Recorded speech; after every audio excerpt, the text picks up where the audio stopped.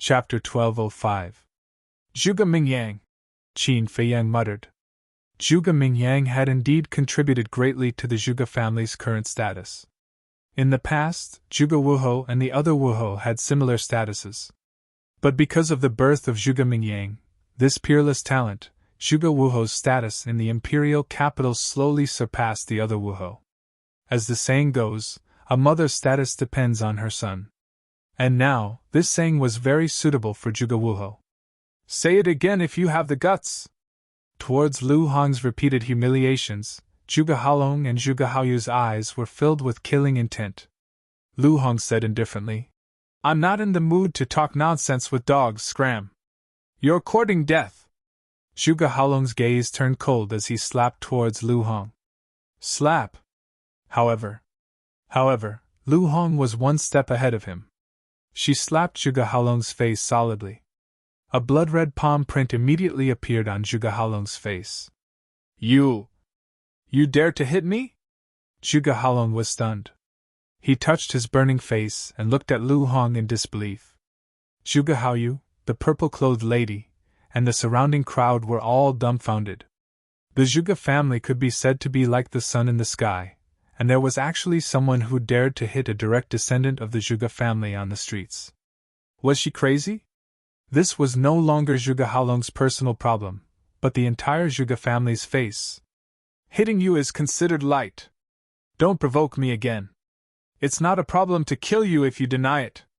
Scram, don't block the way." Lu Hong released her aura, and Zhuge Halong and the rest who were blocking in front were instantly thrown off their feet and rolled on the ground in a sorry state. Then, Lu Hong walked towards the treasure pavilion without looking back. Qin Feiyang and Lu Jing looked at each other and smiled, then slowly followed. All these years, Lu Hong had been cultivating in seclusion day and night. Not only had she opened the door of potential, she had also stepped into the Battle Saint realm. Naturally, she wouldn't take Zhuge Halong and the other rich plebeians seriously. After all, Battle Saints and Battle Emperors were people from two different worlds. One was heaven, one was earth. "Stop!" But at this moment, a shy and angry shout rang out. The purple-clothed woman crawled up from the ground. Her face was both green and red. She was also the daughter of a martial marquis and had a precious body. Normally, she was like the moon surrounded by stars, so when had she ever suffered such humiliation? Moreover, it was done in public. That was why she was angry. However, Lu Hong turned a deaf ear. "Zhuge Halong, is this all you've got? You don't care that I'm being bullied?" The purple-clothed woman was furious and vented her anger on Zhuge Halong. Men were all prideful. Not to mention Zhuge Halong, a hedonistic son of rich parents. Hearing the purple-robed woman's words, he suddenly became hot-headed and took out a dagger from his Qiankun bag, stabbing it towards Lu Hong. "Still not done?" Lu Jing raised his eyebrows. "I don't need you to interfere." Lu Hong looked at him coldly and suddenly turned around. With a step, she landed in front of Zhuge Halong and easily dodged the dagger. Her jade-like hand shot out. Slap! A loud slap immediately rang out. "Ah!" Zhuge Halong let out a miserable howl and crashed into the crowd behind him like a meteorite. His entire face was deformed. The teeth in his mouth were smashed into pieces by Lu Hong's slap. He covered his mouth as blood flowed out and rolled on the ground in pain. The purple-clothed woman and the others were dumbfounded. Zhuge Halong was not only a direct descendant of the Zhuge family, but also Zhuge Mingyang's cousin. She actually dared to be so heavy-handed? Was she not afraid of the Zhuge family's revenge? Lu Hong smiled coldly. Revenge? No one could deny that the Zhuge family was strong, but they were not ordinary people either. They were not even afraid of the imperial tutor and the emperor, let alone the Zhuge family. Lu Hong looked at the purple-clothed woman and said indifferently, "Such a useless man, and you're still with him. What kind of taste do you have?" It's none of your business." The purple-clothed woman stammered, her eyes filled with fear. "It's true that it's none of my business. After all, you're not a good person either." Lu Hong smiled disdainfully and turned around, leaving the purple-clothed woman with a proud back view. I'm not a good person. The purple-clothed woman immediately flew into a rage out of humiliation. Like a shrew, she shouted hysterically. Who are you? If you have the ability, tell me your name. You don't deserve to know my name, Lu Hong said without turning her head. The purple-clothed woman was so angry that she almost vomited blood. She was the daughter of a marquis. Her status was so high that ordinary people could not reach her. She actually said that she did not deserve to know. Who do you think you are? What qualifications do you have to show off in front of me? The purple-clothed woman was flustered and exasperated. My qualifications are my strength. If you're not convinced, you can come and fight with me. Lu Hong turned around and looked at her, her eyes filled with a confident smile. The purple-clothed woman was stunned. Her cultivation was not even comparable to Zhuge Halong. How could she be a match for this person? If you don't have the guts, then don't shout. This will only make you more embarrassed. Lu Hong snorted. When she turned around, she suddenly looked at Zhuge Haoyu and sneered. A silk pants like you, won't it be a pity to kill you? After she said that, she raised her hand and pointed in the air. A ray of battle chi burst out and directly entered Zhuge Haoyu's lower abdomen. Zhuge Haoyu immediately fell to the ground, holding his lower abdomen and howling miserably. Seeing this scene, the surrounding spectators all sucked in a breath of cold air. Not to mention injuring Zhuge Halong, she even crippled Zhuge Haoyu. This woman really ate the guts of a leopard. The purple-clothed woman and the group of silk pants all retreated in fear, not daring to speak again. Actually, this kind of method was nothing at all. Just like Qin Feiyang, who had been tempered by blood and fire since young, this kind of thing to him was just a small matter. But the purple-clothed woman and the others were different. As the children of Marquis, they usually lived in luxury and were spoiled. No matter where they went, they would be surrounded by people. When had they ever seen such a scene? So they were scared out of their wits. They are both noble children, but why is there such a big difference between them and Qin Feiyang? Looking at the group of cowardly and incompetent performance, Lu Hong shook her head and muttered to herself. Then, she turned and walked towards Qin Feiyang. Lu Jing went up and laughed. Honger, you are really too cool. I realize that I have really fallen in love with you. Lu Hong frowned. Do you fall in love with everyone you see? Otherwise, why would the word love come out of your mouth? In all honesty, I have only said this to you. I just don't like to hide it, so I will say what I want to say. Lu Jing said. Don't give me that. Lu Hong rolled her eyes at him, walked in front of Qin Feiyang, and whispered. You won't blame me, right? How dare he? You are his future sister-in-law. If he dares to blame you, I will smack his butt. Lu Jing snorted coldly. Shut up! Qin Feiyang and Lu Hong glared at him at the same time. Their eyes were extremely ferocious. Lu Jing smiled embarrassedly and tactfully kept his mouth shut. Otherwise, he would cause public outrage. Qin Feiyang was quite helpless towards Lu Jing.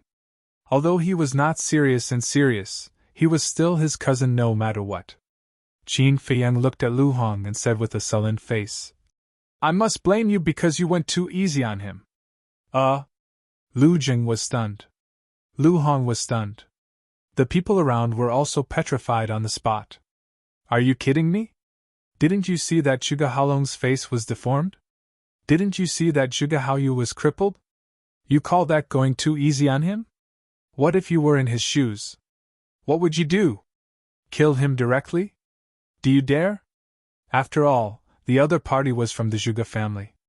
Therefore, everyone was speechless. Let's go! Qin Feiyang smiled and left with the two of them. The Jinbao Pavilion was not far from here. It was only a few dozen meters away. When they reached the front door, the three of them entered the Jinbao Pavilion without looking back. The 4 guards in front of the door looked at the 3 of them and swallowed their saliva. They even dared to beat up a descendant of the Zhuge family. Either it was their first time in the imperial city and they were like newborn calves who were not afraid of tigers, or their background was not simple. Brother Halong, Brother Haoyu, are you all right? When Qin Feiyang and the other 2 entered the Jinbao Pavilion, The group of rich kids immediately rushed forward and helped the two of them up. I'm fine. Zhuge Halong waved his hand and stared at the door of the Jinbao pavilion. His eyes flashed with a cold light. Humph! The woman in purple snorted coldly and turned to leave. A young man in white hurriedly said, Sister Feifei, where are you going? Brother Halong is injured because of you. Aren't you going to comfort him? That's because he's useless. Also, don't look for me in the future. I, Wan Feifei, don't need a useless man like you. The woman in purple said coldly and quickly disappeared into the crowd. Stupid woman, I swear that I will make you pay the price. This time, Zhuge Halong hated Lu Hong even more. He opened a teleportation door and walked in with a gloomy face with Zhuge Haoyu. What should we do? The rest of the people looked at each other. After being humiliated so badly, Zhuge Halong will definitely not let it go. Let's go to the Jinbao Pavilion first. There will be a good show later. That makes sense. The group of people looked at each other and smiled. They then rushed to the Jinbao Pavilion. Although they were all complimenting Zhuge Halong on the surface, they were all hiding something in their hearts. To put it bluntly, they were just pretending to obey. Young masters, young mistress, what do you need? In the Jinbao Pavilion, a woman in red walked in front of Qin Feiyang and the other two and asked politely with a smile. The people in the Jinbao Pavilion also knew about what happened outside. They looked at Qin Feiyang and the other two with curiosity. Qin Feiyang smiled and said, I want to see Sun Dehai. Sun Dehai was the manager here, commonly known as Elder Sunday. The woman in red was stunned. They wanted to see the manager as soon as they entered. Could it be that these three people really had a big background? But she more or less knew a little about the rich and powerful disciples in the imperial city. She didn't seem to know these three people in front of her. Then please wait for a moment. I will go and ask Elder Sun to come out. But she didn't ask more. She bowed to Qin Feiyang and the other two and turned to leave quickly. Qin Feiyang and the other two also strolled around the hall. The items sold in the hall were basically very ordinary things. But sometimes, if one was lucky, they would encounter one or two valuable treasures. Come over and take a look. This thing looks very strange. What is it? Suddenly. Chapter 1206. Qin Feiyang and the other two looked at each other and walked over curiously. It's them! Get out of the way! Seeing the three of them coming, the crowd immediately retreated to the sides. They even dared to beat up the people of the Zhuge family. What else did they not dare to do? Therefore, everyone was very scared. The three of them walked to a counter casually. The counter was made of transparent glass. They could clearly see that there was a jade box inside. The jade box was the size of an adult's palm. It was very ordinary and simple. And in the jade box, there was a colorful fruit. The fruit was about the size of an egg. It was bright and colorful, but because the counter was closed, there was no fruit fragrance. What is this? I've never seen it before? I've never seen it before, but it looks delicious. Someone whispered beside him. Why does it look familiar? Suddenly, a murmur sounded. Everyone looked over and found that it was Qin Feiyang who spoke. An old man with white hair asked curiously, Little brother, do you know what this is? Qin Feiyang smiled and said, Shouldn't you ask the staff here? Behind the counter, a young woman stood. Hearing Qin Feiyang's words, she apologized. Young master, I'm sorry, we Treasure Pavilion don't know what this is. Why are you selling it if you don't know? Everyone was puzzled. This fruit is not for sale. It's just for exhibition. But if anyone can recognize this fruit and tell us the truth, we Treasure Pavilion will reward you handsomely. The young woman smiled and said with a sweet smile. Reward what? Someone asked. 1 billion gold coins. The young woman said. Hearing this, everyone immediately stared at the fruit and racked their brains to remember. 1 billion gold coins for Qin Feiyang was just a small profit, but for most of the people here, it was a huge sum of money. So everyone wanted to get this reward. However, no matter how they thought, There was no information about this fruit in their memory. What is this? Lu Jing also lowered his head and pondered. I remember now. Lu Hong's eyes suddenly trembled. She transmitted her voice to Qin Feiyang. Do you remember the 3 fruits you obtained in the Blue Sea? His words awakened the dreamer. Qin Feiyang suddenly realized. That was right. Back in the Azure Sea, he had followed Wang Zicheng to an island and discovered a ruin. In the ruins, he found a jade box. The 3 fruits in the box were exactly the same as the one in front of him. I was already surprised that Li He couldn't find any information about this fruit, but I didn't expect that even the people of Precious Treasure Pavilion don't know about it. It seems that this fruit is truly extraordinary. Lu Hong thought to herself. Qin Feiyang nodded without leaving a trace. No matter what, he had to get this fruit today. May I ask which friend is looking for me? At this moment, an aged voice sounded, and a white-haired old man walked out from one of the doors. It was Sun Dehai. Qin Feiyang faintly smiled as he led Lu Hong and the other 2 to greet them. Sun Dehai glanced at the 3 of them, and his pupils shrank slightly. What a strong cultivation! He cupped his hands and smiled. May I ask who the 3 of you are? Qin Feiyang smiled and said. Nameless juniors, not worth mentioning. Who are you kidding? Sun Dehai muttered secretly. They even dared to beat up the people of the Zhuge family. How could they be nameless juniors? But as the steward of Precious Treasure Pavilion in the first district, he naturally knew what to ask and what not to ask. He smiled slightly and asked politely. May I ask why you are looking for me? Qin Feiyang was about to speak, but suddenly there was a violent shout from outside. The woman who injured my 2 young masters, I give you 3 breaths to get out here. This voice was very hoarse and filled with a piercing chill. Judging from this voice, it seems to be the steward of the Zhuge family. The Zhuge family will not let this go.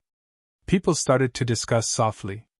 The good-for-nothing young masters who were with Zhuge Halong were also in the hall. When they heard the voice of the Zhuge family steward, they looked at Qin Feiyang and the other 2 and sneered. Lu Jing said angrily. After beating up the young ones, the old ones are here. There is no end to this. I will go and take care of him. Sun Dehai's eyes flashed as he sent a telepathic message. The 3 of you, the Zhuge family is not to be trifled with. I suggest that we turn big problems into small ones, and small ones into nothing. Just them? Lu Jing smiled disdainfully, turned around, and strode into Precious Treasure Pavilion. Interesting. Sun Dehai looked at Lu Jing's back and then looked at Qin Feiyang and Lu Hong. He realized that there was no trace of nervousness on their faces, and this piqued his interest. Outside, an old man in black stood in the middle of the street. His gaze was arrogant and overbearing. Behind him stood a group of black-armored guards. There were a total of 15 of them, and all of them had arrogant postures. They were here to seek revenge, so the 2 victims, Zhuge Halong and Zhuge Haoyu, were naturally here as well. With the old man in black and a group of black-armored guards, the 2 of them were confident enough to flaunt their prowess and look down on everyone. Lu Jing stepped out of the door and scanned the group of people. He sneered. You came really quickly. As an 8-star battle saint, he could see through the cultivation of these people at a glance. The old man in black, a 9-star battle saint. As a steward, one needed management ability, not cultivation. Therefore, the steward's cultivation was usually not very strong. As for the black-armored guards, their strength was between 8-star and 9-star battle saint. The old man in black shouted, Cut the crap and hand over that bitch. Lu Zheng's face turned cold and he said, You'd best clean your mouth for me. Impudent! How dare you speak to me with such an attitude? Do you know who I am? The old man in black roared. The corner of Lu Zheng's mouth lifted. He said proudly, Then do you know who I am? Although the Zhuge family was a feudal lord, it was not worth mentioning compared to his Lu family. Looks like you're not just arrogant. But let me tell you, if you don't hand over that woman, you can forget about leaving here today. The old man in black waved his hand, and the 15 black-armored guards immediately stepped forward and blocked the door of the treasure pavilion. With just you dregs? Lu Zheng chuckled. Your cultivation is very strong. Even I can't see through it, but so what? My Zhuge family doesn't lack powerhouses. As long as I send a message, a large number of powerhouses will immediately come to support us. At that time, it won't be as simple as just handing over that woman. You and the other person will die. So you'd better be sensible. The old man in black sneered. The other person was naturally Qin Feiyang. Ha ha! Lu Jing threw his head back and laughed. The old man in black's eyes flashed with murderous intent. He laughed sinisterly. Looks like you refuse a toast only to be forced to drink a forfeit. Then, he took out an image crystal and prepared to call for reinforcements. Actually, before coming, he had asked Zhuge Haolong and Lu Jing what their cultivation was. After all, only by knowing yourself and your enemy can you win every battle. But with the pitiful strength of Zhuge Haolong and the other two, how could they see through the cultivation of Qin Feiyang and the other two? After thinking for a long time, they still couldn't figure it out. Seeing that they couldn't tell the other's cultivation, the old man in black asked about Qin Feiyang and the other two's ages. Of course, Zhuge Haolong and Lu Jing didn't know either. They only said that they were about the same age as them. This was indeed true. Let's not talk about Lu Jing. Let's talk about Qin Feiyang first. Zhuge Mingyang was older than Qin Feiyang. And as Zhuge Mingyang's cousin, Zhuge Haolong and Qin Feiyang's age naturally wouldn't be too different. Knowing this, the old man in black was relieved. Sure! The other three were definitely not strong. Because they were too young. How strong could these three young people be? At most, they were battle masters. Therefore, he only brought a group of ordinary guards to avenge the humiliation of the two young masters. He originally thought that with his and the guards' strength, they could easily take down the other three. But when he saw it with his own eyes, he realized that he was very wrong. He couldn't see through their cultivation. They must be battle sages. But he wasn't worried at all. In his opinion, it wasn't too late to call for reinforcements now. He also didn't believe that the other party would really dare to kill them. He wasn't blindly confident. In the imperial capital, other than the current emperor, no one dared to touch the Zhuge family. Even the state preceptor and old Qin had to ask the emperor in advance if they wanted to touch the Zhuge family. However, he had greatly underestimated Lu Zheng's identity and methods.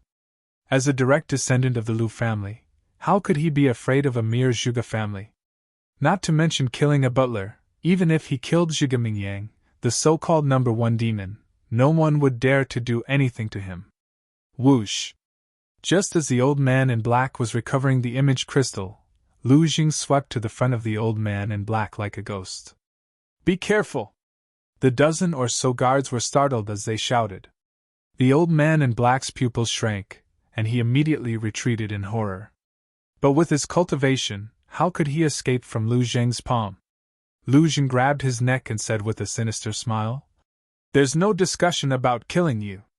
Go to hell and repent slowly." No! The old man in black roared in extreme panic. Crack!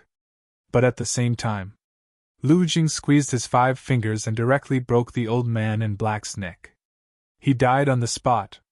What? He really killed him? Everyone was dumbfounded. This butler had followed Zhuge Wuhou for many years and was deeply trusted by Zhuge Wuhou. Although his status was not as high as those direct descendants, he was still an important figure in the Zhuge family. But this person actually killed him just like that. He was openly challenging the dignity of the Zhuge family. Zhuge Haolong, Zhuge Haoyu, and the group of guards were also dumbfounded. They did not expect this person to be so bold that he even dared to kill their butler. But just as everyone was shocked, Lu Zheng's gaze shifted to Zhuge Haolong and Zhuge Haoyu. What does he want to do? Does he want to kill Zhuge Haolong and Zhuge Haoyu too? Everyone was surprised. Lu Zheng grinned and said, I spared your lives just now. You should cherish it. You! The two of them were so scared that their faces turned pale. Their bodies trembled, and there was even the smell of urine. You guys pissed your pants? Lu Zheng was stunned. He looked at the crotch of the two of them, and saw that there were indeed water stains. It was not their fault. Although their family background was not ordinary, their personal strength was not that great. Moreover, it was common knowledge that these good-for-nothing scums, although they always acted like tyrants, were actually cowards. Chapter 1207. Young Master How Long, Young Master How You, leave quickly! Seeing that the situation was not good, the 15 black-armored guards quickly rushed to the front of Zhuge Haolong and Hao Yu. They stood in a row and stared at Lu Jing as if they were facing a great enemy. As experienced guards, their foresight and temperament were naturally incomparable to Zhuge Haolong and Hao Yu. Seeing that Lu Jing directly killed the manager without even blinking, they realized that they had met a fierce person this time. And there was nothing that such a person could not do. Buzz! Zhuge Haolong immediately opened a portal, but the two of them did not enter. Go in quickly! One of the guards urged impatiently. We also want to go in, but our legs are not listening to us. Zhuge Haolong and Hao Yu were so anxious that they were about to cry. You're so scared that your legs are weak? Lu Jing was stunned. He shook his head and sneered. They were indeed useless. Damn it! The guard cursed. He turned and carried the two of them toward the portal. Swoosh! But suddenly, a figure appeared in front of the portal. It was Lu Jing. So fast! The guard's expressions changed. Boom! Lu Jing waved his hand, and the portal instantly shattered. Then, he pointed his index finger in the air.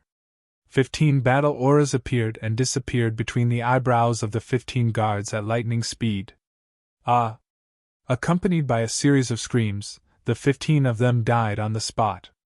Don't kill us, I beg you, please spare us! Zhuge Haolong and Hao Yu were immediately paralyzed with fear. They knelt on the ground and begged endlessly. I can spare you, but you have to bark a few times and let me hear it. Lu Jing teased. Woof!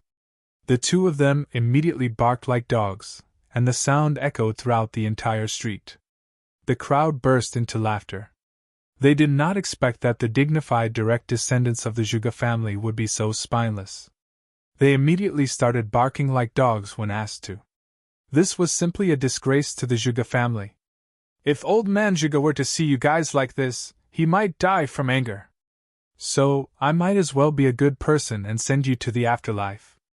Lu Jing smiled contemptuously. He waved his hand, and a wave of battle aura appeared and rushed toward the two of them. No! The two of them screamed miserably. But to no avail. The battle chi was like a terrifying blade, instantly engulfing the two of them. Blood splattered everywhere. Killed? Everyone was dumbfounded. The surroundings also fell into a dead silence. Killing the housekeeper and those guards was already beyond their imagination, but he actually killed Zhuge Haolong and Zhuge Haolong? This was too crazy. One had to know. Both of them were direct descendants. Their positions in the Zhuge family were much more important than that of the housekeeper. Did he know what he was doing? Did he know how big of a mistake he had made? But for this. Lu Jing smiled indifferently and turned to enter the treasure pavilion.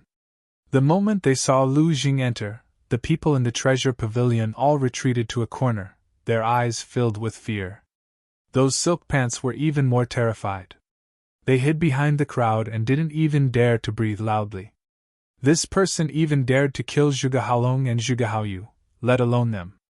Walking in front of Qin Feiyang and Lu Hong, Lu Jing chuckled and said, Now no one will bother us. Qin Feiyang and Lu Hong also smiled faintly. Sun Dehai's pupils constricted. They could still be so calm after killing the Zhuge family's people. Looking at the background of these three people, they were not ordinary people. Sun Dehai smiled and said, The three of you, why don't we go to the VIP room to talk? I just killed the Zhuge family's people, and you're bringing us to the VIP room. Aren't you afraid of the Zhuge family's revenge? Lu Jing joked. Sun Dehai smiled and said, Our treasure pavilion doesn't care about grudges. We only do business. Ha ha! Lu Jing laughed loudly and said, Then lead the way. On the second floor. VIP room. Sun Dehai pushed the door open and walked to the tea table. He stretched out his hand and said with a smile, "The three of you, please take a seat." Qin Feiyang sat down and said with a faint smile, "Let's not talk about small talk. Let's get to the point." Sun Dehai was stunned. He was thinking about how to find out the identities of these three people, but he did not expect Qin Feiyang to see through him. Now, he was embarrassed to ask any more. Sun Dehai shook his head and said with a smile, "Little brother, you're a straightforward person. All right, what do you need?" Qin Feiyang said, "A portal and medicinal materials for the battle chi pill." "How much do you need?" Sun Dehai asked. Qin Feiyang said, "Everything." "What?" Sun Dehai was petrified. He wondered if he had heard wrongly. Qin Feiyang said calmly, "I want as much as you have in your treasure pavilion. I don't care about the price. I only have one request. Hurry." Lu Jing had killed the butler and Zhuge Haolong. He would definitely enrage the Zhuge family. It would not be long before more people came, and they would not be ordinary people. Therefore, they had to leave Empire City as soon as possible. "Are you sure you want everything?" Sun Dehai still found it hard to accept. The treasure pavilion in the first district was the headquarters of the great Qin Empire. Naturally, they had a lot of medicinal materials for portals and battle chi pills. Although the three people in front of him were powerful, it did not mean that they had a lot of money. Frankly speaking, he doubted whether the three of them had that much money. "You're so annoying. Just go and prepare. Why are you asking so many questions? If you can't make the decision, get someone else to talk to us," Lu Jing said impatiently. Sun Dehai looked at the three of them deeply and nodded. "All right, I'll get someone to prepare it. Guards." The door opened and a guard walked in. Sun Dehai ordered, "Go and get all the portals and medicinal materials for the battle chi pill." "Yes," the guard replied respectfully. He glanced at Qin Feiyang and the other two, then turned and ran out. "How long will it take?" Lu Hong asked. Sun Dehai smiled and said, "It won't take long because the medicinal materials in the treasure pavilion have been categorized in advance. Each type is stored in a separate qianquan bag. They can go and get it." Lu Hong nodded and said, "In addition, we also want the fruit on display in the hall." Sun Dehai was surprised and said, "Do the three of you know what fruit it is?" Lu Jing glanced at Sun Dehai and also looked at Qin Feiyang and Lu Hong suspiciously. "I don't know." Lu Hong shook her head. "If you don't know, what are you going to do?" Sun Dehai was suspicious. Lu Hong said calmly, "I just think it's very interesting and want to study it." "Study it?" Sun Dehai looked at Lu Hong and suddenly smiled. He said apologetically, "I'm sorry, we really don't intend to sell that fruit. You can name any price." Lu Hong said. Sun Dehai's eyes flashed. Name any price? Did this mean that the fruit was extraordinary? He smiled calmly and said, "Miss, this is not a matter of price. The pavilion master personally gave the order. I dare not make a decision on my own." In fact, it was an excuse to test Qin Feiyang and the other two. How could this be hidden from Qin Feiyang's eyes? He waved his hand and a pill appeared on the coffee table. He looked at Sun Dehai and said, "I like to do business with honest people." Sun Dehai smiled embarrassedly and lowered his head to look at the pill on the coffee table. He suddenly stood up, his eyes full of surprise. That was actually a potential pill. Could this person be? He suddenly raised his head and looked at Qin Feiyang, ready to speak. Qin Feiyang said calmly, "Some words don't have to be said. It's fine as long as you understand it in your heart." Phew! Sun Dehai took a deep breath and returned to his seat. He stretched out his hands, crossed his fingers, and said, 10 potential pills and I'll give you that fruit. Why don't you say 100? Lu Hong sneered. How much was 10 potential pills worth? To think that this old man dared to say that. Sun Dehai smiled and said, "Miss, you have to understand that something that even the treasure pavilion doesn't know about is definitely not ordinary. That's why it's worth this price. Perhaps I've even underestimated its value." Lu Hong said, Then you have to understand that we can openly snatch it away without paying a single cent. Sun Dehai frowned. That's reasonable. We're not even afraid of the state preceptor and the current emperor. Why would we be afraid of a mere treasure pavilion? Just you wait. I'll go and snatch it now. Lu Jing chuckled, then stood up and walked outside. Wait. Sun Dehai's expression changed. He hurriedly stood up and grabbed Lu Jing. He looked at Qin Feiyang and smiled apologetically. Brother Qin, we've known each other for so long. Can you give me some face? Don't cause trouble here.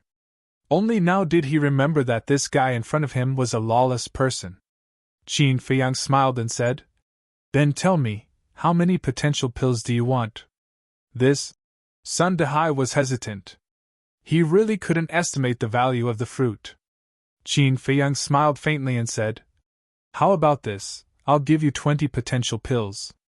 Take it as the payment for the teleportation gate, herbs, and fruits. What do you think? 20 pills. Sun Dehai's eyes lit up. Lu Jing frowned and said, Hurry up and state your position. There's a limit to my patience. Sun Dehai pondered for a while and let go of Lu Jing. He turned to look at Qin Feiyang and nodded. Deal. Qin Feiyang immediately went to the ancient castle. Lu Hong smiled and said, Elder son, I think it's a little inappropriate for you to ask for potential pills now. What do you mean? Sun Dehai was puzzled. Everyone knows that only we can refine potential pills. When you auction these potential pills, won't the state preceptor and the emperor know that you're colluding with us? Lu Hong said. Oh, I see. Sun Dehai smiled and waved his hand. This isn't a big problem. When they ask, I'll say that they're leftovers from the past. After all, before your identities were exposed, I've had many transactions with you. They won't be able to find out at all. Smart. Lu Hong gave him a thumbs up and said meaningfully, But you're committing the crime of deceiving the emperor. If it's leaked, I'm afraid you'll lose your life. If you don't say it, and I don't say it, who will know? Moreover, it's precisely because you've fallen out with His Majesty that there's a shortage of potential pills.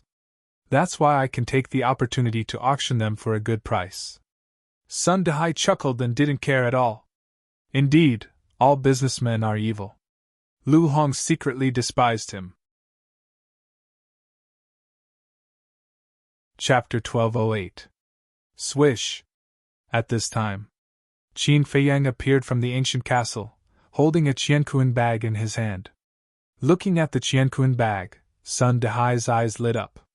Qin Feiyang shook his head with a smile and directly threw it to Sun Dehai. Sun Dehai hurriedly checked it. However, his eyebrows instantly furrowed. Are you not satisfied? Qin Feiyang asked with a smile. Sun Dehai raised his eyebrows and said, This old man remembers that you were able to refine pills with 4 pill patterns in the past, but why do these potential pills only have 2 pill patterns? Not to mention 4 pill veins, I can even refine a pill with 7 pill veins. However, the imperial preceptor and the emperor are not fools. If there are too many pill patterns, it will definitely arouse their suspicions. So, it's better to keep a low profile. Moreover, for the people in the imperial capital, it doesn't matter how many pill patterns there are. What's important is that there are potential pills to auction. Qin Feiyang said with a faint smile. 7 pill patterns. Sun Dehai's eyes trembled. After being in charge of the treasure pavilion for so many years, he had never seen a pill with 7 pill patterns. However, Qin Feiyang's words made sense. At this time, for the people in the imperial capital, even if there were no pill patterns, it would still cause a mad scramble. Dong! Suddenly, there was a knock on the door. Sun Dehai hurriedly put away the Qianquan bag, sat on the chair, and shouted, Come in! The door opened and the guard strode in, holding no less than a dozen Qianquan bags in his hand. Elder son, the teleportation portal and battle chi pills medicinal materials are all here.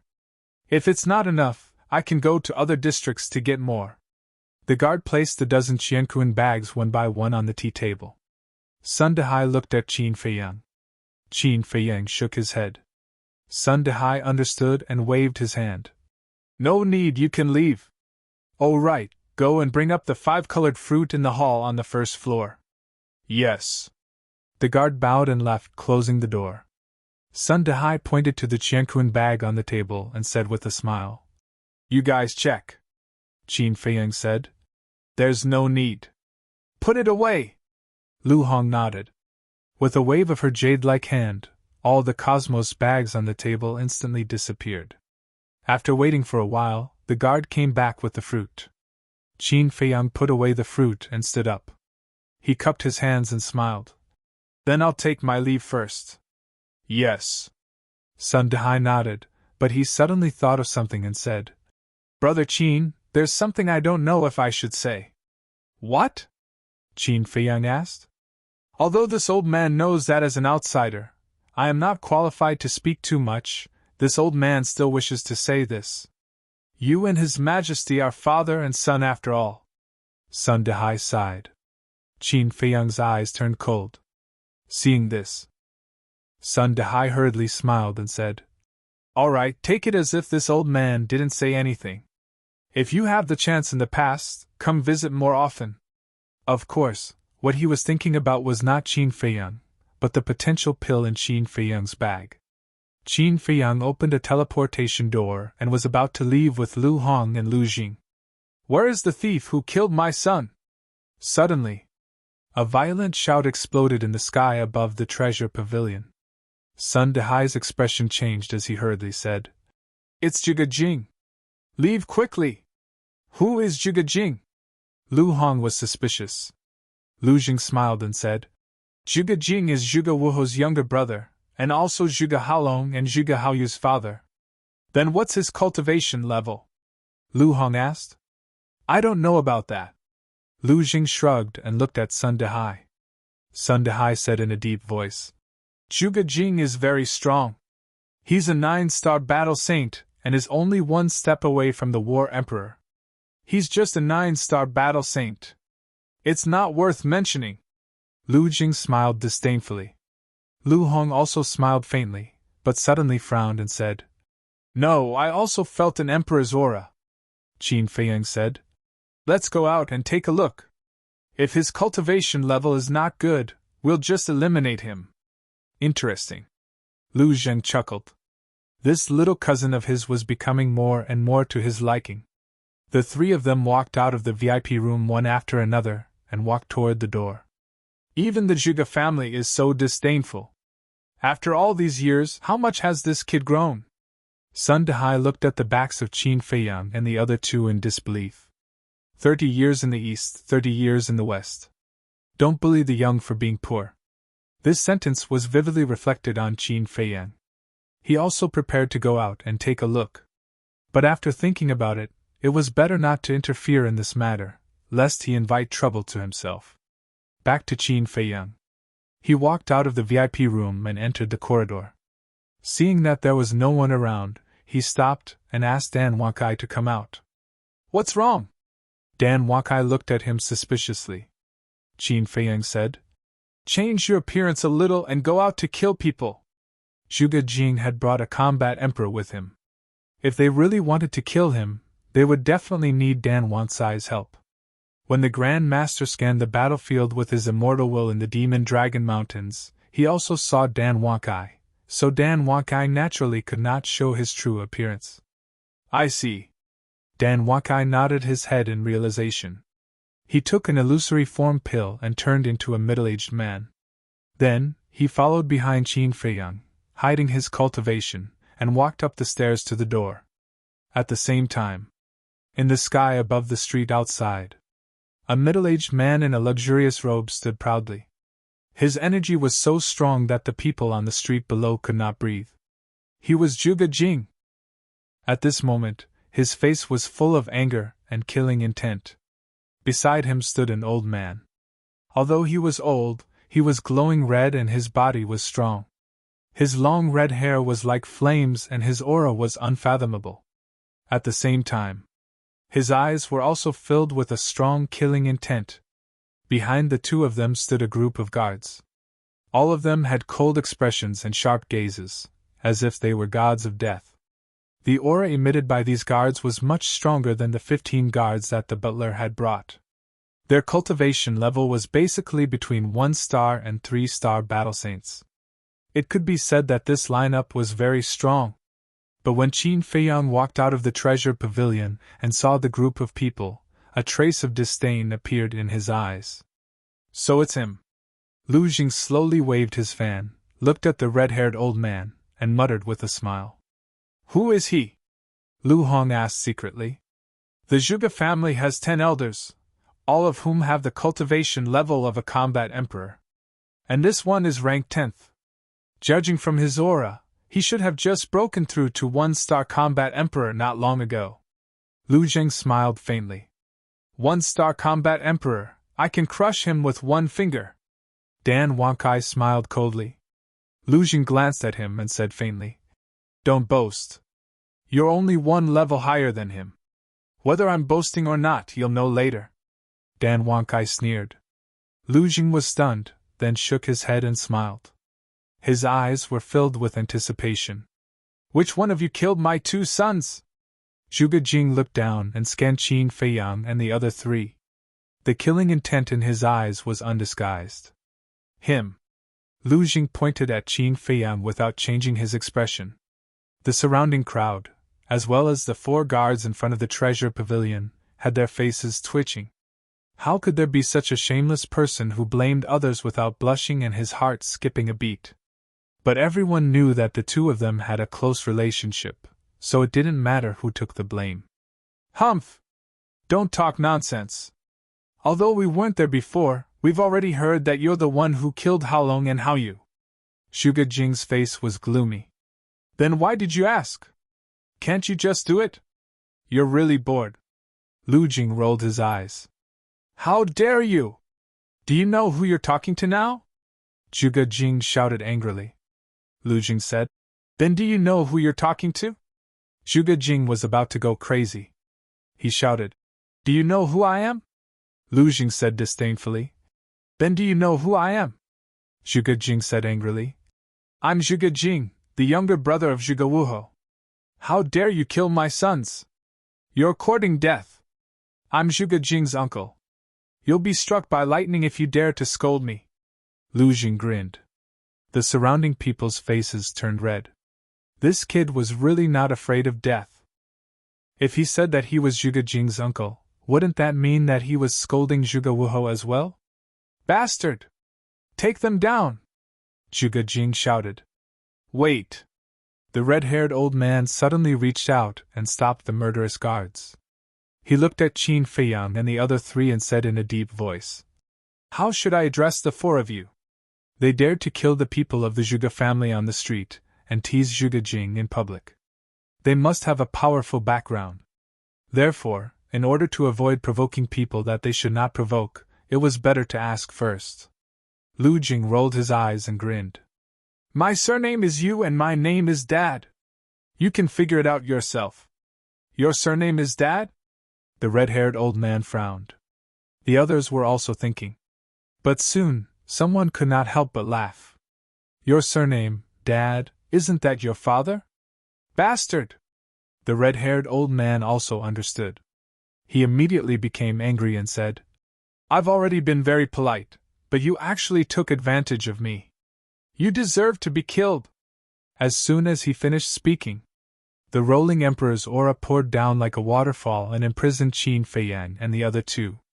The Zhuge family is the one who deserves to be killed. Qin Feiyang's eyes were filled with murderous intent. He shouted, Don't leave a single one alive. Kill them all. Yes, sir. Dan Wankai responded respectfully. A cold light flashed in his eyes, and he rushed toward Zhuge Jing and the others like a bolt of lightning. Zhuge Jing and the others immediately looked at Dan Wankai. A mere Zhuge family dares to provoke my young master. You really don't know what's good for you. Dan Wankai smiled coldly. His emperor's aura exploded and rushed toward the group of people like a raging wave. Combat emperor! And he's stronger than me! The red-haired old man's eyes widened. Boom! But then, an even more shocking scene appeared. Dan Wankai's body shook, and an even more powerful aura burst out of his body. How is this possible? This time, even Lu Jing could not remain calm. Because Dan Wansai's cultivation had soared to a 4-star combat emperor in an instant. We've underestimated their strength. Run! The red-haired old man's expression changed as he roared. Zhuge Jing and the group of guards were scared silly. They never thought that the other party had hidden such a terrifying expert. Run? Dan Wankai smiled disdainfully. His big hand grabbed the air, and his battle chi rolled out. A giant hand that covered the sky instantly appeared. The giant hand broke through the air, emitting a great pressure. It grabbed the red-haired old man, Zhuge Jing, and the group of guards in its hand. Then, Dan Wansai's 5 fingers suddenly clenched. Boom! Ah! Immediately. Accompanied by screams, the bodies of Zhuge Jing and the others were crushed by the giant hand. Blood stained the sky. Chapter 1209. So strong? Everyone was dumbfounded. Killing everyone in an instant, what kind of heaven-defying strength was this? But what shocked everyone the most was the courage of Qin Feiyang and his group. Not only did they kill Zhuge Haolong and Zhuge Haoyu, but they also killed Zhuge Jing and the 10 clan elders. One had to know. These people were all important figures of the Zhuge family. Especially the 10 clan elders, even Zhuge Wuhou himself had to respect them. However, these people killed them without any hesitation, not putting the Zhuge family in their eyes at all. Everyone was wondering who these people were. Let's go! Under everyone's gaze, Qin Feiyang opened the portal, said something to Lu Hong and the other 2, and then turned around and walked in without looking back. You want to leave just like that after killing my Zhuge family's people? Suddenly, a violent roar sounded. Following closely, a purple-robed young man broke through the air like lightning and landed in the sky above the treasure pavilion. It's Zhuge Mingyang! I didn't expect to alarm the #1 evildoer in the capital. Everyone's heart trembled. But Qin Feiyang had already entered the portal. Lu Hong and Lu Jing had also entered the portal. Only Dan Wankai was still outside. Hearing Zhuge Mingyang's voice, Dan Wankai looked up, murderous intent flashing in his eyes. Qin Feiyang said indifferently, Don't worry about him. Dan Wankai smiled coldly, turned around and stepped into the portal. Don't even think about leaving. Zhuge Mingyang was furious. With a wave of his hand, a wave of battle chi rolled out and blasted toward the portal. Don't overestimate yourself! Dan Wansai's cold voice sounded in the portal. The next moment, a vast emperor's aura emerged and rushed over, annihilating the battle chi in an instant. The emperor's aura rushed toward Zhuge Mingyang. Boom! Zhuge Mingyang was immediately blasted away, blood spurting out of his mouth. A clown! Disdainful laughter came from the teleportation gate. Then, Qin Feiyang and the others disappeared, and the teleportation gate disappeared as well. So strong! Zhuge Mingyang's eyes trembled.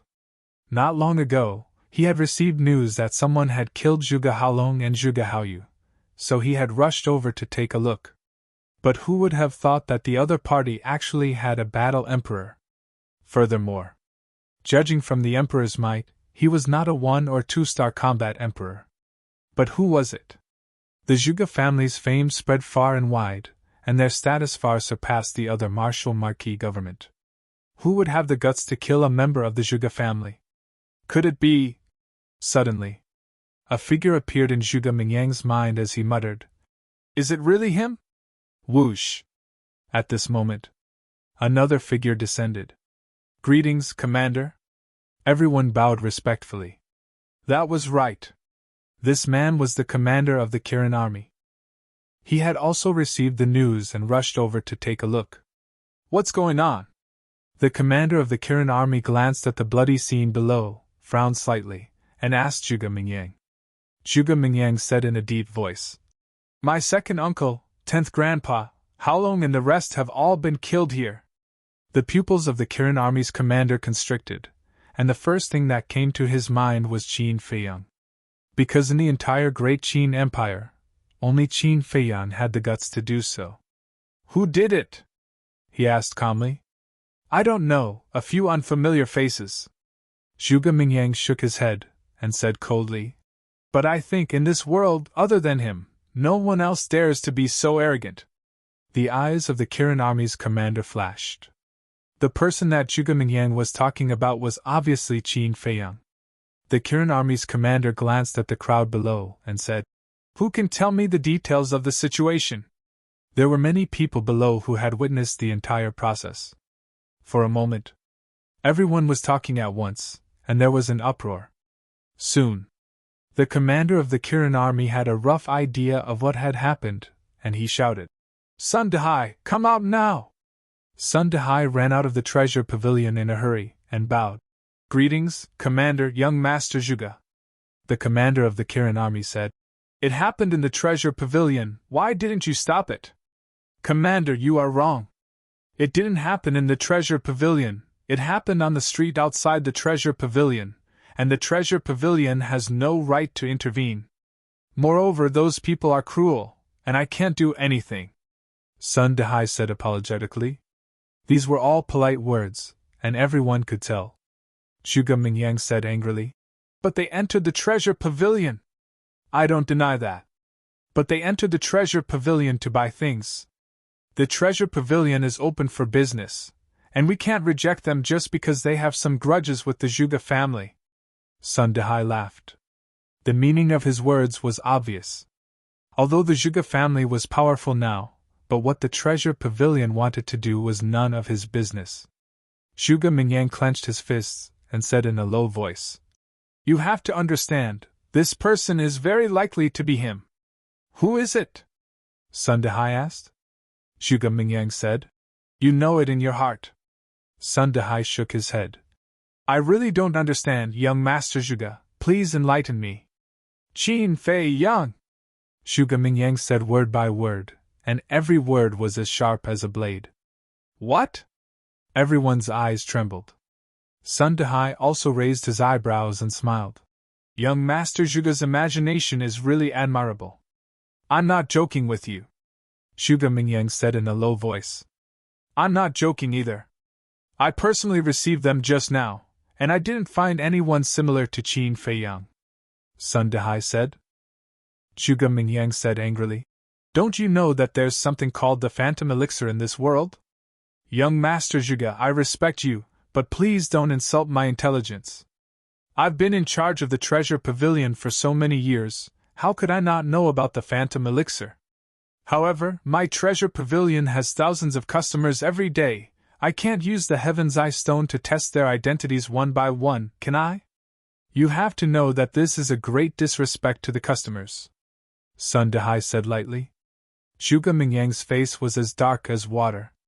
Sun Dehai glanced at Zhuge Mingyang and the commander of the Kirin Army and smiled. There are still many things waiting for me to deal with in the treasure pavilion. If there's nothing else, I'll go do it. Go! The commander of the Kirin Army waved his hand.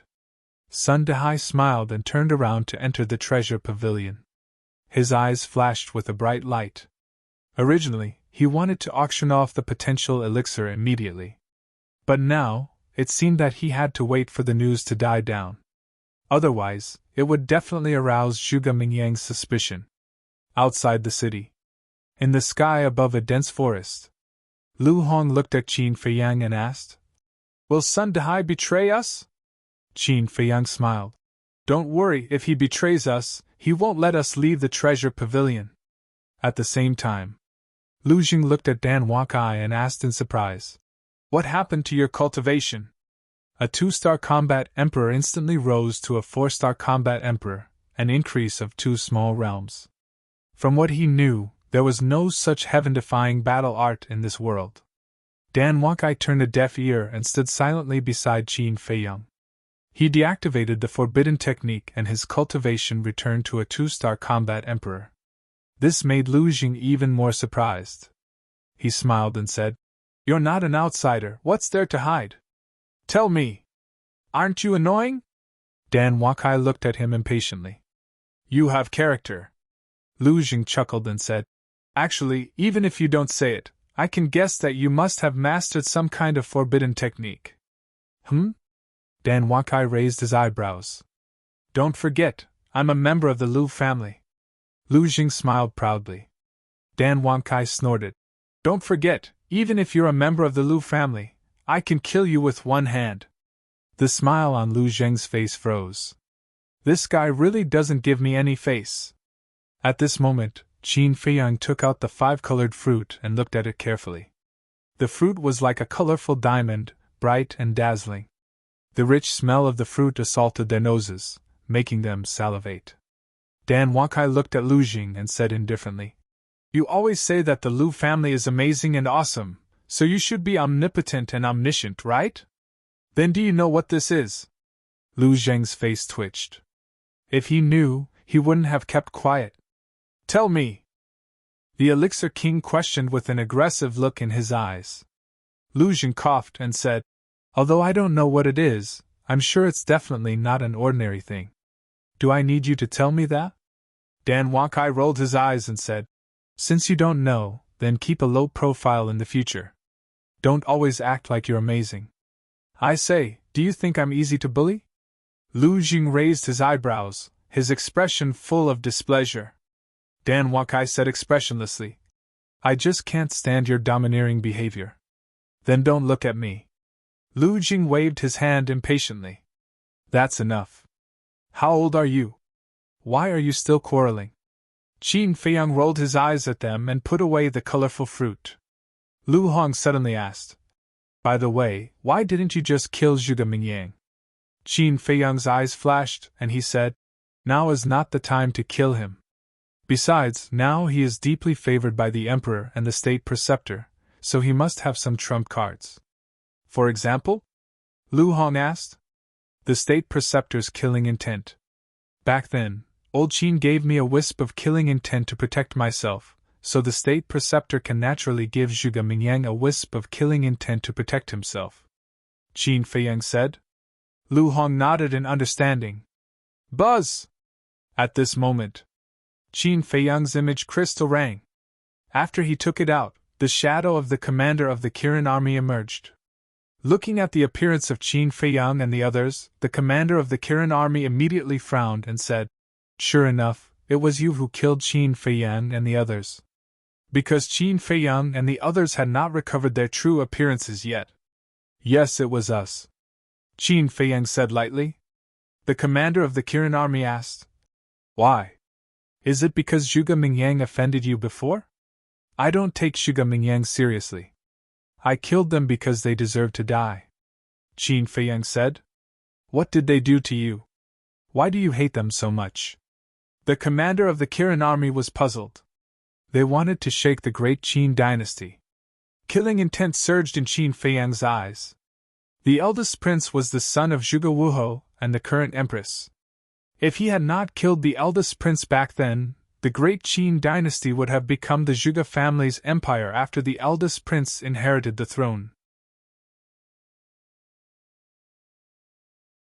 Chapter 12:10. Shake the great Qin empire! The commander of the Kirin army trembled and asked in disbelief. Are you joking with me? Qin Feiyang said. Do I look like I'm joking? How is that possible? I've had many interactions with the Zhuge family and have always followed the rules. Why would I do such a thing? The commander of the Kirin army said. This was something that he found hard to accept. Follow the rules? Humph, there are some things that you don't know. Just you wait. Sooner or later, I'll expose their wild ambitions to the world. By then, you'll know whether what I did today was right or wrong. After Qin Feiyang finished speaking, he directly turned off the image crystal. This person was too loyal to the emperor. Even with the slave seal, he could not control him. If he knew the true identity of the first prince, he would definitely tell the emperor immediately. Therefore, he could not tell him now. Buzz! But in less than 3 breaths, the image crystal vibrated again.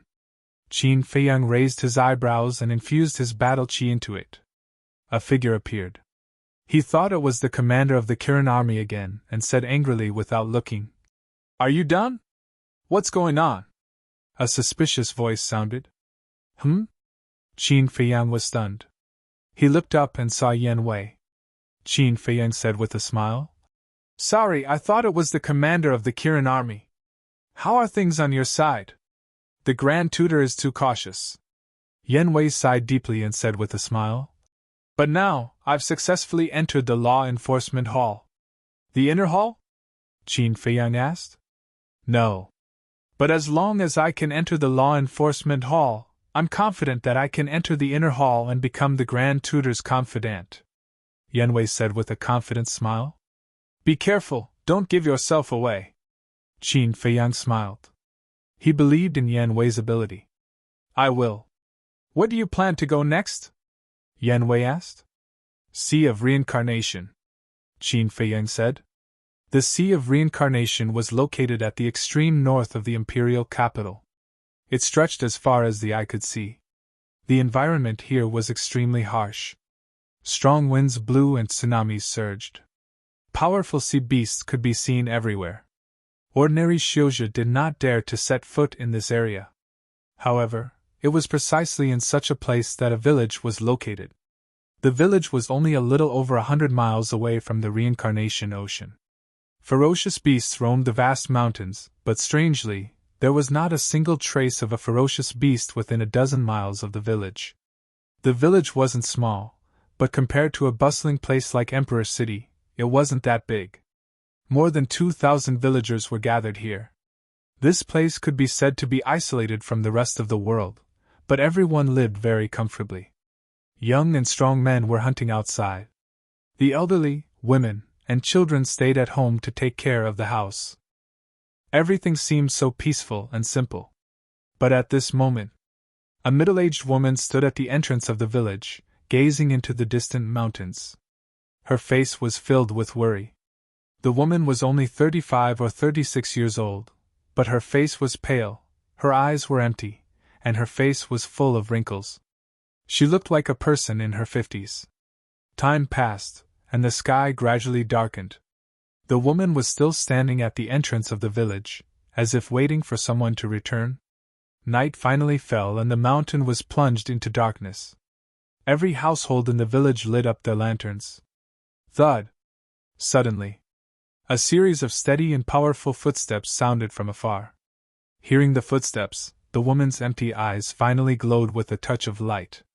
In the darkness, a middle-aged strong man dressed as a hunter gradually entered the woman's sight. The strong man was burly, at least 1.9 meters tall, carrying a 2-meter-long bull.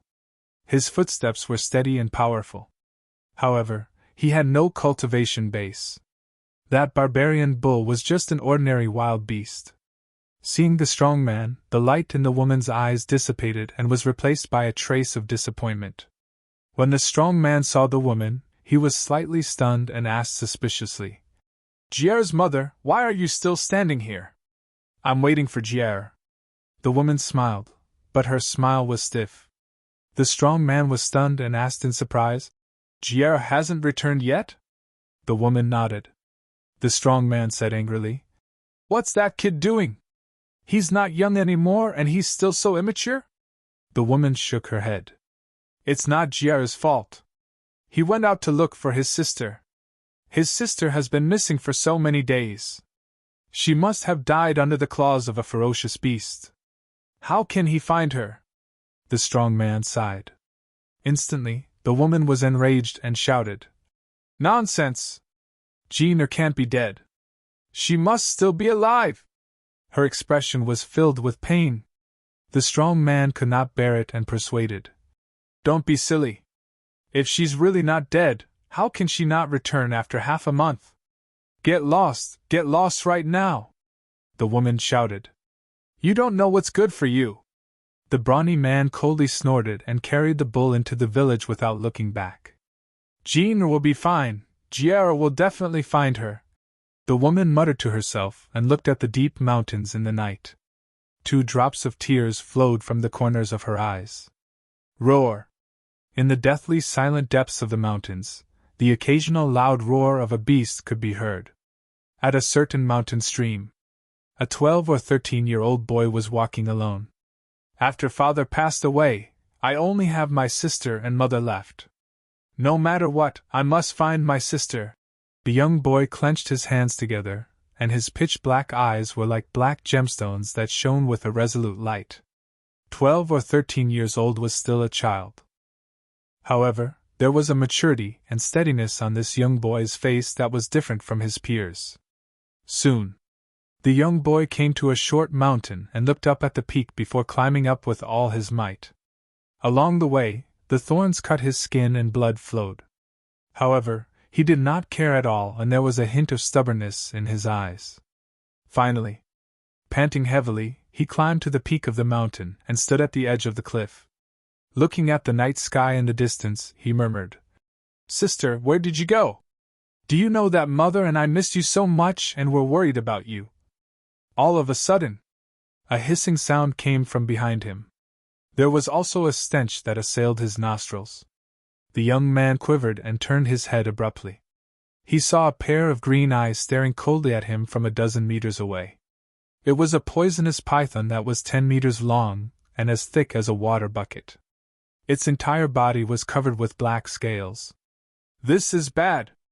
Unknowingly, I actually left the forbidden area." The young boy panicked but pretended to be calm.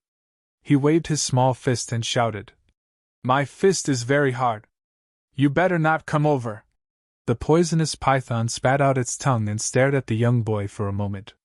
Its long and narrow snake eyes flashed with a hint of disdain, and then it swam towards the young boy. "I'm telling you, if you come over again, I won't be polite to you."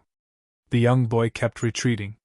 On the surface, he looked very fierce, but in fact, he was extremely terrified. Whoosh! Suddenly, that poisonous python increased its speed, opened its bloody mouth, and revealed its sharp fangs as it pounced towards the young boy.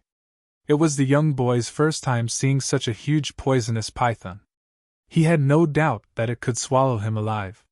But at this moment, he had already retreated to the edge of the cliff and had nowhere to go.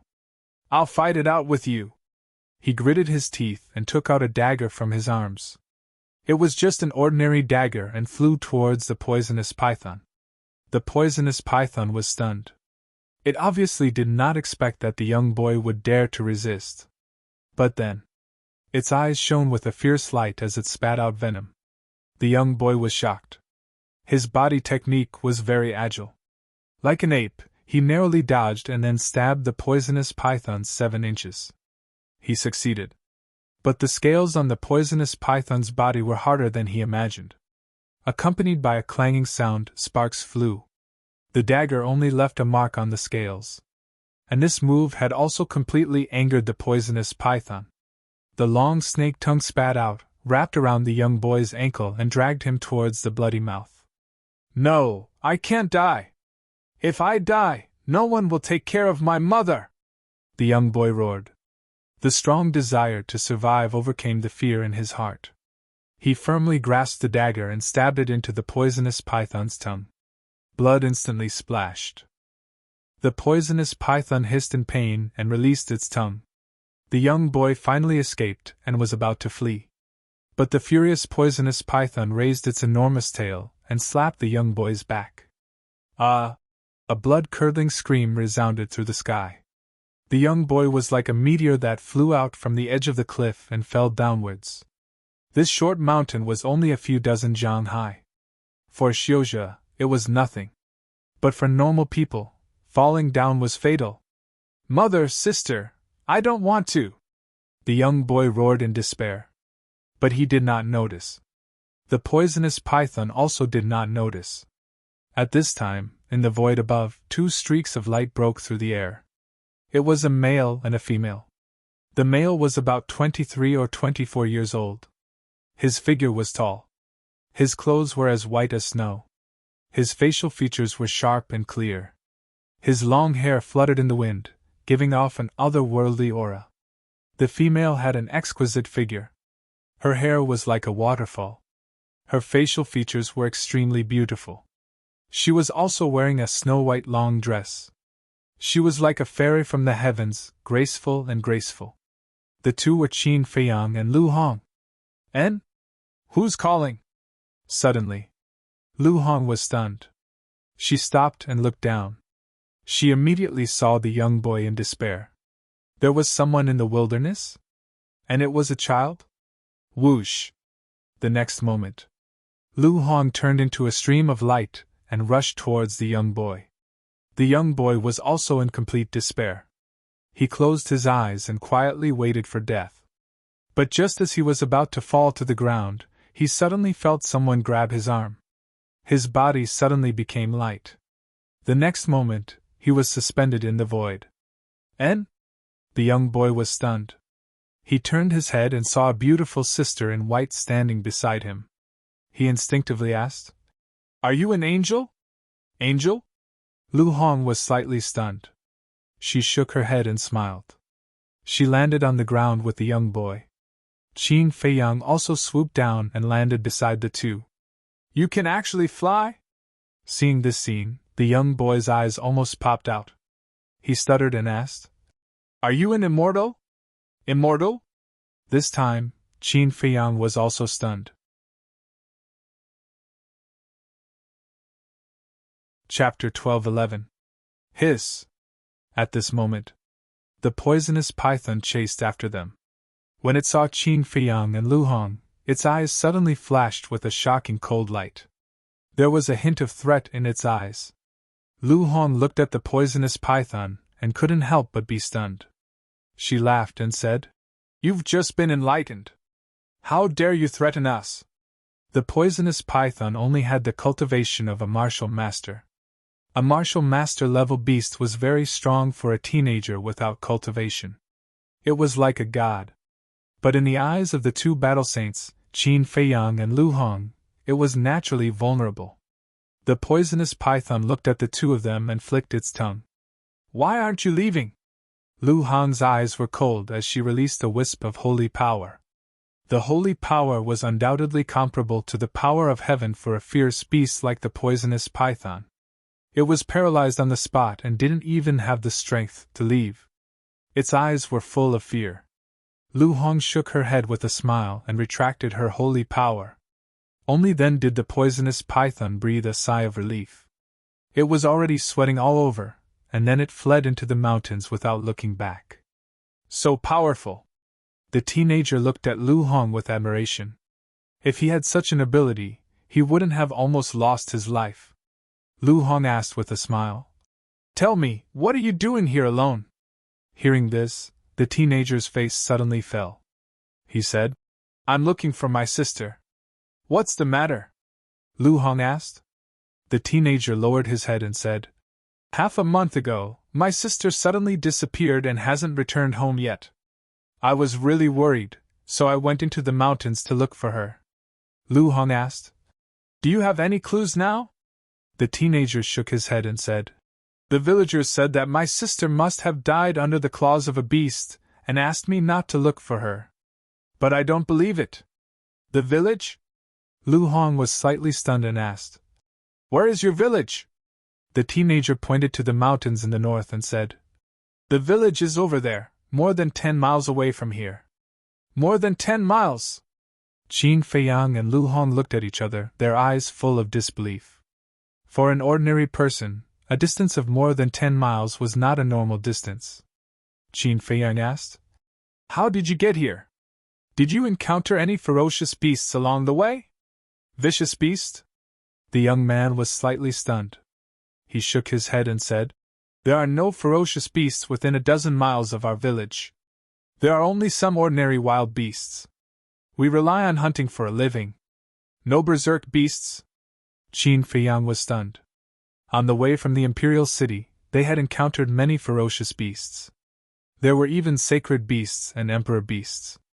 But how could there not be any here? Lu Hong said, "Little brother, let me ask you, do you know about the Sea of Reincarnation?" The youth shook his head and said, "I've never heard of the Sea of Reincarnation, but I heard from the elders in the village that there's a sea far away from our village." "Which direction?" Lu Hong asked. "North," the young man said. "How far?" Lu Hong asked again. The young man thought for a moment and said, "It seems to be more than 100 miles away." "North, more than 100 miles." Lu Hong thought for a while and looked at Qin Feiyang. She transmitted her voice. I think the sea he mentioned might be the sea of reincarnation. Why don't we send him back first and continue our journey? Qin Feiyang nodded. The young man's village was also in the north. It was on the way. Lu Hong looked at the young man and said with a smile, "Little brother, it's already dark. Why don't we send you back first, and you can continue to search tomorrow?" "No. I won't go back until I find my sister," the young man said stubbornly. Qin Feiyang frowned. If what the young man said was true and his sister had been missing for half a month, then she must have met with a mishap. But the young man was still young, so it was not appropriate to say these words directly. "Put on!" Suddenly, the young man knelt on the ground and looked at the two of them and pleaded, "Sister Angel, brother immortal, can you help me find my sister? I beg you." This, Lu Hong couldn't make up her mind and looked at Qin Feiyang. Qin Feiyang frowned. To be honest, he really didn't want to meddle in other people's business. "I'll kowtow to you. As long as I can find my sister, I'm willing to do anything." The young man begged again and again, his face full of anxiety and worry. Qin Feiyang said, "Then tell me first, how did your sister go missing?" The young man said, "Half a month ago, my sister went out to hunt as usual, but she never came home." "Hunting? Why is it your sister hunting? Where are your parents?" Qin Feiyang frowned. The young man said, "My father passed away a long time ago. My mother has been sick all year round and is weak. She doesn't have the ability to hunt, so all these years, my sister has been taking care of me and my mother." So pitiful. Lu Hong sighed and asked with a smile, "How old is your sister? Is she a warrior?" The young man said, "Sister is 18 years old, not a warrior." 18 years old, not a warrior, but supporting a family. Amazing! Lu Hong was full of hope. She looked at Qin Feiyang and said, "Why don't we help him find her? Maybe his sister just met with an accident and didn't die." "Yes, that must be the case. Brother Immortal, please help me, okay? If you can help me find my sister, I will treat you to a drink," the young man said. "Drink?" Qin Feiyang shook his head and laughed. Did he look like someone who lacked alcohol? But judging from the young man's family background, that was probably all he could afford. After pondering for a while, Qin Feiyang nodded and said with a smile, "Okay, for the sake of the wine, I'll help you find her." "Thank you, brother immortal." The young man was overjoyed and grateful. Qin Feiyang shook his head and laughed, saying, "Okay, get up. A man has gold under his knees. Don't kneel when you see someone, and don't call me brother immortal. I'm not an immortal." "Then who are you?" The young man got up and looked at him suspiciously. "Who am I?" Qin Feiyang was stunned. He didn't expect the young man to ask such a question. After thinking for a while, he said with a smile, "I'm just an ordinary warrior. Ordinary martial artists can fly? But why did I hear that only immortals can fly in the sky?" The young man was puzzled. "Who told you that?" Qin Feiyang frowned. The person who said this was simply pretending to be mysterious and misleading the young man. The young man said, "Immortal Shin said so." "Who is Immortal Shin?" Lu Hong was suspicious. The young man said, "Every 2 years, an old man comes to our village on a crane. People in our village call him Immortal Shin." Lu Hong asked, "What does he do in your village?" The young man was about to speak. Qin Feiyang said, "You talk. I'll go around and look for him. By the way, what does your sister look like?" "My sister looks like..." The young man thought for a while, took out a piece of yellowed paper from his arms, and then opened it. There were 4 people drawn on the paper. A middle-aged man, a middle-aged woman, and a young woman. The rest was the young man himself. The young man pointed to the young woman and said, "She is my sister, Wang Jing." Obviously. The middle-aged man was the young man's father who had passed away. The middle-aged woman must be the young man's mother. Qin Feiyang looked down at the woman's portrait, and there was a trace of surprise in his eyes. Whether it was the woman's outline or charm, they were all very well drawn. Although she was only wearing a shabby linen dress, she looked beautiful and refined. You stay here with him. After remembering the woman's appearance, Qin Feiyang secretly told Lu Hong. Then he rushed into the sky and quickly disappeared in the night sky. Aren't we going to help? Seeing Qin Feiyang leave, the young man quickly looked at Lu Hong and asked. Your immortal brother is very powerful. He doesn't need our help. Come on, tell me, did you draw these portraits? Lu Hong asked. Yes. I don't have any hobbies, but I like to draw. It took me 2 days to draw this picture. Is it okay? The young man asked innocently. It's very good. Lu Hong nodded with a smile and asked. By the way, can you tell me about the immortal crane you mentioned just now? Okay. The young man nodded. Let's sit over there and talk slowly, Lu Hong said with a smile. Not far away, there was a bluestone. Lu Hong walked over with the young man and sat on the bluestone. The young man slowly said. At the same time, Qin Feiyang flew over a mountain ridge. While scanning below, he also released his perception and carefully sensed the breath and movement below. But suddenly, he stopped in the void and waved his hand. All the people and beasts in the castle appeared. You all heard what I said just now. Help me look for her, but don't be too flamboyant. It's better to hide your breath. After Qin Feiyang finished speaking, battle chi surged, and Wang Jin's virtual shadow condensed. After remembering Wang Jin's appearance, Fatso asked, How do we find her? Qin Feiyang thought for a moment and said, The young man said that Wang Jin went missing when she went out to hunt. We will look for her near the village, but we have to expand the scope and search within 100 miles. Understood. Everyone nodded and immediately turned into streaks of flowing light, dispersing in all directions and disappearing. But Lu Jing didn't leave. She looked down at the mountains below, and her eyes flickered. Qin Feiyang said suspiciously, Why are you still standing here? Don't you think it's strange? Lu Jing didn't answer but asked. What's strange? Qin Feiyang asked. This place is close to the Sea of Reincarnation, but why is there a village here, and why is there no beast within a dozen miles of the village? Lu Jing said. What do you mean? Qin Feiyang frowned. Lu Jing's eyes flashed and said, The young man's village isn't simple. Let's go and take a look. Qin Feiyang nodded. Whoosh! The two of them cut through the sky and headed north, not forgetting to look for Wang Jin along the way. A dozen miles of distance was too easy for the two of them. In less than 100 breaths, a village came into their sight. The two of them hid their breath and stood in the sky, scanning the village. There were more than 2,000 families in the village, occupying half a mile of land. Every house looked old. Although it wasn't late at night, it was hard to see anyone in the village. It was quiet. How is this possible? Lu Jing scanned the village, disbelief written all over his face. This huge village was full of ordinary people. It's indeed strange, Qin Feiyang muttered. This place was only 100 miles away from the Sea of Reincarnation. It could be said that this place was extremely dangerous, but there was a group of ordinary people living here.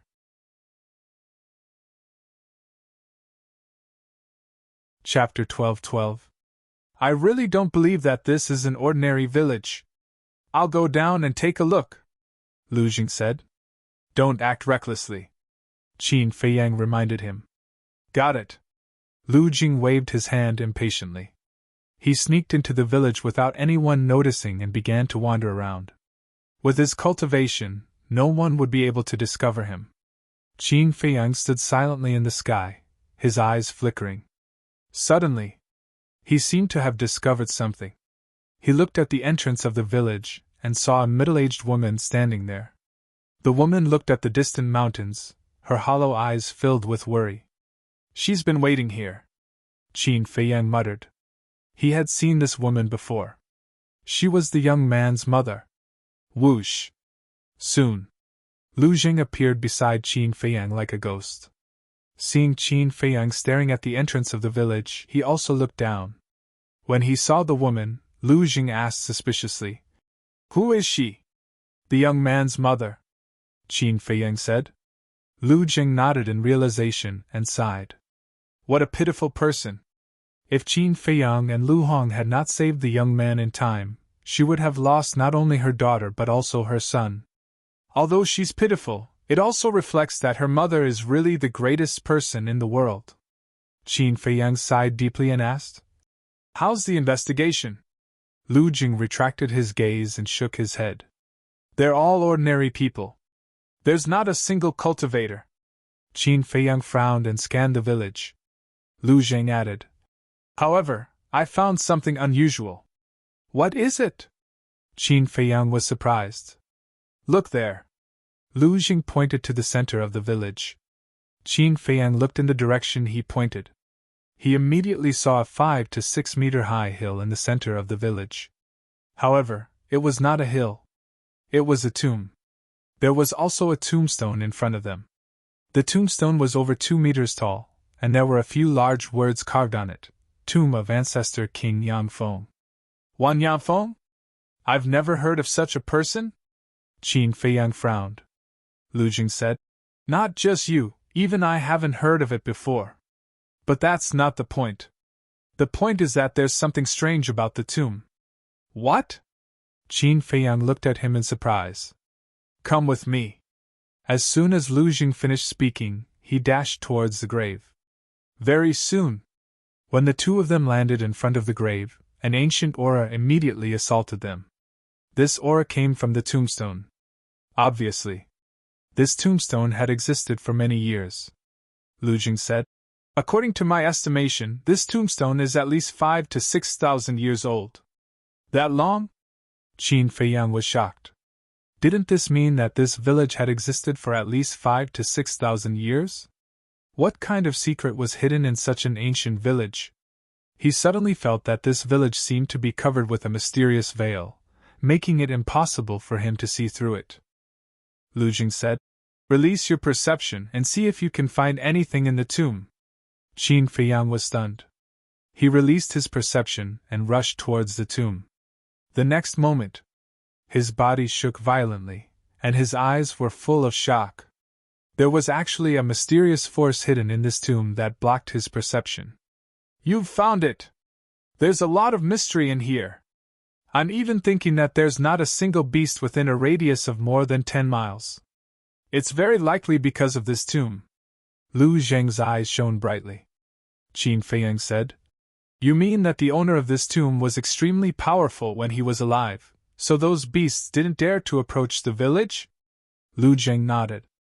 "It's getting more and more interesting." Qin Feiyang chuckled. He never expected to encounter such an interesting village on the way. "Who's there?" Suddenly, a shout was heard. A villager walked out of a house not far away with a torch. He accidentally saw 2 shadows in front of the tomb and immediately shouted. But the next moment, then, the 2 shadows disappeared. "What's going on? Was it an illusion?" The villager rubbed his eyes and looked at the grave suspiciously. He didn't take it to heart, and turned to walk towards the house on the opposite side. He shouted, "Brother Mu, give me some wine. I've finished it." "You drunkard, will you die if you don't drink for a day?" Following this, a cursing sound came from within the house. Back to Qin Feiyang and Lu Jing. The two of them didn't leave. They just hid behind the tomb. Lu Jing whispered, "Why don't we wait until it's late at night and dig it up to take a look? Digging up someone's ancestral tomb, aren't you afraid of shortening your life?" Qin Feiyang was speechless. He actually came up with such a rotten idea. What a genius! Lu Jing rolled his eyes at him and said blandly, "Cultivators, don't be so superstitious, okay?" Qin Feiyang said, "Don't talk nonsense. I can't do such a wicked thing as digging up someone's ancestral tomb." Lu Jing frowned and said, "Then don't you want to know what's inside?"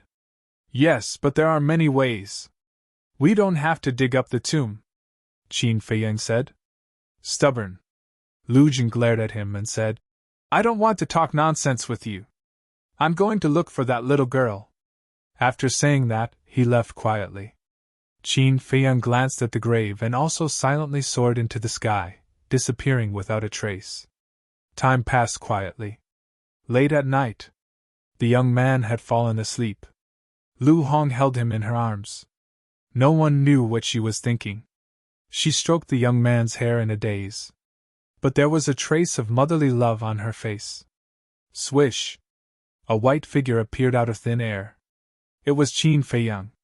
And Lu Hong didn't notice Qin Feiyang's appearance. Qin Feiyang was stunned. He walked up to Lu Hong, looked at the expression on her face, and said with a smile, "Since you like children so much, you should find a man you love and have one as soon as possible." Ah! Lu Hong was shocked. She looked up at Qin Feiyang, and her face suddenly blushed. "What are you thinking about? Why are you so shy?" Qin Feiyang was curious. "Nothing, nothing." Lu Hong hurriedly waved her hand, looking a little flustered. Qin Feiyang shook his head helplessly and said, "You little girl, you must be hiding something." Lu Hong smiled embarrassedly and asked, "Did you find his sister?"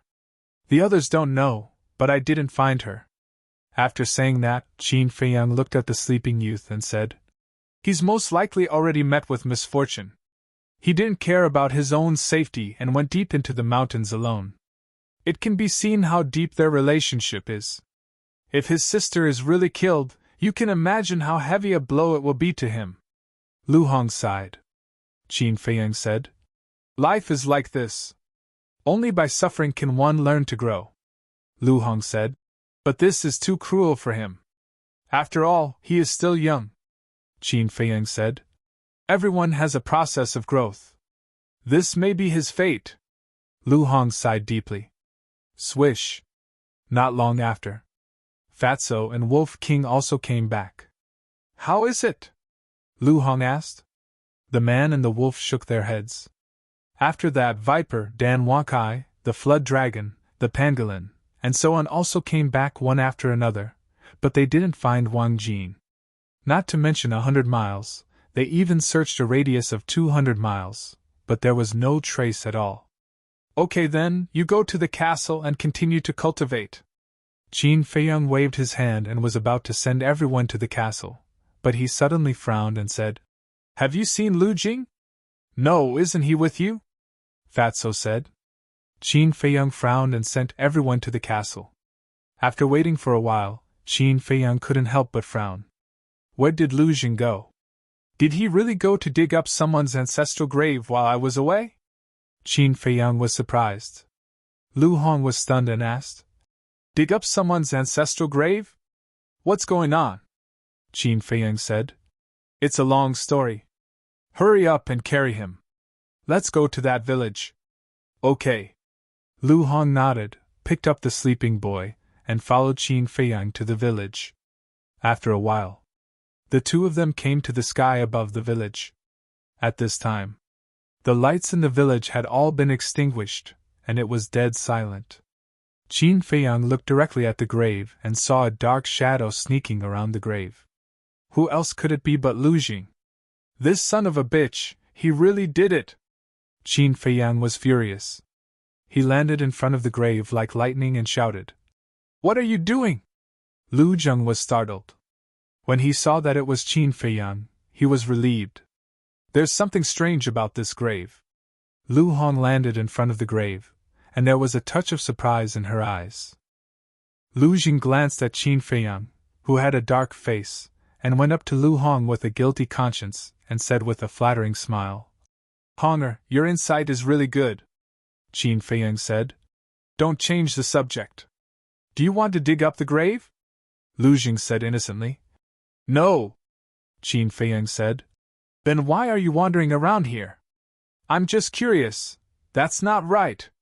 I'm your cousin. What am I doing? What right do you have to interfere?" "I should be the one to interfere," Lu Jing said angrily. "You also know that you're my cousin? As my cousin, shouldn't you set a good example in front of your cousin?" Lu Hong looked at him disdainfully. Lu Jing said with a smile, "Honger is right.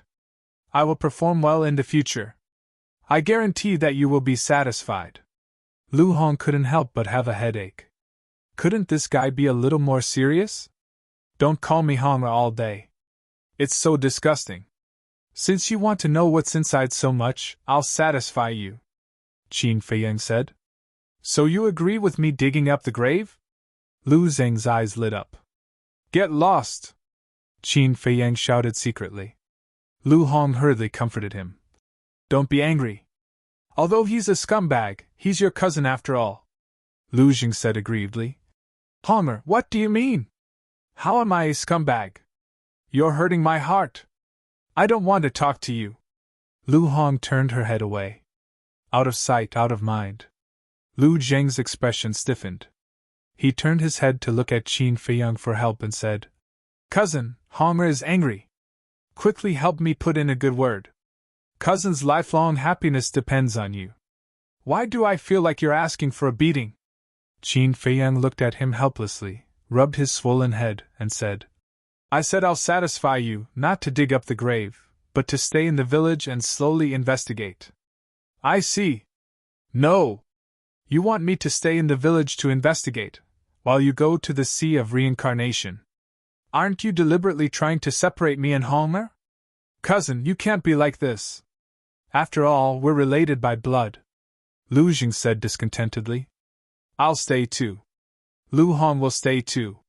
We'll all stay. Is that okay? Qin Feiyang gnashed his teeth. He was about to go crazy. He really didn't know what to do with this cousin who suddenly appeared. Of course we can all stay. Lu Zheng chuckled and didn't care at all. Oh my God, who did I offend? Why do I have such a weird cousin? Qin Feiyang looked at the sky helplessly. He was about to collapse. This was simply torture. Lu Hong couldn't help but snicker.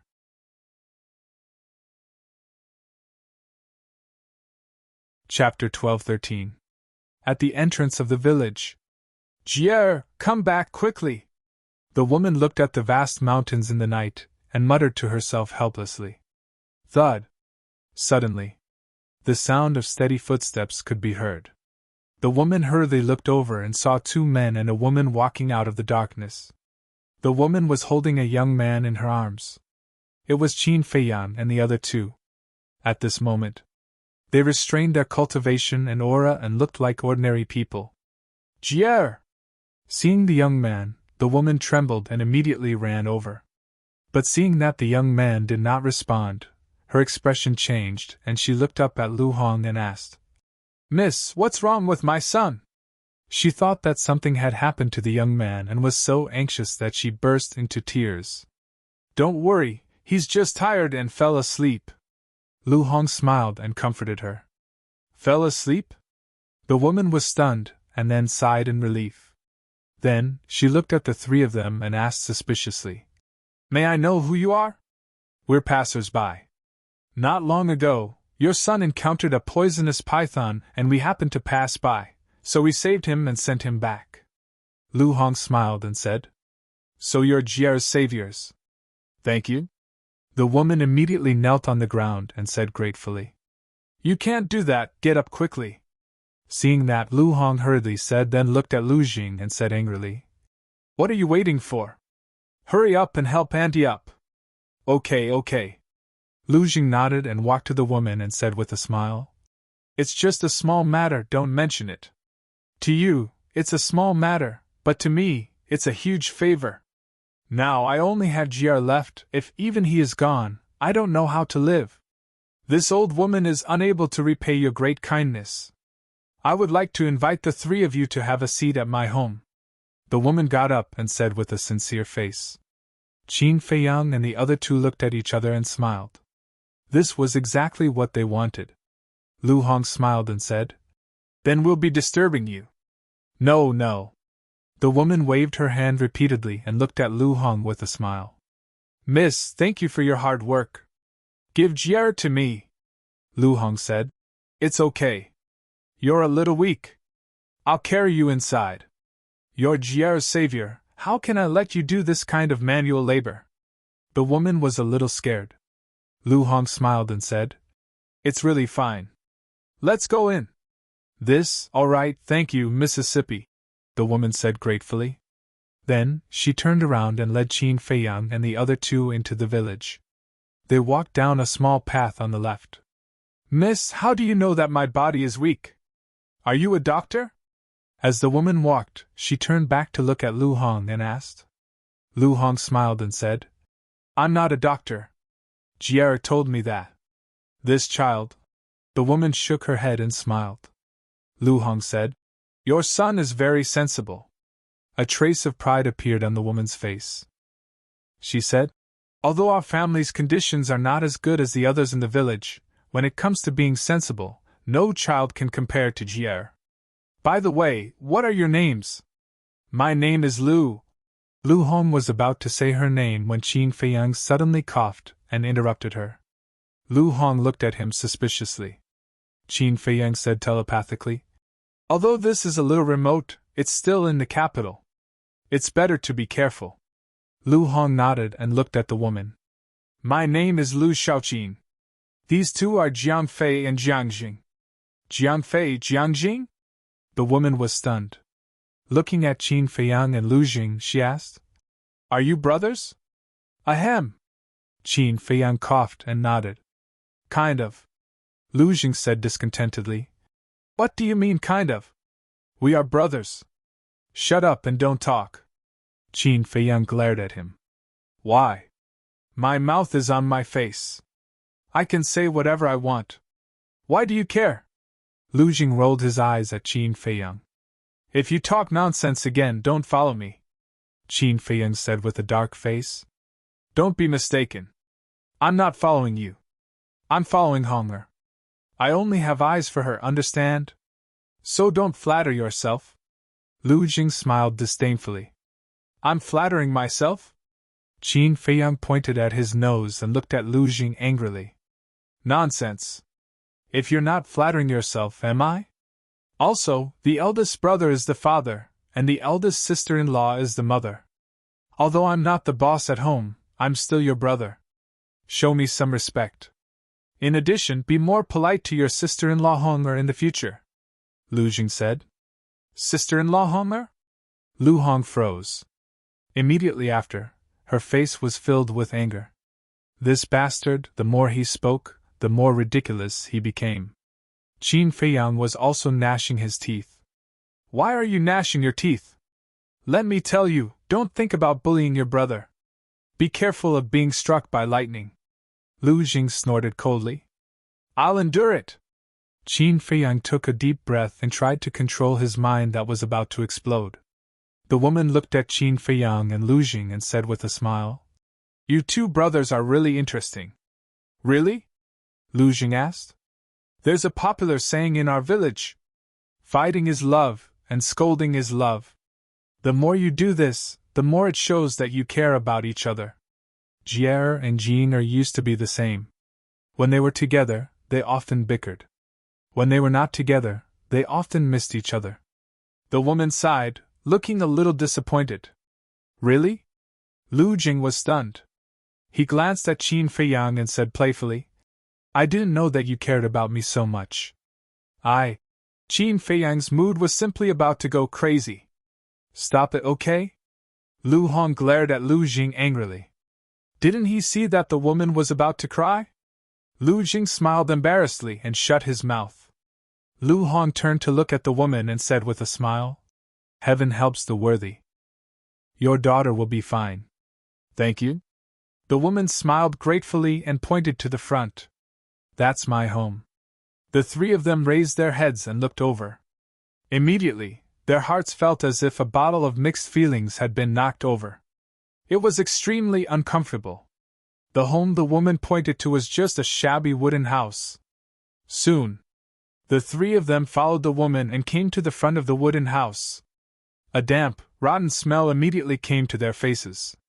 The wooden house only covered an area of dozens of meters and was surrounded by a simple fence. A lot of firewood was piled up in a corner. The woman apologized. I've been waiting for Jie at the entrance of the village these days. I didn't take care of the yard. It's a little messy. Please don't mind. It's okay, Lu Hong said with a smile. The woman smiled, walked to the door, and pushed it open. The moment the door was pushed open, the three of them really saw what it meant to have 4 bare walls. There was nothing in the hall of the house except a table and 4 stools. Even the table and stools were very shabby. But there were many paintings on the old walls. There were landscape paintings, figure paintings, bird paintings, and beast paintings. They were very lifelike and full of charm. And there were 4 rooms inside. 3 bedrooms and a kitchen. There was only 1 bed in each bedroom. The kitchen was not big, just enough for 1 person to go in and out. However, although the house was relatively simple, it was very neat and clean. Lu Hong asked, "Which room is Jier's?" "Here."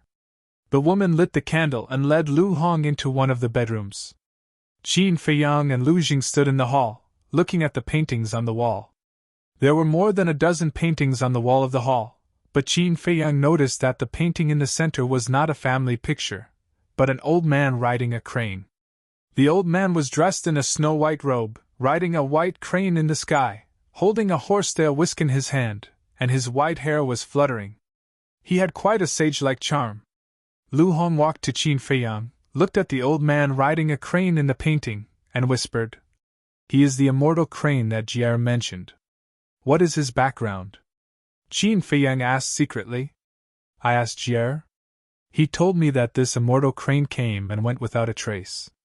No one in the village knew where he lived, and no one knew his name. They only knew that he came from a mysterious immortal sect." Lu Hong said. "Immortal sect?" Lu Jing was stunned and said angrily, "How can there be immortals in this world? It's obvious that he is a swindler." Qin Feiyang also felt the same. He looked at Lu Hong and asked, "What does he do in this village every 2 years?" Lu Hong said, "It is said that he is recruiting disciples." Qin Feiyang and Lu Jing looked at each other. Immortal sect? Recruiting disciples? Wasn't this a little too exaggerated? Lu Hong said, "Jier said that any child who is chosen by Immortal Crane will be taken away immediately, and the people in the village are eager to be taken away by him, because once they are chosen by Immortal Crane, they have the qualifications to become immortals." Nonsense! I can't stand this kind of swindler who pretends to be mysterious. I must find out about this so-called immortal sect and expose their true colors. Lu Jing snorted coldly. Immortals were just legends. They did not exist at all. This immortal crane was clearly bewitching the villagers here. Qin Feiyang glanced at him, then raised his head again and looked at the portrait of immortal crane.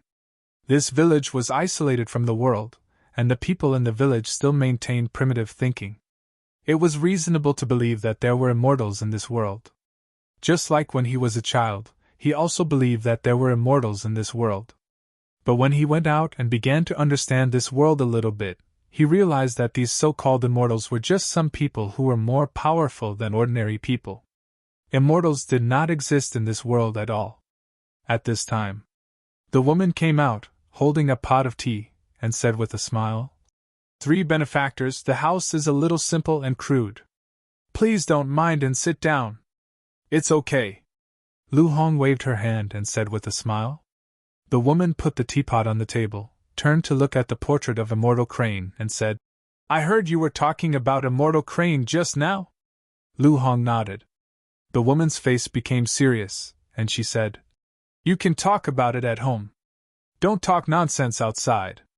"Why?" Lu Hong was puzzled. The woman said, "Because the people in the village all respect Immortal Crane very much. If they hear you talking about him, they will make trouble for you." Her words were full of respect for Immortal Crane. Qin Feiyang and the other 2 looked at each other. It seemed that the people in this village had been completely educated by Immortal Crane. They believed that there were immortals in this world. Lu Hong asked, "Do you know about this Immortal Crane?"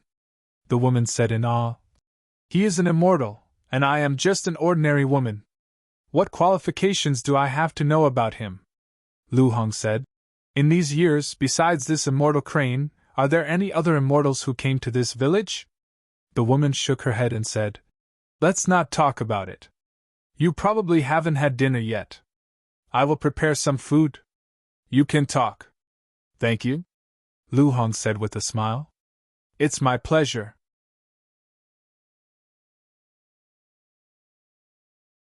Chapter 12-14. Lu Jing looked at the busy woman's back, and then looked at the portrait of Master Shen. Then he looked at Qin Feiyang and secretly said, "You guys talk, I'll go out for a walk. Don't mess around." Qin Feiyang hurriedly warned him. Lu Jing raised his eyebrows, turned to Qin Feiyang and said, "Now I'm telling you very seriously, I'm your brother, don't meddle in my business."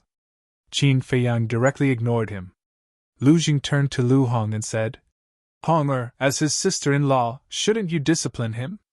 He's too impolite, too outrageous." Lu Hong also averted her gaze and looked elsewhere. This time Lu Jing was embarrassed, turned around and left resentfully. Lu Hong stared at Lu Jing's back, then looked at Qin Feiyang and whispered, "You shouldn't have let him follow us. You don't understand." Qin Feiyang sighed. Although Lu Jing made him feel very helpless, to be honest, he cared about this cousin of his very much. Not for any other reason, but because Lu Jing was his family. He had been wandering outside since childhood, without anyone to rely on, so he longed for family more than anyone else. When he learned that Lu Jing was his cousin, he was very happy. So, no matter what Lu Jing did, what did he say? He didn't care. As the woman said, beating was love, scolding was love. What he needed to do now was to enjoy this rare family affection. Lu Hong looked at Qin Feiyang deeply. Didn't she understand? No. In fact, she understood. She didn't dare to say that she understood Qin Feiyang better than anyone else, but she dared to say that no one cared about Qin Feiyang more than she did. She also knew that the man in front of her didn't need anyone to comfort him, because he could bear it alone. What she needed to do was to silently accompany him. "The food is here." A short while later, the woman came out with 3 dishes and 2 bowls of rice, but when she saw only Qin Feiyang and Lu Hong, she asked in confusion, "Where is our benefactor?" Lu Hong smiled and said, "Don't worry about him. He's just a person who can't stay idle. All right, you guys can have a simple meal. Tomorrow, I'll make a sumptuous meal to thank you guys." The woman smiled. Lu Hong sat at the table and picked up her chopsticks. She smiled and said, "Then I won't be polite." The woman said, "Eat whatever you want, as long as you don't mind." "How could that be?" Lu Hong smiled. She picked up a piece of meat and put it in her mouth. Chewing, her eyes lit up. She nodded and said, "It's been a long time since I've eaten such delicious food." "Then eat more." The woman sat at the table.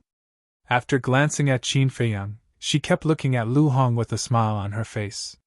Lu Hong smiled and said, "Auntie, you should eat some too."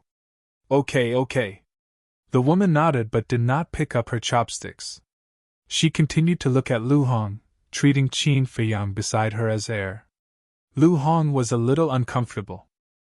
She asked suspiciously, "Auntie, is there something on my face?" "No." The woman shook her head and said with a smile, "You really look like my daughter." Lu Hong was stunned. It turned out that she was thinking of her daughter. She comforted her. "Auntie, don't worry. We'll help you look for her tomorrow." "How can I do that?" the woman hurriedly said. Lu Hong smiled and said, "It's okay. We're all idle people. As long as Auntie doesn't mind us disturbing you, it's fine." I don't mind. The woman waved her hand repeatedly. Then, she looked at Qin Feiyang and said, "Young man, this is a good girl. You have to cherish her." Qin Feiyang was stunned. Lu Hong's cheeks immediately turned red. The woman chuckled. She grabbed the chopsticks, picked up a few pieces of vegetables, and put them in Lu Hong's bowl. Then she said, "Eat more." "Thank you." Lu Hong lowered her head, not daring to look at Qin Feiyang. "Ahem." Qin Feiyang coughed. The atmosphere was a little awkward. He put down the bowl and chopsticks, looked at the woman, and said, "Auntie, has anyone in your village ever entered the mysterious gate of immortality?" "Yes." The woman nodded and said, "I remember that a dozen children were taken away by Master Shin 2 years ago. Have they ever come back?" Qin Feiyang asked. "No. Master Shin said that the Gate of Immortality is not an ordinary place. As long as you go there, you can't come back. No one is allowed to go to the Gate of Immortality to visit them," the woman said. Qin Feiyang frowned and said, "Don't the parents of these children miss them?" "Yes, of course. But as parents, we want our children to be successful, so everyone gradually got used to it." The woman smiled. Qin Feiyang nodded. That was right. Which parent didn't want their children to be successful? But he couldn't figure out what kind of place it was that people couldn't come back after going there. After all, whether it was the Divine Hall in the capital or the Pill Pagoda in the central Divine Kingdom, there was no such rule. Qin Feiyang suddenly said, "By the way, may I ask if your family has any grudges with other people in the village?" "Grudges? Why do you ask?" The woman looked at him in confusion. Qin Feiyang smiled and said, "It's nothing. I just asked casually. If you don't want to say it, don't say it." The woman thought for a while in a low voice and said with a smile, "People in our village are relatively harmonious and get along well. They won't have conflicts over small things." "What if it's a big deal?" Qin Feiyang asked. The woman said, "If there is a big deal, our village chief will come out to mediate." Qin Feiyang nodded. Lu Hong glanced at Qin Feiyang and said telepathically, "Did you think of something?" Qin Feiyang said to himself, "I've been thinking about why Wang Jin went missing." "What do you mean?" Lu Hong was suspicious. "Wang Jin is from this village. She grew up here, and since her father passed away, she often hunted outside. She must be very familiar with the situation around the village. For example, where is the danger? Where is it safer? And as a person with a little sense, it is impossible for her to go to those dangerous places. But why did she go missing? So I'm thinking, is there something strange about Wang Jin's disappearance?" Qin Feiyang said telepathically. Lu Hong said to herself, "That's why you asked if this family has any grudges with others. Are you suspecting that someone might have secretly harmed Wang Jin?" "Yes," Qin Feiyang replied secretly. After all, he was used to seeing scheming and scheming. He thought more than the woman. And although this village looked very ordinary and simple, it did not rule out that there were a few scumbags. Lu Hong said to herself. But she also said that she has no grudges with others. Qin Feiyang said telepathically, "We have lived together for so many years, and there is no friction at all. Do you think it is possible?" Lu Hong shook her head. No matter how harmonious they were, there would definitely be some disputes. There is definitely a grudge, but because she is very simple, she usually doesn't take it to heart. But just because she doesn't take it to heart doesn't mean that the other party doesn't take it to heart. Maybe the other party has already held a grudge. We have been traveling outside all year round. Because of a small matter, someone will die in the end. Haven't we seen this kind of thing before? Qin Feiyang said with a faint smile. Makes sense. Lu Hong muttered to herself. She looked at the woman calmly and said with a smile, "Auntie, think carefully. Have you offended anyone in the past? Or did someone provoke you? What are you trying to say?" Although the woman was honest, she was not stupid. There must be a reason for the two of them to ask again and again. Lu Hong said, "Don't worry about it. Tell us the truth. Then let me think about it." The woman lowered her head and fell into deep thought. Qin Feiyang and Lu Hong did not say anything and looked at her quietly. Time passed bit by bit. After some time, the woman finally raised her head and looked at Qin Feiyang and Lu Hong. She said, "Speaking of which, there is indeed one thing." "What is it?" Qin Feiyang asked. "I remember that a year ago, the son of the village chief came to me and said that he liked Jean and wanted to marry her. This was originally a good thing, but Jean did not agree and said that she did not like him. Although the village head's family is relatively wealthy, I will definitely respect Jean's choice. Later on, the village chief's son almost fell out with us because of this, but the village chief stopped him in time and taught him a lesson. Later on, this matter was left unsettled and I did not take it to heart," the woman said. Qin Feiyang's eyes flickered and he asked, "What's the character of the village chief's son like?" "He's rather overbearing. But he usually treats the villagers well and often helps everyone. After all, he's young. It's normal for him to be a little arrogant." The woman smiled. Qin Feiyang nodded thoughtfully. Lu Hong snickered. Seems like you're worrying too much. Is that so? Qin Feiyang smiled faintly and did not say anything. Lu Hong asked suspiciously. You're not suspecting the village chief's son, are you? Why not? We can't ignore all possibilities. Qin Feiyang thought. Lu Hong said. Then what do you plan to do? Qin Feiyang smiled. Let's go take a look tomorrow and meet the village chief's son. Lu Hong looked at Qin Feiyang helplessly and said, Up to you. Sister. Suddenly, a cry of helplessness rang out from the inner room. Jier! The woman immediately put down the bowl and chopsticks and ran into the inner room. Qin Feiyang and Lu Hong also got up and walked in. The boy had already woken up and was sitting on the bed. His young face was full of fear and his forehead was full of sweat. Jier, did you have a nightmare again? The woman sat by the bed, stroking the boy's back, and asked. I dreamed of my sister. She was eaten by a ferocious beast. Mother, I'm so scared. The boy threw himself into the woman's arms and cried bitterly. His bright eyes were full of helplessness. No, your sister will be fine. Trust me. The woman patted the boy's back and comforted him, but her eyes were also blurred by tears. Sigh. Lu Hong could not help but sigh. Why did God have to be so cruel to this family? They were already very unfortunate. Couldn't God take care of them? When the boy saw Qin Feiyang and Lu Hong, he was slightly stunned. Then, he seemed to remember something. He quickly broke free from the woman's arms and got up from the bed. Then, he jumped in front of Qin Feiyang and Lu Hong. He grabbed their hands tightly as if he was grasping at a life-saving straw and asked, Sister Angel, Brother Immortal, have you found my sister? Lu Hong shook her head. How could this be? Is my sister really dead? I don't believe it, I don't believe it.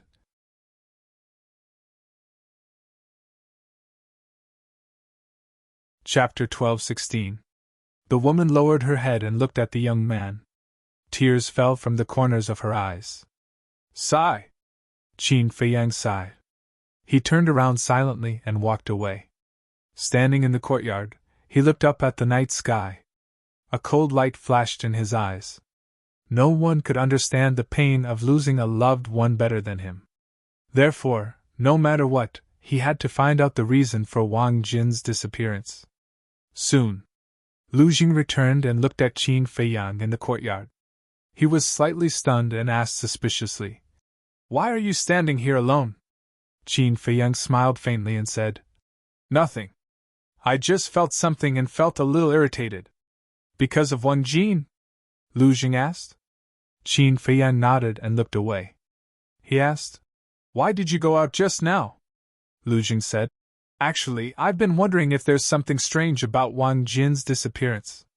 Qin Feiyang was stunned and asked curiously, Why do you say that? Wang Jin was born and raised here. She should be very familiar with the nearby mountains. But why did she go missing? So I suspect that her disappearance might not be that simple. I went out just now to see if there was anything suspicious in this village. Lu Jing frowned.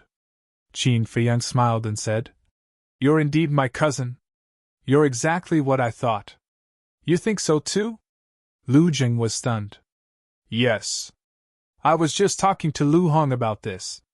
And I heard that the village chief's son once coveted Wang Jin's beauty. Qin Feiyang said. This might be a clue. Lu Jing's eyes lit up.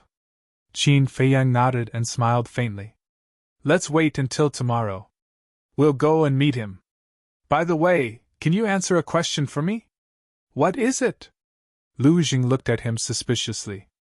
Qin Feiyang said, Where exactly is the Lu family? Beg me. Lu Jing looked at him mockingly. It's up to you to say it or not. Qin Feiyang snorted coldly. Lu Jing raised an eyebrow and said unhappily, You're asking someone for advice, and you still have this attitude? Are you going to tell me or not? Qin Feiyang frowned. I won't. Lu Jing turned his head to look elsewhere, his face full of displeasure. Forget it if you don't want to tell me. Qin Feiyang glanced at him indifferently, then rose into the air and disappeared into the night sky like a bolt of lightning. This brat has no respect for his elders. Looks like I'll have to teach him a lesson in the future. Lu Jing mumbled to himself before turning around and entering the house. The next day, early morning. On the peak of a mountain near the village, Qin Feiyang opened his eyes. He stood up and stretched his body. This person looked refreshed. That night, he didn't cultivate. He just slept. In addition, there were no ferocious beasts here to disturb him, so he slept very soundly and comfortably. It's dawn. Time to go back. Looking at the sun in the sky, Qin Feiyang smiled faintly. He restrained his aura, jumped down the mountain, and walked toward the village. When he was about to reach the village, he suddenly stopped and looked at a forest not far away. He saw a young man in white entering the forest alone. The young man was about 20 years old. He was thin and had delicate features, looking like an elegant gentleman. Hunting so early in the morning. The people in this village are really hard-working. Qin Feiyang shook his head and smiled. The young man didn't have any cultivation, but there was a scabbard made of animal skin hanging from his waist, with a dagger in it. Qin Feiyang glanced at the young man.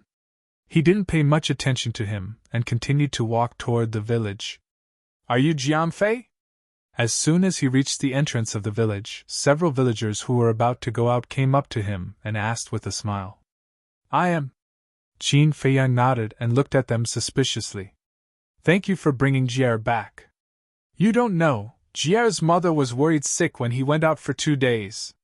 Little brother, if you're not busy, stay in the village for a few more days. The villagers smiled and said. They were simple and kind, giving people a natural sense of closeness. Okay. Qin Feiyang nodded. Okay, we're going out to hunt. If we can hunt good prey, come to my house for a drink tonight. A rough-looking man said with a grin. Wang Dubiao, what do you mean? If we can't hunt, we won't treat this little brother to a drink? A bald man next to him said with dissatisfaction. That's not what I mean. Wang Dubiao hurriedly waved his hand, looking simple and honest. I think so. Don't forget, this little brother is Jier's savior. So, whether or not we can hunt good prey today, tonight you have to take out the few jars of wine you've been saving for several years to thank him. The bald man said. Yes, yes, yes. Wang Dabiao nodded repeatedly, but suddenly he looked at the bald man and said, No, it's you who wants to drink my jars of wine, isn't it? What are you thinking about? I just want to bask in this little brother's glory and have a few drinks tonight. The bald man smiled awkwardly. Hypocrite. Wang Dabiao rolled his eyes at him. The other few people also looked at the bald man with disdain, but they were all smiling. Wang Dabiao turned to look at Qin Feiyang and said with a smile, Little brother, we'll go first. See you tonight. Okay. Qin Feiyang nodded. At that moment, they took all kinds of weapons and walked into the mountains. Qin Feiyang shook his head and smiled. The people here were not only kind, but also very forthright. He liked this place. There was no scheming or scheming. Everything seemed ordinary and peaceful. I really hope that one day, I can live like them. Qin Feiyang muttered and turned to enter the village. Good morning, little brother Jiang Fei. I went to Jier's house just now and was wondering why I didn't see you. So you're here. Little brother, thank you for saving Jier. Come to my house when you're free. Along the way, the villagers that Qin Feiyang met all greeted him warmly. How do you know all of this? Qin Feiyang felt a little helpless. Isn't this news spreading too fast? When he returned to the young man's house and saw the situation in front of the yard, he was even more speechless. There was a sea of people in front of the yard. It was so crowded that it was as if everyone was watching a monkey show. Isn't this little brother Jiang Fei? Where did you go last night? Everyone didn't see you and was worried about you. When they saw Qin Feiyang, the crowd immediately started asking him about him. They were so enthusiastic that even Qin Feiyang was a little overwhelmed. Someone laughed and said, It's good that you're back. Everyone make way, don't block the little brother's way. Everyone smiled happily and retreated to the side. Qin Feiyang nodded to them and walked into the yard. He saw that in the hall of the house, apart from Lu Hong, Lu Jing, the young man, and the woman, there was also an old man. The old man was stooped and supported himself with a walking stick. He had a braid on his head and looked quite energetic. The old man got up and turned to look at Qin Feiyang. He asked with a smile, "Are you little brother Jiang Fei?" Qin Feiyang walked into the house and nodded. "I am Qin Feiyang. May I know who you are?" "I'm the village chief here. Not long ago, I heard that you saved Jier last night, so I came here to thank you." The old man chuckled. Qin Feiyang smiled and said, "You're too kind, old man. This is just a small matter. Anyone would have helped. Little brother, you're really humble.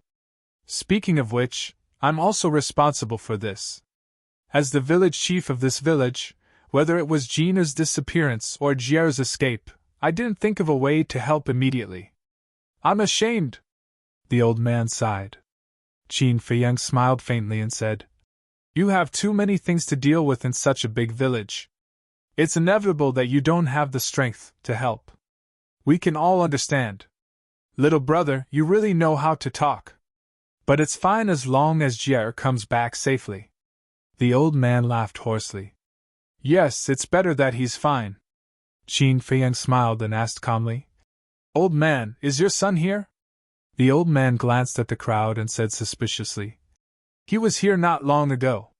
Why did he suddenly disappear? This little rascal has no manners at all. I'll teach him a lesson when I get back." Qin Feiyang smiled faintly. The old man looked at the people outside the door and waved his hand. "Little brother Jiang Fei, everyone saw him. Hurry up and leave!" Since the village chief had spoken, the people in the yard naturally couldn't stay any longer. They left in groups of 2s and 3s. The old man retracted his gaze and turned to point at the table. He smiled and said, "Little brother, please take a seat."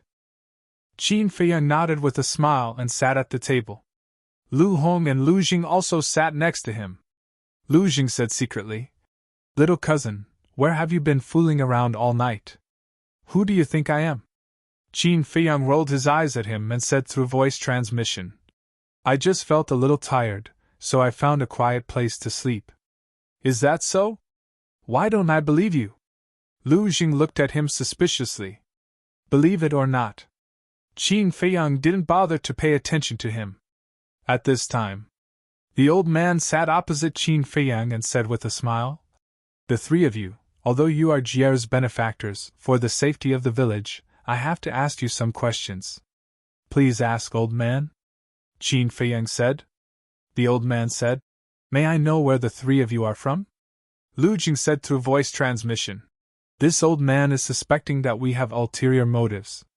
Qin Feiyang said secretly, "He's right to suspect. You stayed in the village with a purpose, aren't you?" Lu Jing secretly despised him. Qin Feiyang sighed helplessly and looked at the old man with a smile.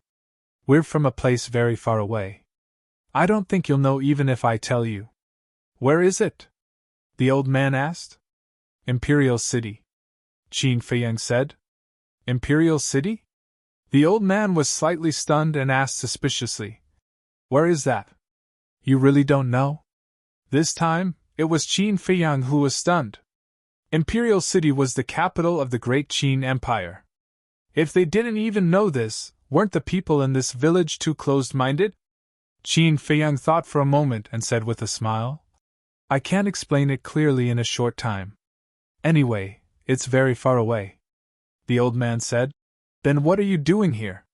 Qin Feiyang said with a faint smile, "The three of us are all wandering clouds and wild cranes.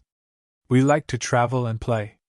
The old man said, "Are the three of you also immortals?" Qin Feiyang glanced at the young man.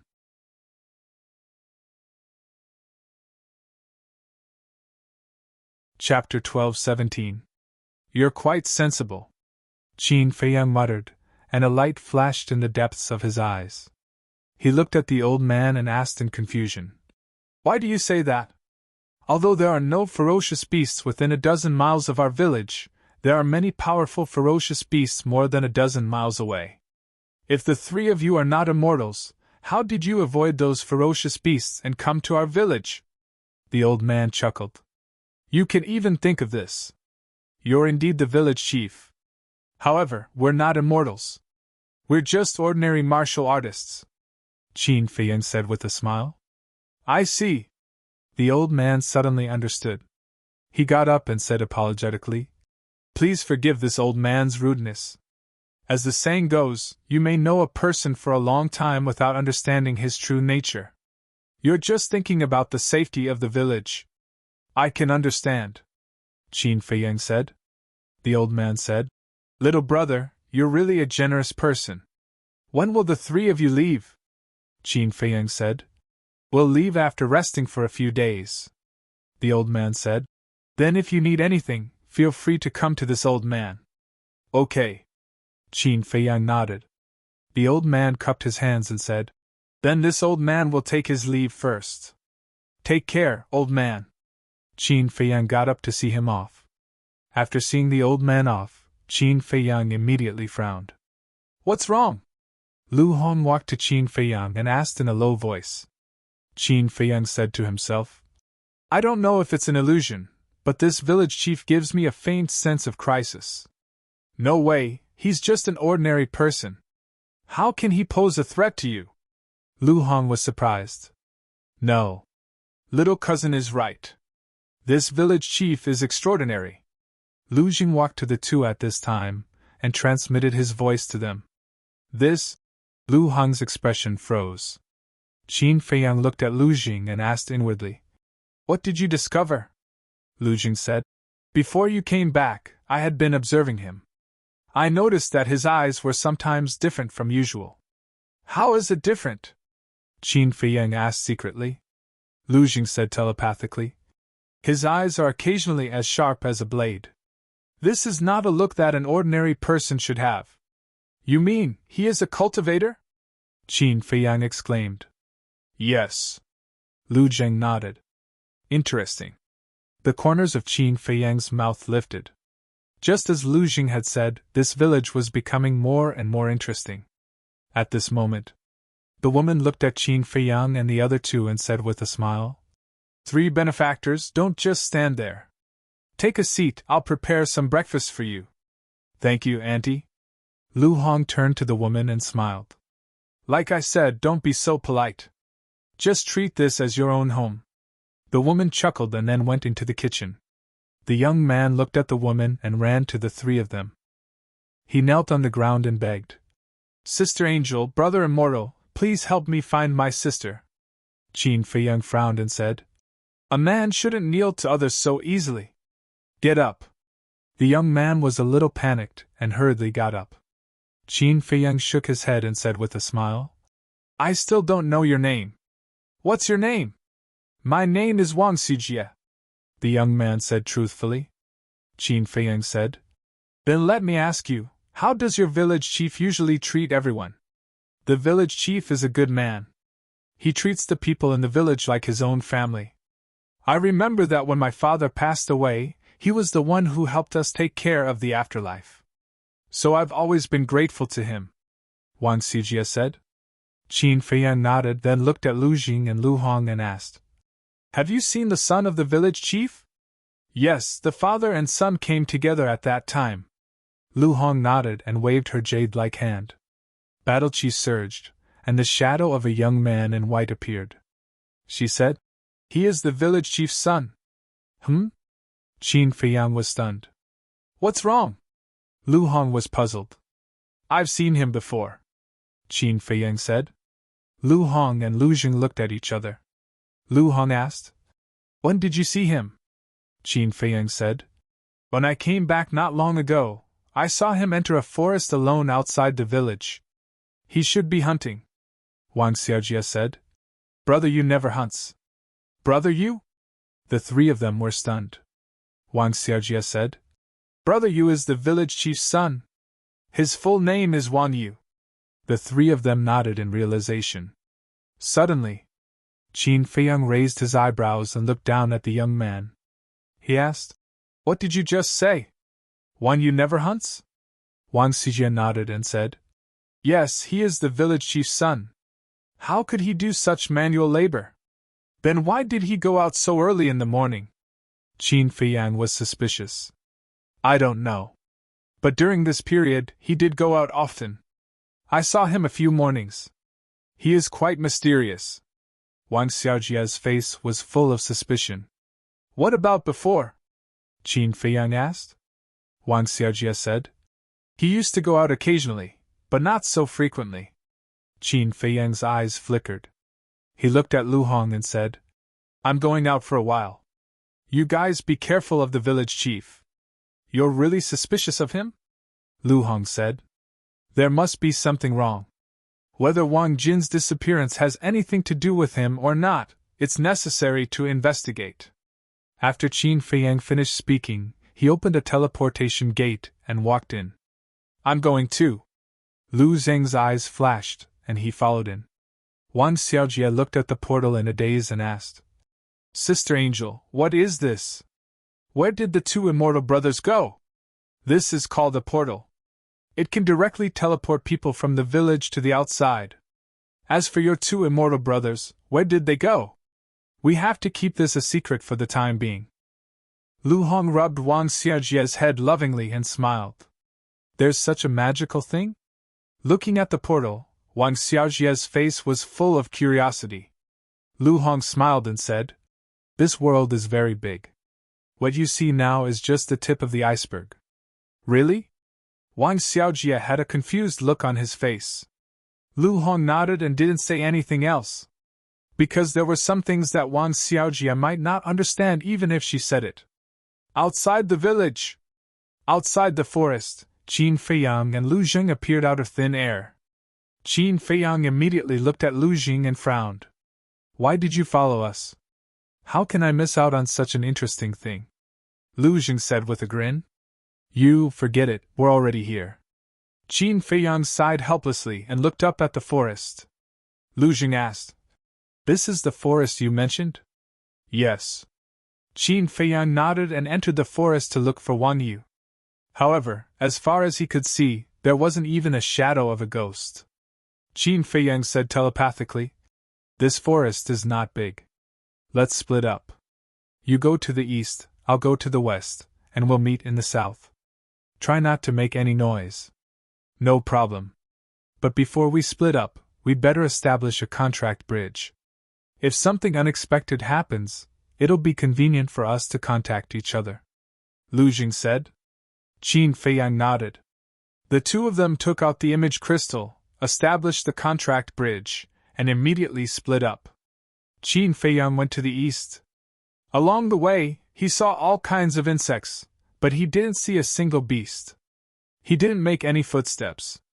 It was very quiet all around. After a while, he came to the east end of the forest, but he didn't see Wang Yu. He stood at the edge of the forest and looked ahead. Outside the forest was a plain with weeds, but there were no big trees. The view was very wide. On the plain, Qin Feiyang didn't see any trace of Wang Yu. At the end of the plain, there were endless mountains, high and low, stretching endlessly. After looking for a while, Qin Feiyang turned around and headed south. About 100 breaths later, in front of a pool, Qin Feiyang and Lu Jing met. How was it? Lu Jing said. Qin Feiyang shook his head and asked, Did you find anything? Not really. Lu Jing shook his head. Strange, with his speed, he shouldn't have gone far. Qin Feiyang frowned. Not necessarily. Lu Jing said. What do you mean? Qin Feiyang looked at him suspiciously. Lu Jing said, If the village chief is as we guessed, a cultivator who hides his cultivation, then his son must also have cultivation. Makes sense. Qin Feiyang nodded. The two of them turned and rushed out of the forest like lightning, looking at the mountains outside the plain, their eyes flickering. Lu Jing suddenly frowned. Fatso and the others searched those places last night. If there was really something, they should have found something. But we didn't think that there was something strange about Wang Jin's disappearance. We only thought that she might have been attacked by a beast, or trapped somewhere because of some special situation. So Fatso and the others definitely wouldn't have searched so carefully. Qin Feiyang said. Then this is indeed a problem. Because we don't know which direction this one you went. And outside the plain are mountains and there is no sign of human habitation. To find a person is like looking for a needle in a haystack. Lu Jing frowned. It's all my fault for being too careless. I should have followed him. Qin Feiyang was very upset. Do you really think you're a god who can predict the future? You didn't even know who he was at that time. Why did you follow him? Lu Jing rolled his eyes. After a while, he said, We can't keep looking like this. Let's just wait. Hasn't he been coming out often recently? Then we'll wait outside the village. That's the only way. Qin Feiyang nodded. The two of them looked around the forest again, then returned to the place where they first entered the forest. They stood on the branch of a big tree, using the dense leaves to hide their figures, and waited quietly. Time passed little by little. Noon! Smoke rose from the chimneys of every house in the village, hovering above the village like giant dragons. The people who went out hunting also returned one after another. Some people returned with a full load, and of course, some returned empty-handed. Whoosh! Suddenly, a whistling sound came from the forest and reached Qin Feiyang and Lu Jing's ears. The two of them looked at each other, their eyes shining. A whistling sound meant that someone was flying over. They hurriedly looked in the direction of the sound and saw a young man in white flying over from the forest in front of them. And he was not slow. He really has a cultivation base. Their eyes trembled slightly.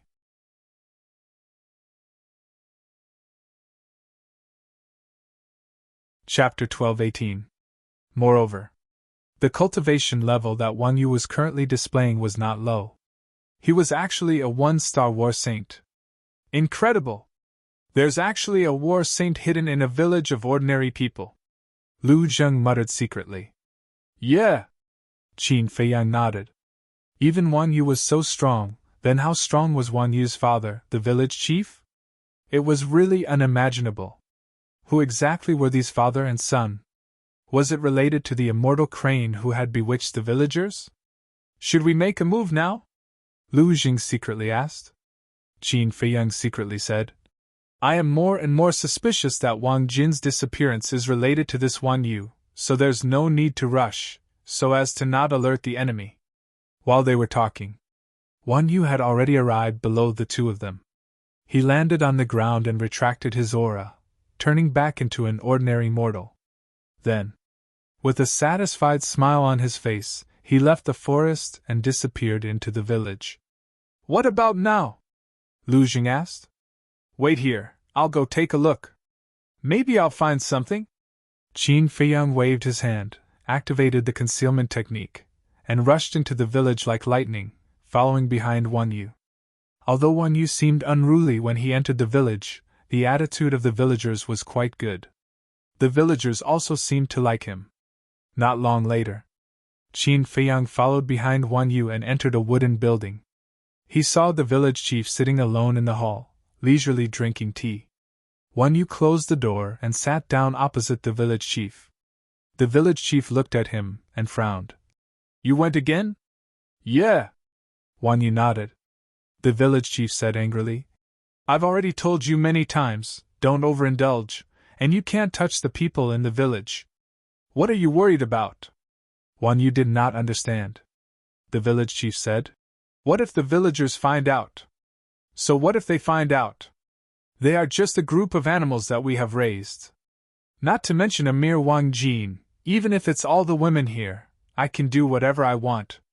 Wang Yu said disdainfully. As expected. Qin Feiyang's gaze turned cold. Hearing Wang Yu's words, it was likely that he was blinded by lust and imprisoned Wang Jin somewhere. But what infuriated him the most was that this person actually said that the people in the village were beasts reared by him and his son. Was this something a human would say? This father and son pair were the real beasts. He took out an image crystal and quietly recorded it. In the meantime, hearing Wang Yu's words, the village chief's face darkened and he said angrily, Watch your words. Be careful that the walls have ears. I know. You're so long-winded. Wang Yu impatiently waved his hand. Village chief said, Then tell me, where did you lock Wang Jin up? What is it? Are you interested in her too? Don't worry, I'll give it to you when I'm tired of it. Wan Yu teased. You! Village chief suddenly stood up, blowing his beard and glaring. All right, it's just a joke. Don't be angry, it's bad for your health. Wan Yu waved his hand and smiled, then said indifferently. I locked her up in the Red Maple Ridge. There are War Master level beasts all around, and there are even a few holy beasts. The trash in the village can't even enter, so no one will ever find her. That's good. But let me give you a piece of advice. Once you've played enough, hurry up and kill her to prevent any accidents from happening. Village chief said. Wan Yu laughed. After playing for half a month, I'm indeed getting tired of it. I'll go play again tomorrow and kill her. Village chief nodded and asked. Also, what do you think of Jiang Fei and the other two? Wan Yu said.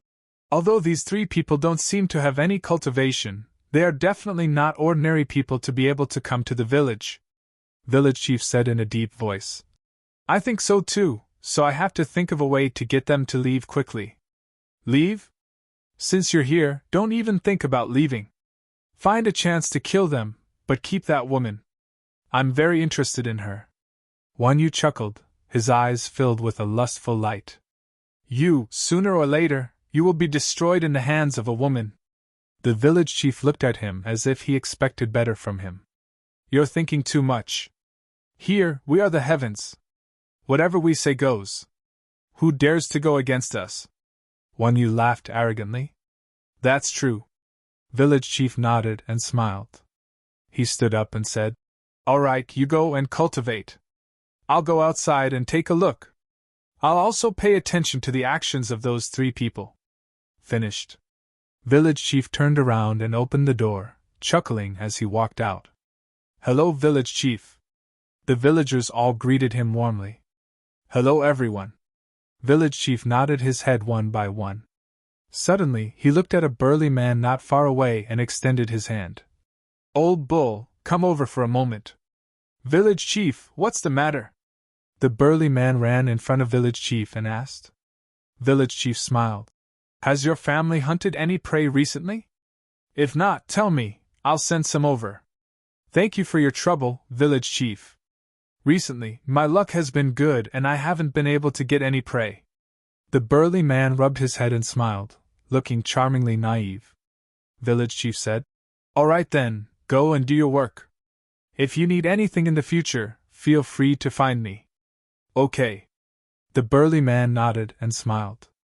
Then, he turned around and ran away. Qin Feiyang stood at the side and watched this scene. He couldn't help but feel sad for these villagers.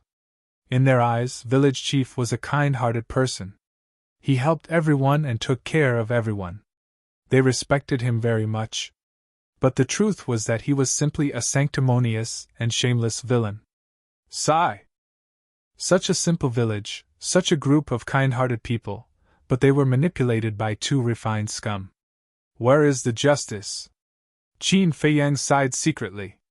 He put away the image crystal and turned around to leave. His heart was extremely heavy. What two beasts? No. They're even worse than beasts. They're simply two bastards. In the forest, Lu Jing was furious on the spot when he heard about this. Calm down, Qin Feiyang said. They deceived the villagers here and hurt an innocent woman. How can I calm down? I don't understand. Scum like this, just kill them?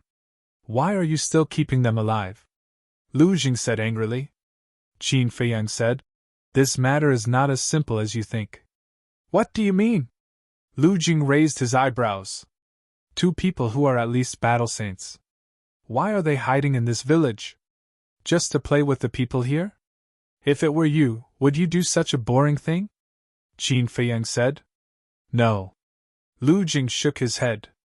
Isn't that right? I suspect that the father and son should be related to Master Xin and the so-called Immortal Gate. Qin Feiyang said. You want to cast a long line to catch a big fish? Lu Jing asked. Yes. Qin Feiyang nodded. Then just take them down and force them to talk. Why do you have to go through so much trouble? Lu Jing looked at him discontentedly. Qin Feiyang said lightly, "What if they would rather die than talk?" Lu Jing didn't say anything. "Don't worry. They will definitely pay a price for this, and the price won't be small." Qin Feiyang's eyes flashed with killing intent. "What about Wang Jin?" Lu Jing asked. "We can't let her continue to suffer. Tomorrow, we will rescue her first. At the same time, we will make the village chief pay some interest first." Qin Feiyang sneered. Time passed like sand between fingers, passing in the blink of an eye. Night fell. "Miss Xiao Qin, where did Jiang Fei and Jiang Jing go? Why haven't I seen them all day?" "In the wooden house." The woman looked at Lu Hong and asked. Lu Hong said with a smile, "They never tell me what they do, so I don't know." "Do you want to prepare their dinner?" the woman asked. Lu Hong said, "Don't worry about them. They have hands and feet. They won't starve to death." "Well, I will make some for them when they come back." The woman smiled and went into the kitchen to get busy. Wang Xiaojie stood at the side, looked at the woman's back, and asked in a low voice, "Sister Angel, are the two immortal brothers helping to find my sister?" "That's right." Lu Hong nodded. Wang Xiaojie said worriedly, "They haven't come back so late. Are they in danger?" "Danger?" Lu Hong shook her head and smiled. She rubbed Wang Xiaojie's little head and said with a smile, "Don't worry about that.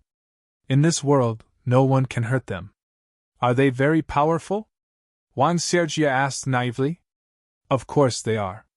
Let me give you an example. They can destroy your village with just a wave of their hand," Lu Hong said. Wang Xiaojie was dumbfounded. His little face was full of yearning as he muttered, "If I can be as powerful as the two immortal brothers, then I will protect my sister and mother." The next day, early morning, the horizon gradually turned white, and the sun slowly rose. The villagers walked out of the village one after another and entered the mountains to hunt. Going out to hunt every day had become a habit in their lives. Of course, this was also their only way to survive. Soon, Wan Yu also walked out of the village and entered the forest alone. Seeing that there was no one around, he turned into a stream of light and flew away. Whoosh! Just as Wan Yu left, Qin Feiyang and Lu Jing appeared. They had been waiting here for the whole night. Looking at each other, Qin Feiyang activated the concealment technique and chased after Wang Yu with Lu Jing. Soon, the three of them rushed out of the forest one after another and flew in the southwest direction. Qin Feiyang and Lu Jing followed beside Wang Yu, but Wang Yu did not notice at all. His face was full of lewd smiles. Obviously, he was fantasizing about some improper things. "Laugh, laugh all you want!" Lu Jing sneered again and again. About half an hour passed. The two of them followed Wan Yu deep into the mountain range for hundreds of miles. A majestic mountain ridge finally entered their sight. This was the Red Maple Ridge. The Red Maple Ridge stretched up and down like a huge dragon lying on the ground. It was full of red trees. This tree was called the Red Maple Tree. Every leaf was as beautiful as fire. From afar, the whole mountain ridge was like a sea of fire. The origin of the name Red Maple Ridge was precisely because of these red maple trees.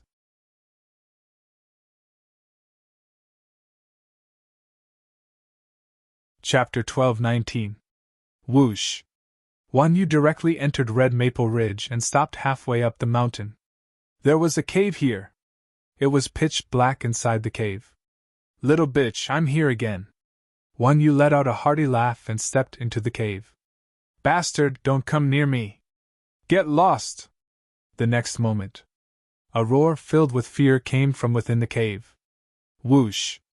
Qin Feiyang and Lu Jing looked at each other. Murderous intent flashed in their eyes, and they also rushed into the cave. Immediately, an unsightly scene entered their line of sight. The size of the cave was only 100 feet. And in the middle of the cave, there was a thick layer of red maple leaves. A woman was lying on top of it. The woman was about 1.75 meters tall. She was very beautiful and had a good figure. But at this moment, her face was full of fear. Not only that. She was also firmly tied by a thumb-thick iron chain and could not move. The most shocking thing was that the woman did not have any clothes on and was completely naked. Moreover, there were bloodstains all over her tender skin, as if she had been whipped. It was a ghastly sight. "This is too much." Lu Jing clenched his fists tightly, murderous intent surging in his eyes. This woman was Wang Jin. That scarred body, that desperate and horrified gaze, it was not hard to imagine how much pain and torture she had experienced in the past half a month. She was just a weak woman. She did not even have the strength to truss a chicken. How could this little bastard do it? Get lost? However, facing the current Wang Jin, Wan Yu did not have the slightest sympathy. Instead, he sneered and said, "In the past, when I asked you to submit to me, you would rather die than be willing. Now you blame me? No, you asked for it. You're a bastard. Bastard, we were all blind and did not see your true colors." Wang Jin roared, her face pale. "Ha ha!" Wan Yu laughed loudly.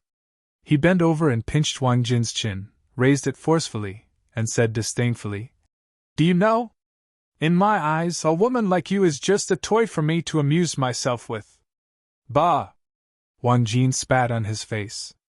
Wan Yu's face instantly turned malevolent as he slapped Wang Jin's face. He coldly smiled and said, "I'm already tired of playing with your body. I'll send you to hell in a moment. Don't be anxious, because very soon, your younger brother and your mother will accompany you." Wang Jin's expression changed and he roared, "If you dare to hurt them, I won't let you off even if I become a ghost." "Ha ha, you are too naive. Do you think I will give you the chance to become a ghost? Oh, that's right. There's something I haven't told you yet. Actually, your father was also killed by me. Furthermore, I chopped him into 8 pieces. Do you know how much pain he was in back then?" Wan Yu laughed sinisterly. "What?" Wang Jin felt as if he had been struck by lightning. His body and mind trembled as he muttered, "Why? Why was he so cruel? What did he do wrong?" "I've had my eyes on you since a long time ago. I'll put down my pride and go find him personally." But guess what he said? He said that you're still young and don't need to think about these things for the time being. Of course, I'm upset. Since I'm upset, I definitely won't let you guys be happy either, right? So, I killed him while he was out hunting. Wan Yu chuckled. Such a deranged action, but in his eyes, it was an extremely normal thing. You will suffer retribution. Wang Jin was no longer afraid. His eyes were dead silent. Retribution? Looks like you haven't figured out the situation. I'm an immortal in your eyes. Retribution doesn't exist to me. Wang Yu smiled disdainfully. Immortal? Wang Jin's gaze trembled. Wang Yu smiled proudly and said, "How is it? Do you feel particularly helpless? Even if you are an immortal, I believe that someone will come to kill you sooner or later, you devil." Wang Jin gritted his teeth, his tone was filled with deep resentment. "Kill me? Who has the ability to do so?" Wang Yu said contemptuously. "Me." An icy voice could be heard all of a sudden. "Who?" Wang Yu was shocked and quickly scanned his surroundings.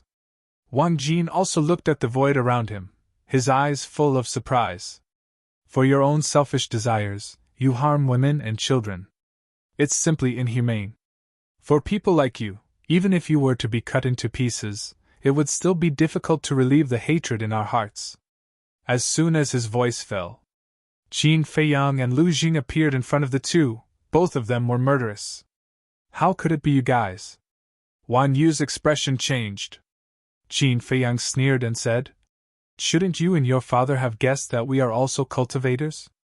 Go to hell." Wang Yu's eyes flashed with killing intent, and he slapped at Qin Feiyang. "With just you?" Qin Feiyang smiled contemptuously. He slightly released his aura, and Wang Yu was blasted away, crashing into the stone wall behind him. Blood gushed out on the spot.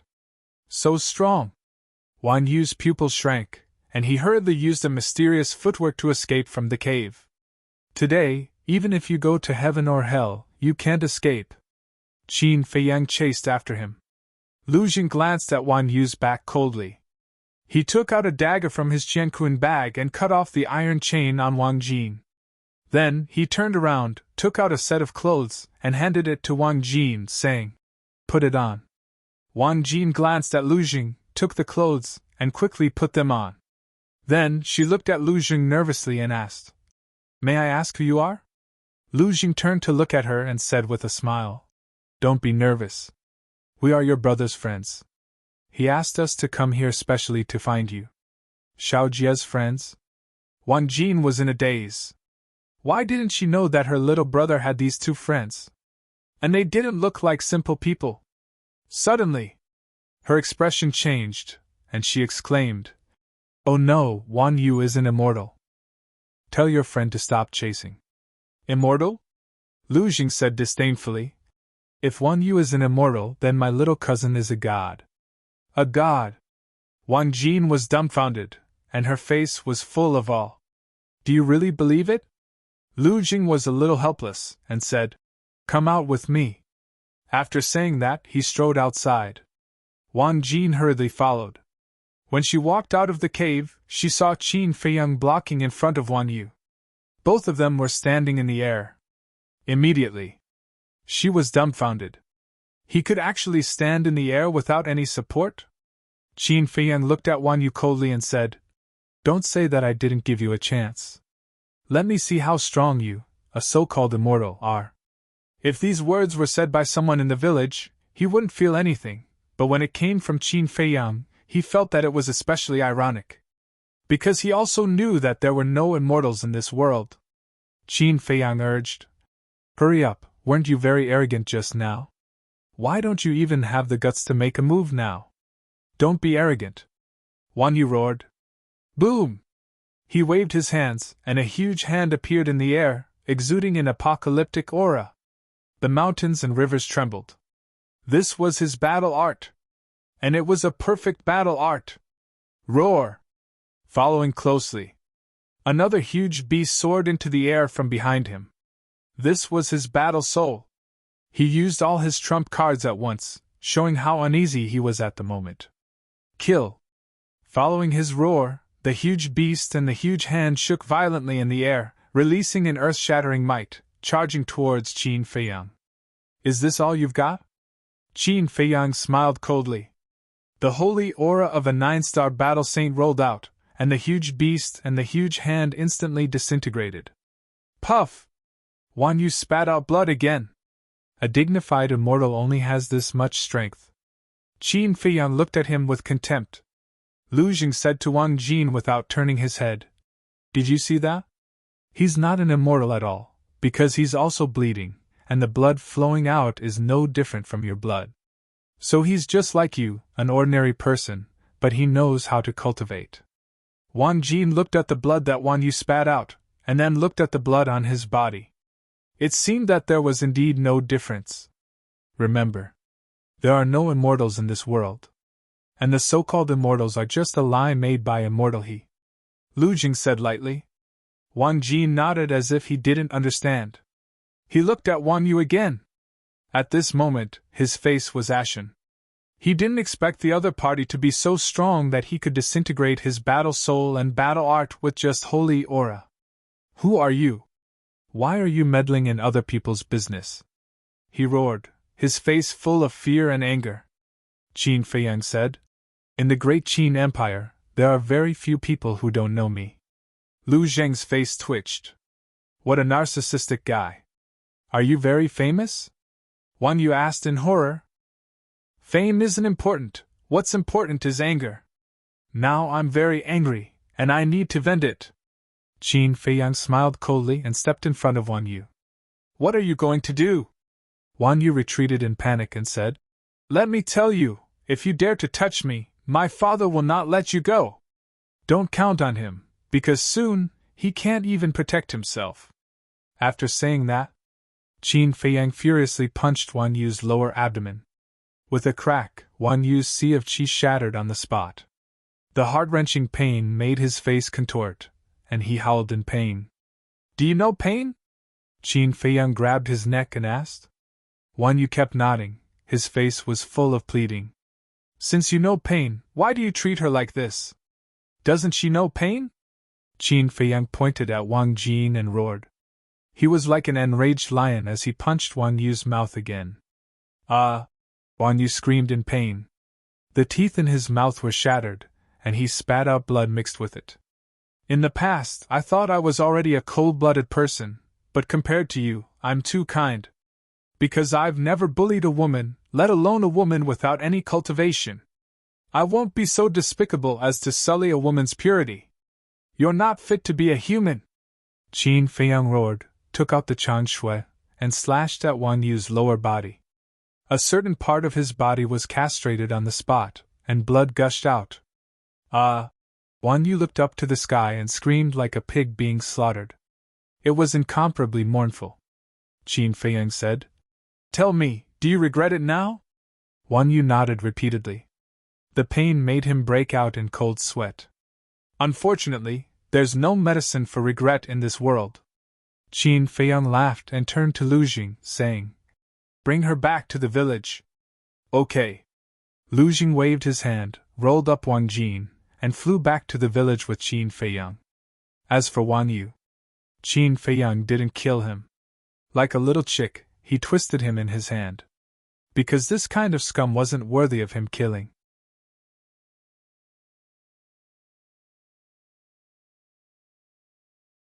Chapter 12:20.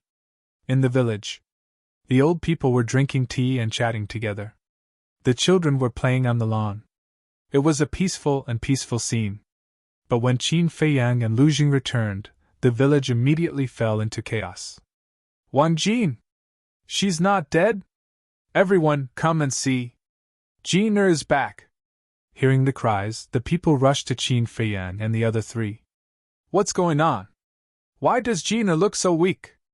And young Master Wang Yu, why is he also covered in injuries? Little brothers, how did they become like this? What happened? When they saw Wang Jin and Wang Yu's situation, the people asked at once. Lu Jing was about to speak. Don't say it. Qin Feiyang reached out to stop him. What's wrong? Lu Jing was suspicious. Qin Feiyang said telepathically. Wang Jin is not married yet. If everyone knows that she has been abused by Wang Yu these days, how can she face others in the future? Lu Jing was slightly taken aback and snickered inwardly. You're quite thoughtful. Qin Feiyang smiled faintly and said, Let's go directly to the village chief's house. Immediately. The two of them led Wang Jin and Wang Yu to the village chief's house. Little brothers, what's going on? Can you tell us? Seeing that Qin Feiyang and Lu Jing were silent, the people asked anxiously. Qin Feiyang said with a smile, Don't worry, everyone. I'll go to the village chief first and give you an explanation later. At the same time, facing the familiar faces around, Wang Jin hid behind Lu Jing and lowered her head, not daring to look up at everyone. Don't be afraid. They won't know about you. Lu Jing comforted her with a smile. You know what I'm thinking? Wang Jin whispered. Of course. Lu Jing nodded. Which woman in the world didn't care about her reputation? Wang Jin was worried that the villagers would look down on her in the future, so she felt pressured. At the same time, Jie's mother, come out quickly. Several villagers ran to Wang Xiujia's house and shouted. What happened? The woman came out of the inner room. Your daughter is back. It's Jiang Fei and Jiang Jing. They brought her back. The villagers laughed. What? The woman's body trembled. Where is my sister? Xijia Wang ran out of the house and asked excitedly. They went to the village head's house. Young Master Wang Yu is also here, but he and Jin are both injured, and it looks quite serious. The villager said. Injured? Wang Xiujia's expression changed and he immediately ran towards the village head's house. Jie, wait for me. The woman hurriedly chased after him. Wang Yu is here too, looks like Wang Jin's disappearance really has something to do with him. Sigh, what a sin! At this time, Lu Hong also walked out. Looking at the backs of Wang Xiaojia and the woman, she couldn't help but let out a long sigh. She also slowly followed. The village head's house. The village chief was sitting in front of the tea table in the hall, drinking his morning tea. Bang! Suddenly, the door was kicked open, giving him a fright. The tea spilled out. He thought it was Wang Yu and was about to get angry. Because in this village, only Wang Yu dared to be so rude in front of him. But when he looked up, his expression suddenly froze. The teacup in his hand also fell to the ground and shattered into pieces. Qin Feiyang stood at the door, looked coldly at the village chief, and walked in with Wang Yu. Lu Jing and Wang Jin followed closely behind. "Close the door," Qin Feiyang said without turning his head. Wang Jin quickly turned around and closed the door. At this moment, there were already many people gathered outside the door. Looking at the closed door, they were all puzzled. Was there something that they couldn't know? In the hall, Qin Feiyang casually threw Wang Yu on the ground, walked to the tea table, and sat opposite the village chief. He chuckled and said, "Drinking morning tea, you really know how to enjoy it." The village chief frowned and pointed at Wang Yu. "What do you mean by this? Don't you know what I mean?" Lu Zheng sneered. The village chief's pupils constricted and he said in a deep voice, "Then what do you want?" He didn't quibble. Because Wang Jin was also there. As long as one wasn't a fool, one would know that Qin Feiyang and Wang Jin must have known the truth. Qin Feiyang said, "Kill him." "Who?" the village chief said. Qin Feiyang said with a smile. "Aren't you asking the obvious?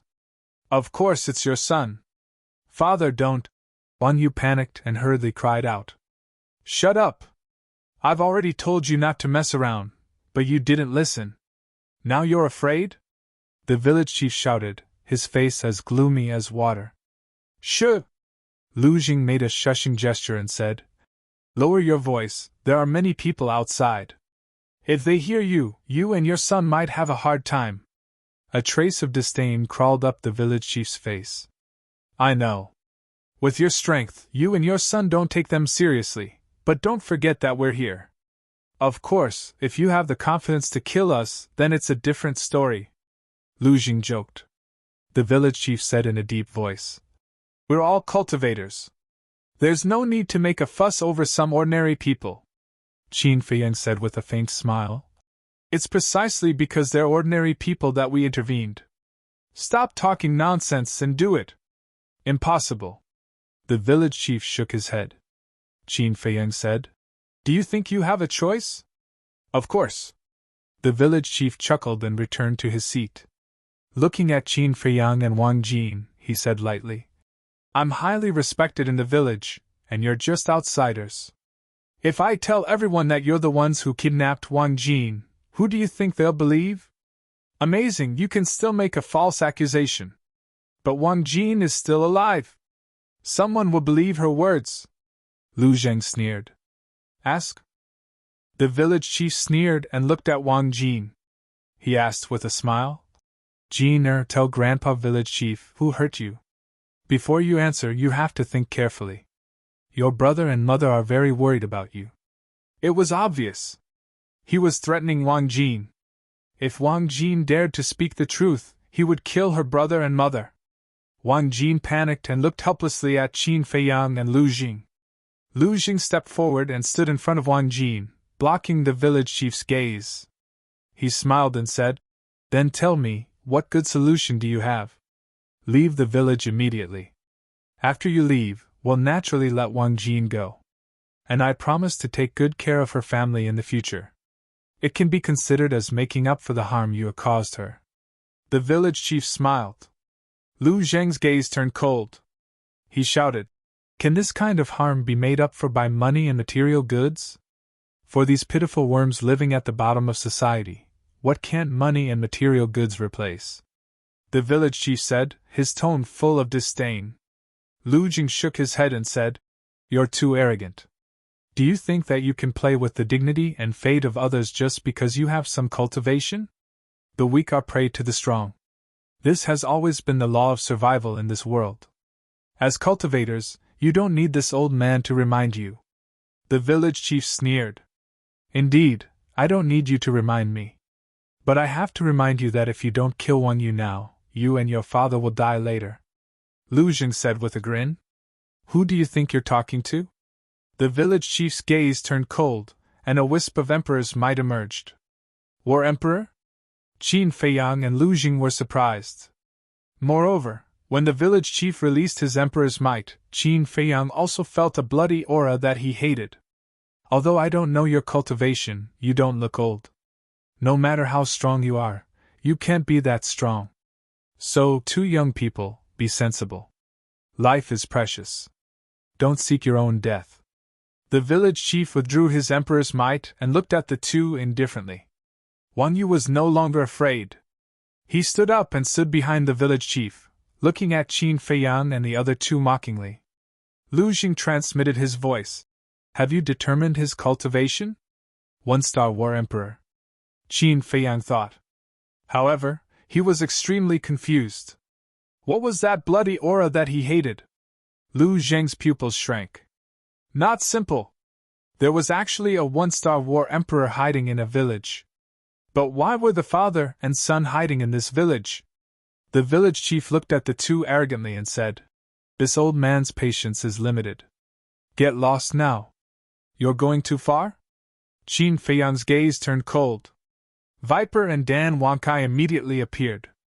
The father and son were shocked. There were companions?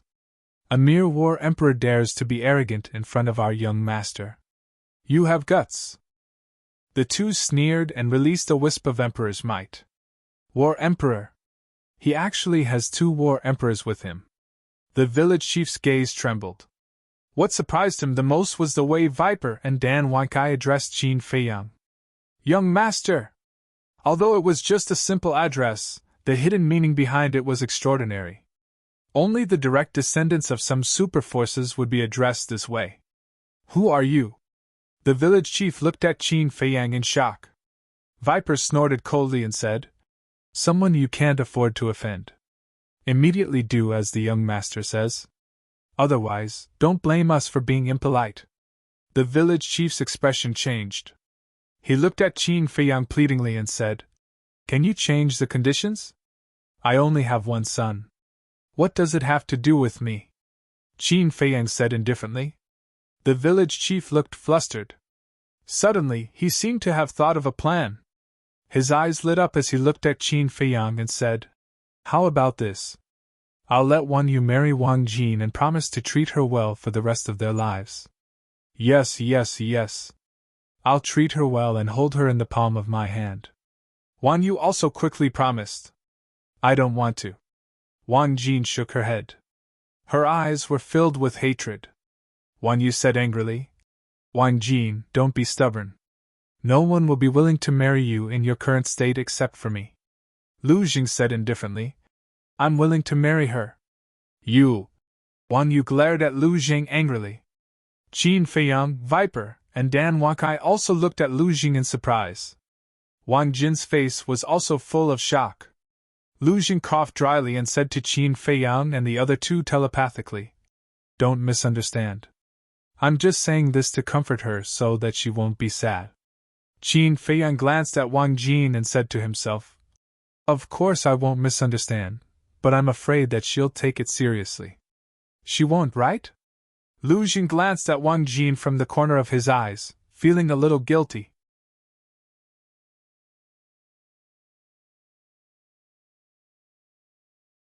Chapter 12:21. The village chief clenched his fists. This was a blatant slap to his face. He stared at Qin Feiyang gloomily and asked, Is there really no room for negotiation? No. Qin Feiyang shook his head with an indifferent expression. The village chief said in a low voice, Then if I kill him, will you let me go? Father. Wang Yu's body trembled as he looked at the village chief in disbelief. Shut up! The village chief glared at him fiercely and turned to stare at Qin Feiyang, waiting for Qin Feiyang's reply. Qin Feiyang's eyes flashed, and he smiled. If you can really do it, it's not impossible for me to let you go. The village chief immediately turned and stared at Wang Yu like a ferocious beast. Father, you can't do this. I'm your son. Even a vicious tiger will not eat its own children. Wang Yu waved his hand as he retreated, looking extremely flustered. I've already warned you repeatedly not to mess around in the village. You're the one who didn't listen. This is the price for disobeying me. Don't blame me. You asked for it. The village chief's eyes were filled with murderous intent. He suddenly raised his clenched hand and slapped the top of Wang Yu's head. Ah! Accompanied by a shrill scream, Wang Yu's head exploded like a watermelon. That bloody scene scared Wang Jin so much that he directly jumped into Lu Zheng's arms, trembling. Qin Feiyang immediately looked at Wang Jin, and a strange light flashed in his eyes.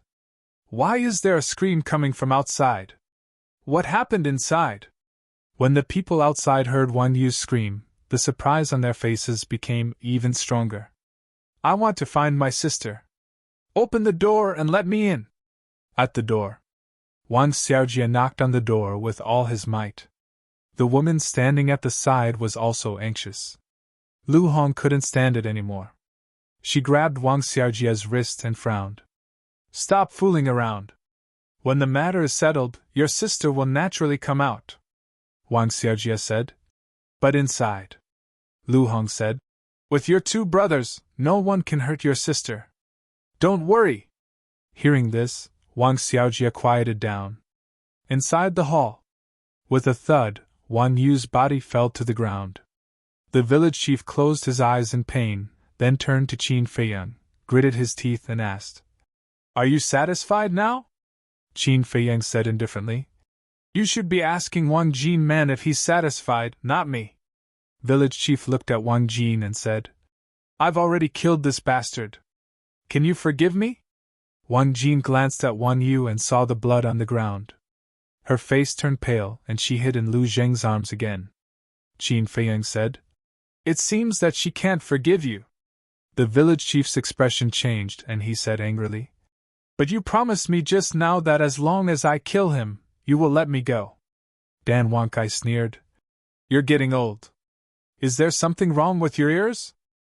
My young master only said that it's not impossible to let you go, but he didn't say that he must let you go. The village chief's face turned pale. Qin Feiyang looked at Lu Jing and said, I have something to ask him. Take her out first. Okay. Lu Jing nodded, turned around, and helped Wang Jin to the door. When the door was opened, Wang Xiaojie and the woman immediately ran in. Sister Jin. Lu Jing raised his eyebrows and hurriedly led Wang Jin out. Then, he closed the door so that no one would see the bloody scene inside. Qin Feiyang retracted his gaze and looked at the village chief. Tell me, why are you and your father hiding here? The village chief hurriedly said, We're tired of the killing outside, so we're living in seclusion here for peace and happiness. Do you think I'll believe you? If you're really tired of killing, why are you running amok here? Qin Feiyang sneered. I'm not. You can go and ask everyone. Everyone can see how good I am to them. The village chief said aggrievedly. Qin Feiyang said, Then why did I hear you say that the people in this village are just a group of animals you're rearing? You.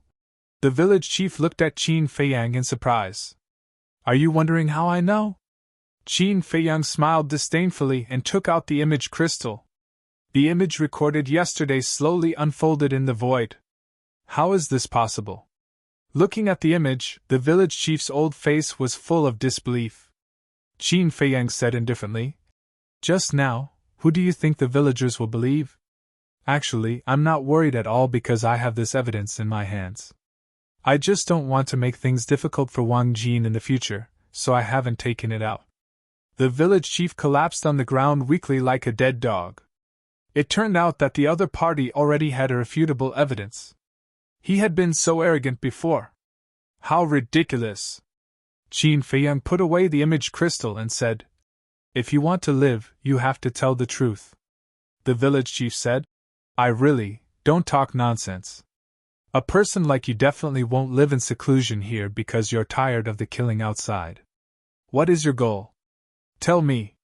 Qin Feiyang shouted. The village chief's body trembled. He raised his head and looked at Qin Feiyang. A bone-piercing killing intent appeared in his eyes. Naive. Dan Wankai smiled coldly. Like a ghost, He instantly landed in front of the village chief and then slapped his lower abdomen. Ah! With a blood-curdling scream, the village chief's lower abdomen was torn apart by the battle chi, and his chi was torn apart. Dan Wonkai coldly snorted. We've seen a lot of people like you, so you better behave yourself. Qin Feiyang's eyes flashed and suddenly said, Give him a facial restoration pill. Facial restoration pill? Dan Wonkai was stunned. Yes. Qin Feiyang nodded. Dan Wonkai didn't understand, but he didn't ask much. He took out a facial restoration pill and stuffed it into the village chief's mouth. Time passed by breath. More than 10 breaths later, the village chief's appearance didn't change at all. Did I guess wrong? Qin Feiyang frowned. Just now he was thinking that the people in this village were all ordinary people. How could the village chief be a cultivator?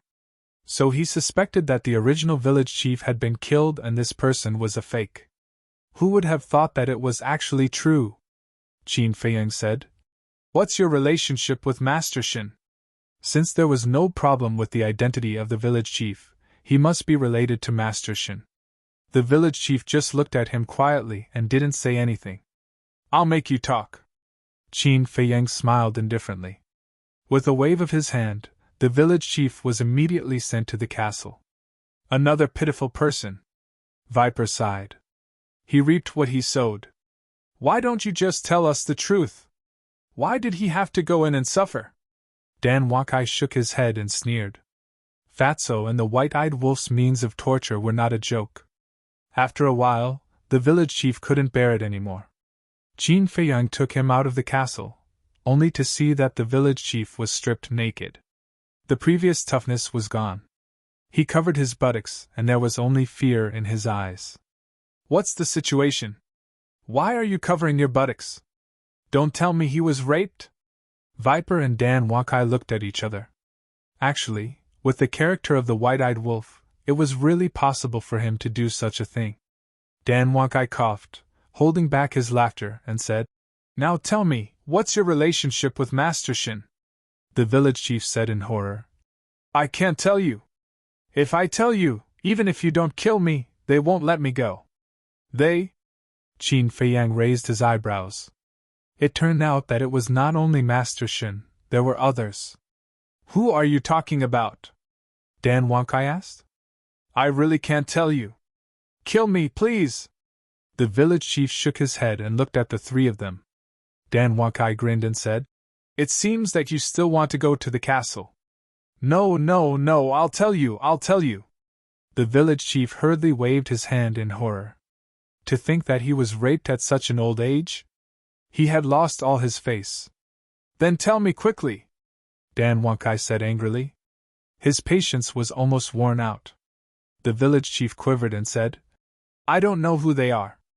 I only know that they belong to a mysterious organization, and they are very strong. Even you are not their opponents. Dan Wonkai and Viper looked at each other. So scary? As for Qin Feiyang, he leaned back in his seat and remained silent, as if he was thinking about something. The village chief said, Master Shin is a 5-star combat emperor, and Master Shin is the weakest among them. A 5-star combat emperor is the weakest? This time, even Qin Feiyang could not stay calm. He suddenly stood up, his eyes full of shock. He did not expect that there was such a terrifying and mysterious force in the great Qin Empire.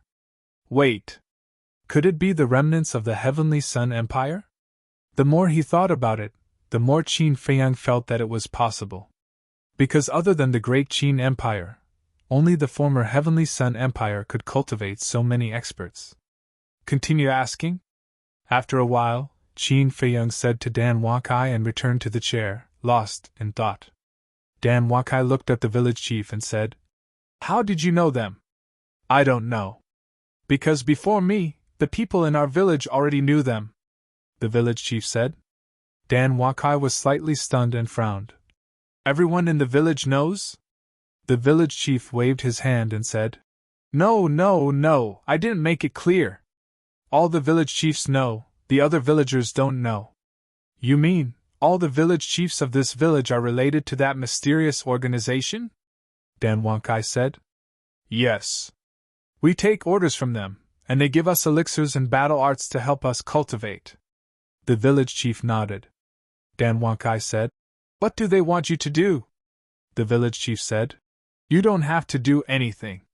You just have to manage this village and not let the villagers go to the outside world or contact the outside world. So it was you who created this isolated village. But what right do you have to do this? They are humans, not animals. They have their own choices and freedom, understand? Dan Wankai said angrily. Yes, yes, yes. The village chief nodded repeatedly. Dan Wankai took a deep breath and asked, Where are the previous village chiefs now? The village chief said, They all entered that mysterious organization in the end and never appeared again. Dan Wankai said, Do you know where that mysterious organization is? The village chief shook his head. It seems that we have to start with this Master Shen. Dan Wankai said in a low voice. We heard from Wang Xiaojie and his mother that every 2 years Master Shen would come to the village to recruit disciples, right? Yes. The village chief nodded. Dan Wankai said, Then are the children in the village really there to cultivate, or is there some other purpose? I don't know. The village chief shook his head. Dan Wankai asked, When will Master Shen come next time? The village chief thought and said, 4 months. 4 months. Dan Wankai murmured and turned to look at Qin Feiyang. Qin Feiyang had been thinking, and his brows were tightly knitted together. Seeing this, Dan Wankai didn't disturb him and waited quietly. Time passed little by little. Suddenly,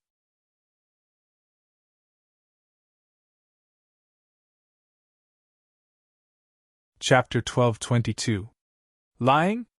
Dan Wankai and Viper looked at each other, then turned to look at the village chief, a cold light flashing in their eyes. The village chief panicked and hurriedly waved his hand. I'm not lying. Good. Since you said that you're not lying, then let me ask you, when did you start cultivating? Qin Feiyang said. I've been cultivating since I was young. Because that mysterious organization has a rule that before I step down, I must first nurture the next village chief. For example, my son Wan Yu. If I want to step down, I have to nurture him first.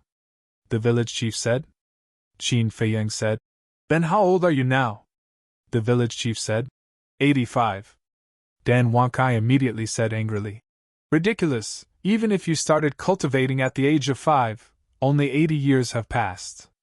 To be able to break through to the War King in 80 years, who are you lying to? Do you think you're a peerless genius? He finally understood why Qin Feiyang said that the village chief was lying. A cultivator, especially someone who had reached the War King realm, could live for at least a few thousand years. And as the village chief of this village, seeing him live for so long, wouldn't the other villagers be suspicious? Definitely. Not only would they be suspicious, they would also discuss it. But in these 2 days, they didn't hear anyone discussing this matter in the village. What did this mean? It meant that this person was not honest and was still lying to them. It's true, I'm not lying. From the time I started cultivating until now, I've only used 70 to 80 years. The village chief said anxiously. Haha. Dan Wankai and Viper laughed out loud. Even they took 200 to 300 years to cultivate to the level of a 9-star war saint. One had to know. They were also the top 10 heroes of the Qinghai Sea. In terms of talent, they were the top existences in the entire forgotten continent. But this old thing said that it only took 70 to 80 years. Didn't that mean that his talent was even better than theirs? What a joke! Qin Feiyang frowned. Under such circumstances, the village chief shouldn't dare to lie, but why? If the village chief had opened the door of potential, then it would definitely be possible. However, he didn't see the potential mark on the village chief's chest. Qin Feiyang asked. How did you do it? It's a type of pill, the village chief said. Medicinal pills? Dan Wankai and Viper looked at each other. What kind of pill could allow someone to improve so quickly? Qin Feiyang narrowed his eyes slightly. Hearing the word medicinal pill, he thought of a type of medicinal pill, the blood fiend pill. Qin Feiyang said solemnly. What kind of medicinal pill? Take it out and let me see. The Qianquan bag is in the study. I'll go get it now. The village chief nodded and got up from the ground. He covered his butt and limped towards the study room. Qin Feiyang also got up and followed him. Viper rubbed his chin and said with a sneaky smile, "Looking at him, it seems like he was really raped. He's already so old, yet he's still being tortured like this. How pitiful. The shadow in his heart probably won't disappear for the rest of his life." Dan Wankai chuckled. When he heard the two of them discussing, the village chief who was walking in front could not help but stiffen up as his heart was filled with shame. Viper hollered, "Hurry up! What are you dawdling for?" Gritting his teeth, the village chief endured his anger and entered the study room. Even though it was called a study room, there wasn't a single book inside. Instead, it was filled with ornamental artwork. The village chief walked to a jade bottle and reached out to grab it, turning it forcefully. Boom!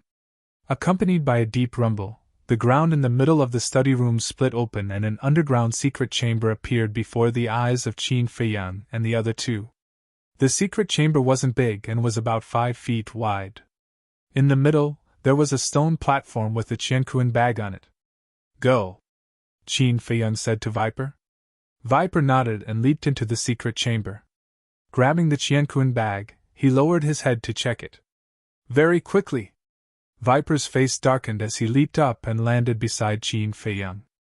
Glaring at the village chief coldly, he took out a blood-red pill and handed it to Qin Feiyang. Qin Feiyang did not take it and merely looked at the pill quietly. However, his eyes were filled with a shocking killing intent. The pill was blood-red as though it was condensed from fresh blood and emitted a shocking malevolent aura. That was right. That was the blood termination pill. Furthermore, there were 3 pill patterns on the blood termination pill. He's worse than a beast. Dan Wankai was enraged as well. He turned to the village chief and hollered, "Do you know what that pill is?" The village chief shook his head. Dan Wankai hollered, "That's a blood termination pill. It's refined from human flesh. Do you know that?" As one of the 10 greats of Azure Sea, be it Viper or Dan Wankai, their hands were stained with blood. However, they had never thought of refining a blood termination pill. That was because the word evil was no longer needed to describe the refinement of a blood termination pill. It was completely heartless and inhumane. Human flesh! The village chief's body shuddered as he stared at the blood termination pill and vomited. In the past, he only knew that this pill was magical, but he had never thought that it was refined from human flesh. Taking a blood termination pill is equivalent to eating a living person. In the past 70 or 80 years, how many people have you eaten? Dan Wankai said in disgust. For this kind of person, even if he was cut into 1,000 pieces and crushed into ashes, it would still be difficult to resolve the hatred in his heart. The village chief's mind trembled as he vomited even more violently. Viper said, "Your son broke through to 1-star battle saint so quickly. He must have also taken a blood termination pill." The village chief nodded. Viper snorted coldly. "You and your father both deserve to die. Don't kill me. I really didn't know that this pill was refined from human flesh. I regret it now." The village chief knelt on the ground and cried bitterly as he looked at the 3 people. Qin Feiyang looked at him indifferently and asked, "You really don't know who I am?" "I don't know. Although our cultivation is not bad, that mysterious organization did not allow us to leave the village. Usually, Master Shen only taught us cultivation and gave us pills. He never mentioned the situation outside to us." The village chief shook his head. Dan Wankai said in disdain, "If they don't allow you to leave, you won't leave. You really are 2 obedient dogs." The village chief's heart was incomparably bitter. "Kill them!" Qin Feiyang waved his hand and turned to walk out of the study. "Don't! I beg you, spare my old life. I will be your slave and serve you tea." The village chief's eyes trembled. He quickly begged and kowtowed. Bang, bang. "We don't need a scum like you." Viper smiled coldly. A wisp of poisonous gas drilled into the village chief's forehead. "Ah!" The village chief immediately hugged his head and howled miserably on the ground. Not long after, The village chief's flesh and blood all rotted away. Finally, only a white skeleton was left. Then, Dan Wakai and Master Shen walked out of the study. They saw Qin Feiyang sitting beside the tea table in the hall. Hence, they walked over. Take a look inside his Qianquan bag. Is there anything related to that mysterious organization? As for the blood demon pills, destroy them all. Qin Feiyang said. Yes. Viper and Master Shen nodded. A moment later, Viper raised his head and looked at Qin Feiyang. He shook his head and said, No, other than the blood demon pills, there are only some herbs and gold coins. Qin Feiyang said, It seems that we can only wait for Master Shen to come before we can find out the answer. Dan Wankai frowned and said, But we still have to wait for 4 months before he comes. Are we going to waste so much time here? This mysterious organization refines so many blood demon pills. It must be extraordinary. I have to investigate it clearly. And I can afford to wait for 4 months. Moreover, I can wait while cultivating. 4 months should be enough for me to break through to 1-star War Emperor. Qin Feiyang's eyes flashed. He was only 1 step away from becoming a War Emperor. At that time, he would activate the kill formula. If the false god didn't appear, who would be able to fight against him? Then do you have any suspects? Dan Wankai asked. Yes. Just now, I was thinking that this mysterious organization should be the remnants of the Heavenly Sun Empire. But when I saw the blood demon pills, I felt that it wasn't the case. Qin Feiyang said. What do you mean? Dan Wankai and Master Shen were suspicious. Mu Tianyang has all the pill formulas in the pill scripture. If these people are really the remnants of the Heavenly Sun Empire, then the village chief and his son should be able to unlock the door of potential. Qin Feiyang said. Viper asked, Could it be that they don't fully trust the village chief and his son? That's possible. But there's another very important factor. This factor is Lu Xingqian. If the mysterious organization is really the remnants of the Heavenly Sun Empire, then Lu Xingqian would definitely think of ways to hide it from me. Why would he let me come to the reincarnation ocean? Although there are many paths to the reincarnation ocean and they might not pass through this village, what if I bump into him? Wouldn't that be disadvantageous to him? Based on my understanding of Lu Xingqian, he would never do something that would harm himself. Qin Feiyang said. That makes sense. But apart from the Heavenly Sun Empire, who else could nurture such a powerful and mysterious force? And after thousands of years, no one has discovered it. Viper and Dan Wankai frowned. Suddenly, their gazes trembled as they raised their heads to look at Qin Feiyang. They said in shock, Could it be your father? Qin Feiyang's eyes glowed. Apart from the fallen Heavenly Sun Empire, it seemed that only the current emperor had this ability. If it's really him, I will kill him with my own hands. He clenched his fists and said word by word. Dan Wankai and Master Shen looked at each other and couldn't help but sigh in their hearts. The truth of this matter was probably not far from what they had guessed. Phew! Qin Feiyang let out a long breath, stood up, and said, Dispose of their bodies. Then you two disguise yourselves as the father and son and wait for Master Shen to take the bait. Is there a need to go through so much trouble? When he comes, can't we just take him down and be done with it? Dan Wakai said disdainfully. It's not that simple. Since he belongs to the mysterious organization, Master Shen's mouth must be very tight. Therefore, we can't confront him directly. Moreover, dealing with Master Shen is only secondary to my arrangement. The main reason is to appease the villagers of this village. Think about it. If they know that the village chief and his son were killed by us, what will they do? It will definitely cause a commotion and they will ask us why. How will we explain it at that time? We can't tell them the truth. If we do, Wang Jin will be too ashamed to live.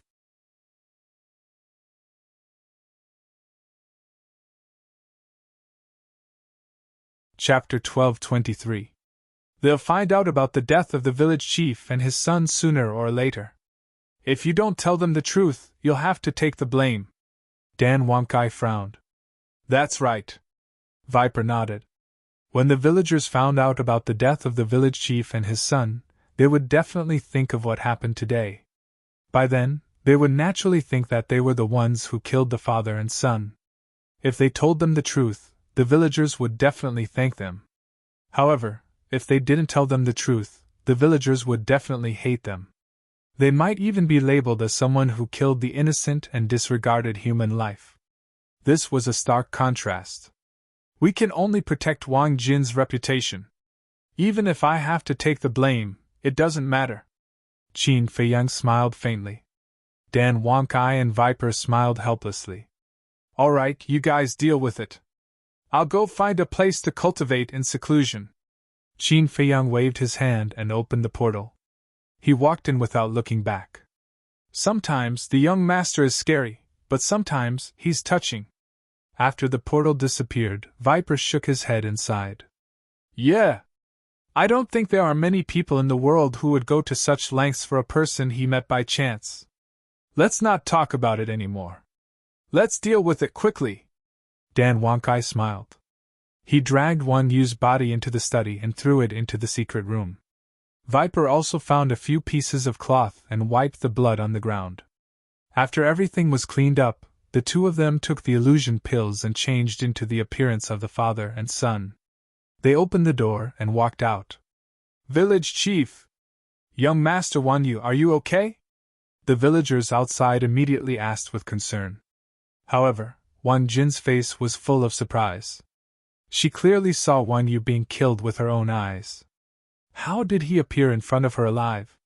Lu Jing and Lu Hong were also suspicious. Viper looked at Lu Jing and Lu Hong and smiled secretly. It's us. The two of them suddenly realized. Village chief, say something. The villagers urged impatiently. It's nothing. Dan Wakai waved his hand and smiled. Then what's with the screams inside? The villagers were puzzled. Dan Wakai smiled and said, It was just a small accident. It's fine now. Everyone, disperse. You scared us to death. We thought you were fighting inside. Oh right, where's little brother Jianfei? Why don't I see him? Everyone looked around the hall. Dan Wangkai said, He left through the back door.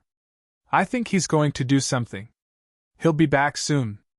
This little brother is really a busy person.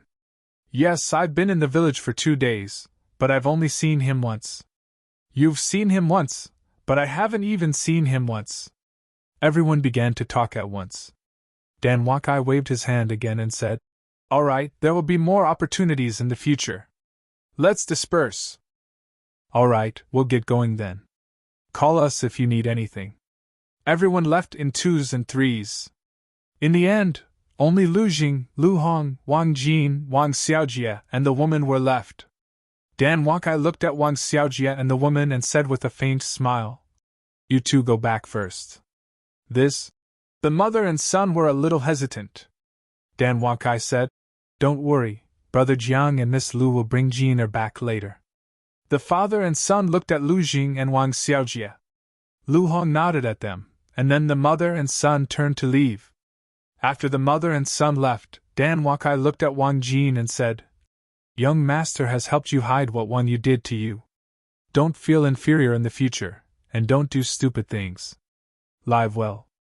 Yes. Wang Jin nodded respectfully. Dan Wankai continued.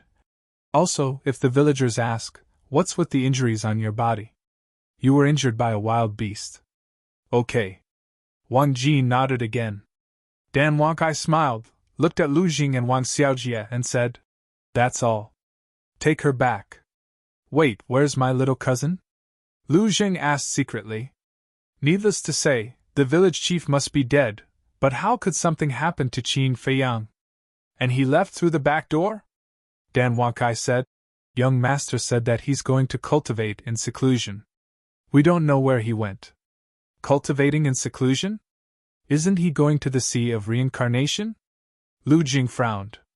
He's going. But young master said that he wants to investigate the mysterious organization. You don't know yet, but the village chief and his son have been taking blood evil pills all these years, and the blood evil pills came from that mysterious organization. Dan Wakai said secretly. Mysterious organization? Blood evil pills? What's going on? Lu Jing and Lu Hong looked at each other, and then looked at Dan Wakai and Wang Xiaojie suspiciously. Before they interrogated the village chief, Lu Jing took Wang Jin out, so he didn't know what happened later.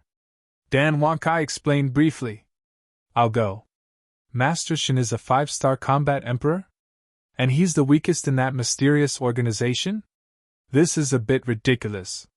Lu Jing and Lu Hong were shocked. Dan Wakai said secretly, That's how it is. Let's take these 4 months as self-cultivation. I don't care. Lu Jing shrugged and asked secretly, But Master Shen is so strong. Little cousin, are you sure you can defeat him? Since young master has chosen to stay, he should have some confidence. Dan Wakai frowned, not daring to be sure. Then let's take one step at a time. Lu Jing smiled faintly, looked down at Wang Jin, and said, Let's go back. Okay. Wang Jin lowered her head and asked softly, Are they the village chief and Wan Yu? This is a secret. I can't tell you for the time being. Anyway, they won't hurt you anymore. Lu Jing smiled. Wang Jin breathed a sigh of relief and said gratefully with a red face, Thank you. You're a good person. Ha! Lu Jing laughed dryly. Then, Lu Jing and Wang Xiaojie left with Wang Jin. What young master is worried about might really happen. Looking at Wang Jin's back, Dan Wakai whispered, What is young master worried about? Viper was suspicious. Have you forgotten so quickly? Not long ago, Wan Yu said that except for him, no one would be willing to marry Wang Jin. Lu Jing said that he was willing. Look at Wang Jin now. She has already developed a dependence on Lu Jing. I think Lu Jing is going to be in trouble. Dan Wakai smiled gloatingly. Viper looked up at Wang Jin's back, and his eyes darted around. Suddenly he grinned and said, If that's the case, then it's going to be interesting. Gradually, peace returned to the village. In the beginning, Wang Jin often sat alone in a daze, or hid in the house, unwilling to go out. After all, after such a thing happened, no matter which woman it was, she would definitely not be able to get over it in a short time. However, under Lu Jing and Lu Hong's guidance, she slowly walked out of the shadows and regained a lot of vitality. Her mental outlook also gradually changed. However, as Dan Wakai and Wang Xiaojie expected, Wang Jin's dependence on Lu Jing became stronger, and she often stuck to him. She also served tea, washed clothes, and cooked. At first, Lu Jing did not take it to heart. He only thought that Wang Jin did these things because she was grateful to him for saving her life. However, slowly, he felt that something was amiss. Wasn't she being too passionate? Finally, one day, he accidentally saw Wang Jin sitting alone in the house and drawing a portrait of him. Moreover, Wang Jin's eyes were filled with adoration when she looked at him in the portrait. He immediately realized that something was wrong. However, he could not bear to say it out loud. Wang Jin had just recovered. If he confessed directly, it would definitely hurt her again. Therefore, he went to Lu Hong and Dan Wakai for help. Would the three of them help? Definitely not. They all looked like they were watching a show. This made him very angry. He sent a message to Qin Feiyang, but Qin Feiyang could not be bothered with him. There was no other way. He could only slowly distance himself from Wang Jin. He wanted to use this attitude to let Wang Jin understand his feelings. However, not only did Wang Jin not understand what he meant, but she also stuck to him even more. This caused him to be worried. It was as if he was playing hide-and-seek with Wang Jin all day long.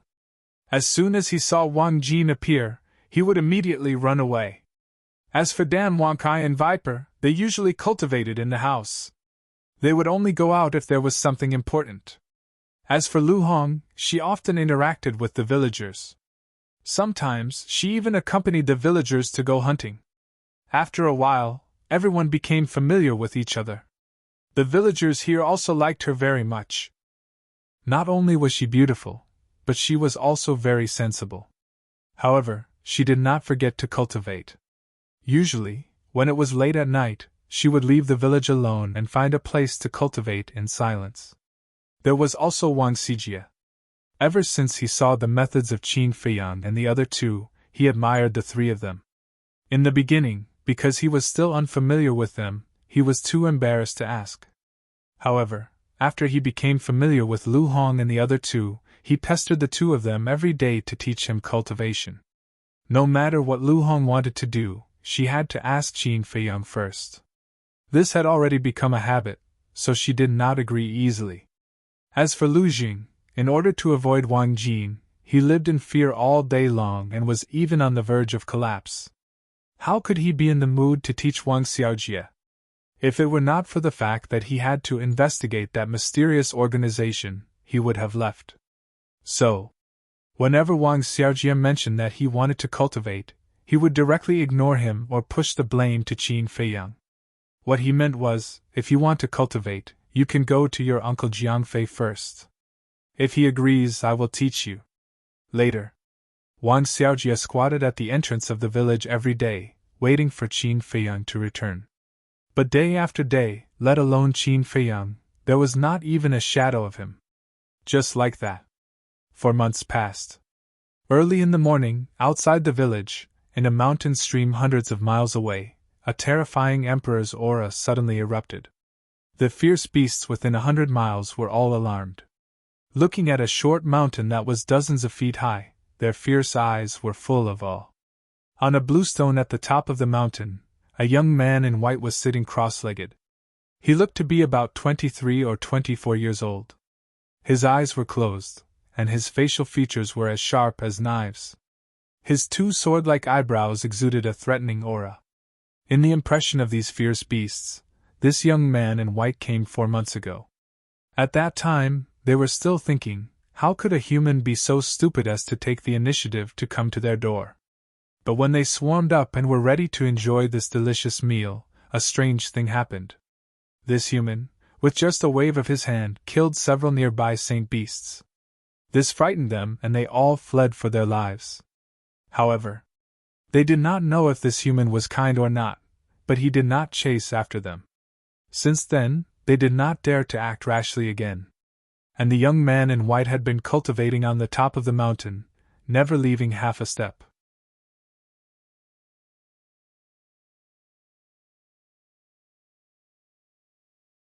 Chapter 12:24. This white-clothed youth was Qin Feiyang. After 4 months of closed-door cultivation, his cultivation had finally broken through and stepped into the one-star war emperor. His battle strength had doubled. Shua! Suddenly, he opened his eyes and 2 rays of light shot out. Now, with his methods, he could completely contend against the current emperor. However, after stepping into the war emperor, every time he broke through a small realm, the time he would need would definitely be longer. It was easy to deal with an emperor alone, but to contend against the entire great Qin Empire, he would need to at least have the cultivation of a 9-star war sect. Moreover, his enemies were not just the great Qin Empire. There was also Mu Tianyang, the Mu family, and the Pill Pagoda of the Forgotten Continent. Until now, he still hadn't figured out the true background of these superpowers. Therefore, he couldn't be complacent and had to continue working hard. Who? Qin Feiyang exhaled a mouthful of turbid air, retracted his emperor's might, and took out the image crystal. Buzz! Soon, Dan Wonkai and Viper's images appeared. Greetings, young master. The two of them stood in the village chief's study and bowed. Is Master Shin here? Qin Feiyang asked. Not yet. According to our side inquiries, Master Shin usually only comes at noon, Dan Wonkai said. Noon? Qin Feiyang pondered for a moment, then laughed. It's still early. I'll go take a look at the 6-word divine arts and pill scripture first. You broke through? The two of them were surprised. Yes. Qin Feiyang nodded. So fast. The two of them were dumbstruck. Although they had both opened the door of potential, in terms of talent, they were still inferior to Qin Feiyang by quite a bit. Because in these 4 months, none of them had broken through. Qin Feiyang smiled faintly, turned off the image crystal, and entered the castle. Seeing Qin Feiyang disappear, the nearby beasts heaved a sigh of relief.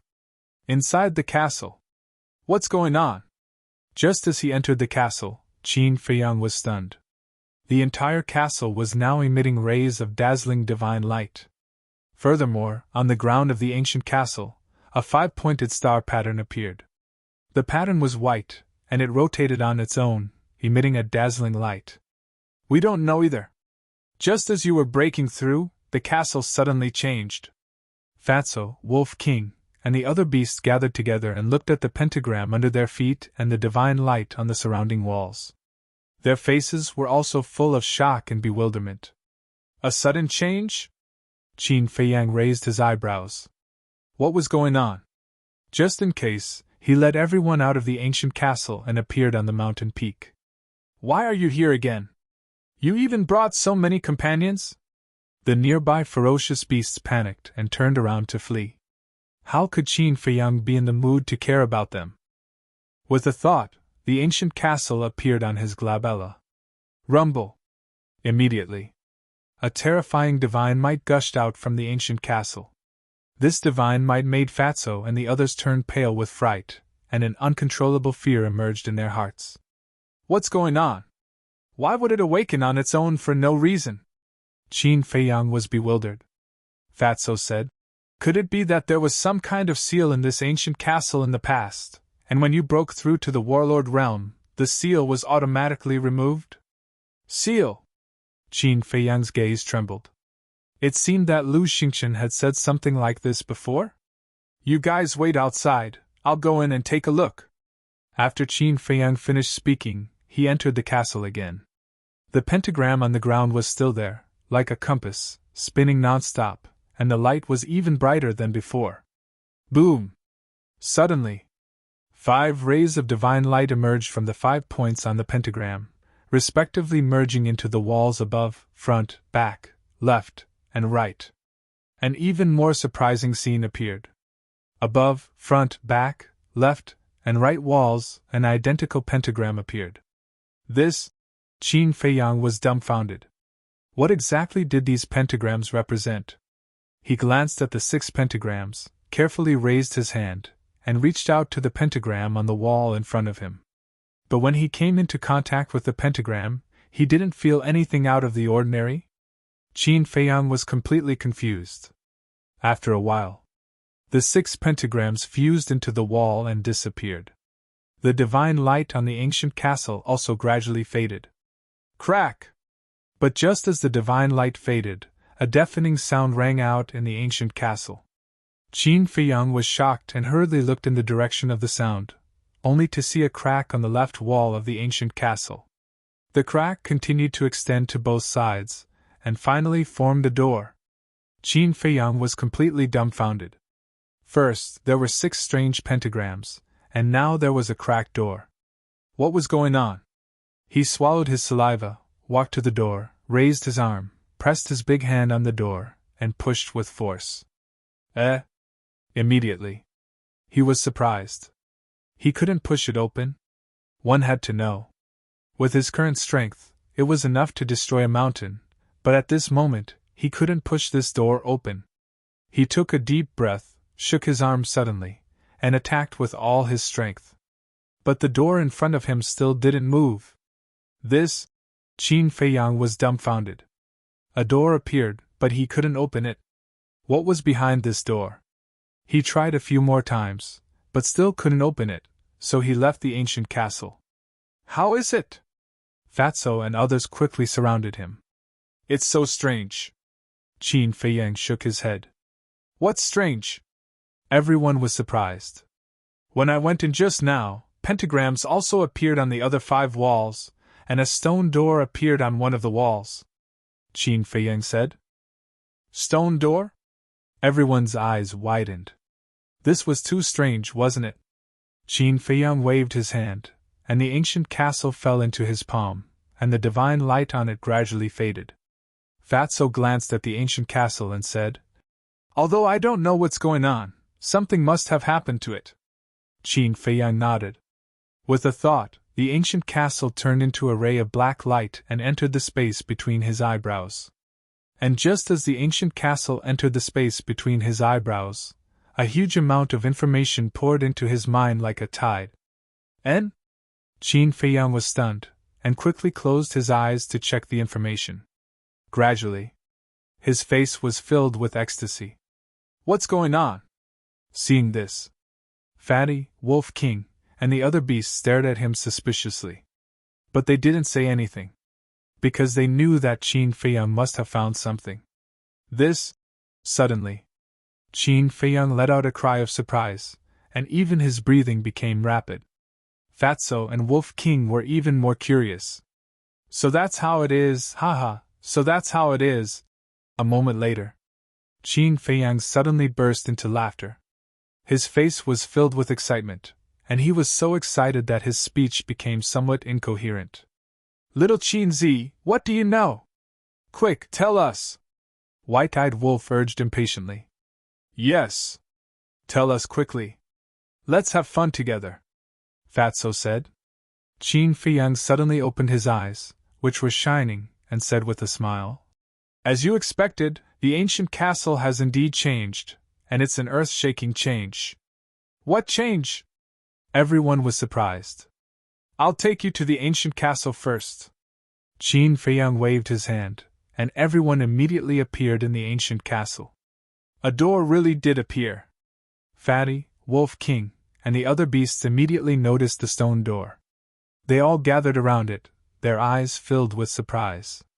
Can this be opened? The pangolin turned to Qin Feiyang and asked. It can't be opened. Qin Feiyang shook his head. Fatso waved his big sleeve and said arrogantly, Get out of the way. Fat Lord will have a try. Wolf King and the other beasts stepped aside. Fatso calmed down for a moment, then the battle chi in his palms surged, and he suddenly slapped it. Boom! He used all his strength, but the stone door didn't move at all. Damn it! Fatso was dumbfounded on the spot. You're useless. Get out of the way. I'll do it. Wolf King glanced at Fatso disdainfully, walked to the door in high spirits, and slammed it with his paw. But the stone door didn't move at all. Wolf King was embarrassed. Why can't it be opened? Everyone was puzzled. Qin Feiyang shook his head and said with a smile, Don't bother. We can't open this door. Why? Fatso asked suspiciously. Qin Feiyang said, There is a seal on the door. I can only open it when I break through to the War God realm. There is really a seal? Fatso was surprised. Yes. Just now, a message appeared in my mind. According to the message, there are a total of 3 seals in the ancient castle. The first seal seals the ancient castle's abilities, such as movement, X-ray vision, sound transmission, and time array. As for the first seal, I need to break through to the 1-star War God realm. The second seal is this stone door. It needs to wait until I break through to the War God realm. As for the third seal, there is no record in the message. It might only appear when I open the second seal. Qin Feiyang said. I see. Everyone was enlightened. Spirit Snake Emperor said. Wait, you said movement, X-ray vision, sound transmission, and time array? What the hell are these? Are you stupid? Movement means that the ancient castle can move in the future. Wait. Fatso said proudly. However, he suddenly looked at Qin Feiyang and asked in surprise, You said that the ancient castle can move? Yes. Qin Feiyang nodded. Fatty was stunned for a moment before he asked, Does that mean that you can see what's outside with your X-ray vision? That's right. Qin Feiyang waved his hand. The space in front of him shook and an image quickly appeared. The image showed the peak of the mountain. Everyone looked at each other, and their eyes were filled with excitement. This is good. It will be easier to do things in the future, Qin Feiyang said with a smile. Now that the ancient castle is exposed, it will not sink on its own. I can control it as I wish. Can you move it for us to see? The fatty said with a curious look on his face. Qin Feiyang moved his mind and the image in the image began to move backward. If there was a deity outside at this moment, he would be able to see a speck of dust moving rapidly in the sky above the mountain range. Fatso murmured. Isn't this the same as Lu Xingchen's spatial divine item? Yes. Qin Feiyang nodded and said, Now, not only can the ancient castle move, X-ray vision, it can also transmit sound transmission. How can it transmit sound transmission? Everyone was confused.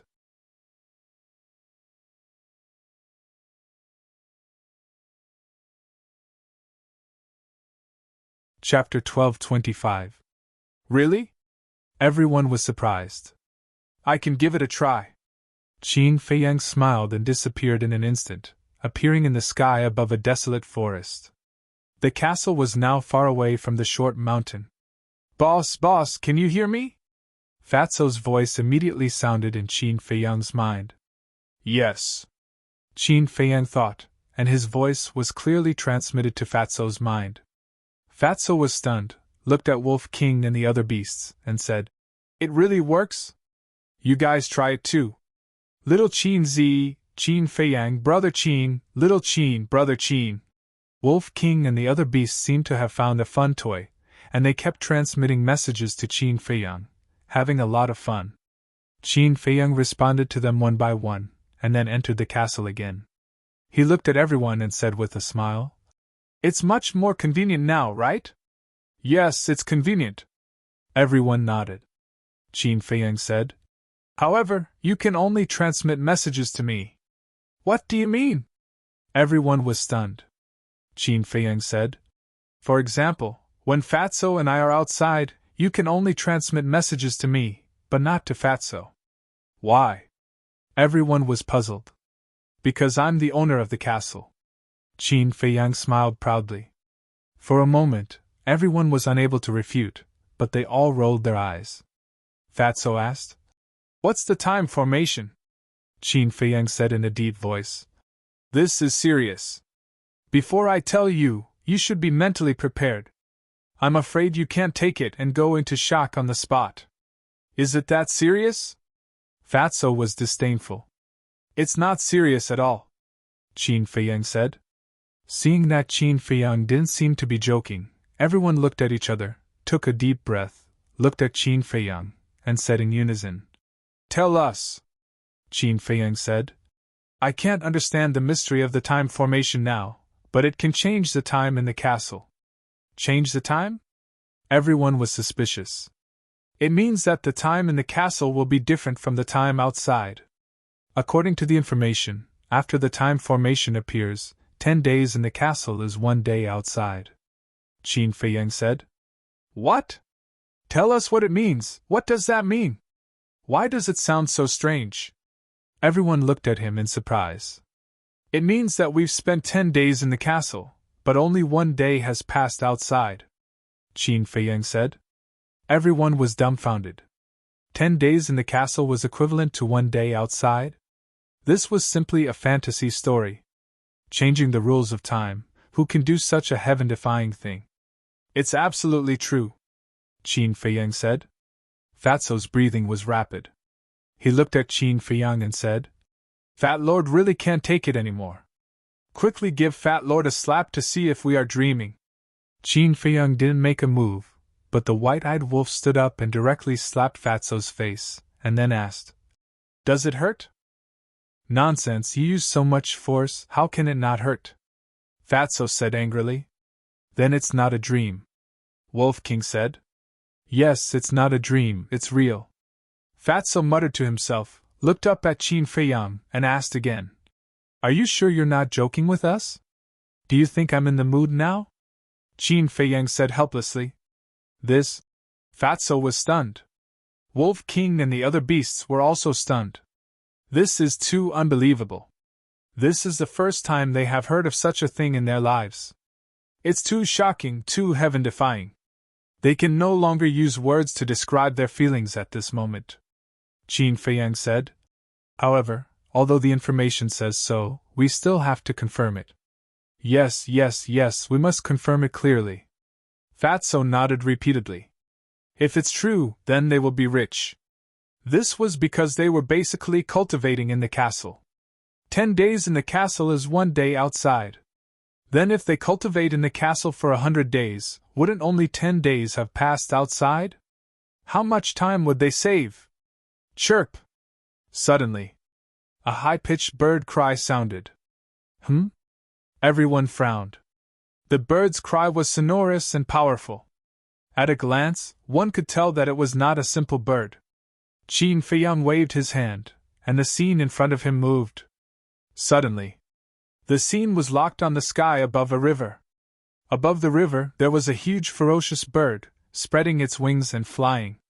The ferocious bird was snow-white, with a long neck and a pair of sharp claws under its feet, emitting a terrifying cold light. On the back of the ferocious bird, there was an old man. The old man was wearing a pure white robe, fluttering in the wind. He held a horsetail whisk in his hand, with a kind face, and exuded an immortal aura. Very strong. Fatso's pupils shrank. Qin Feiyang said. He is Immortal Crane, a 5-star war emperor. So it's him. Everyone nodded in realization.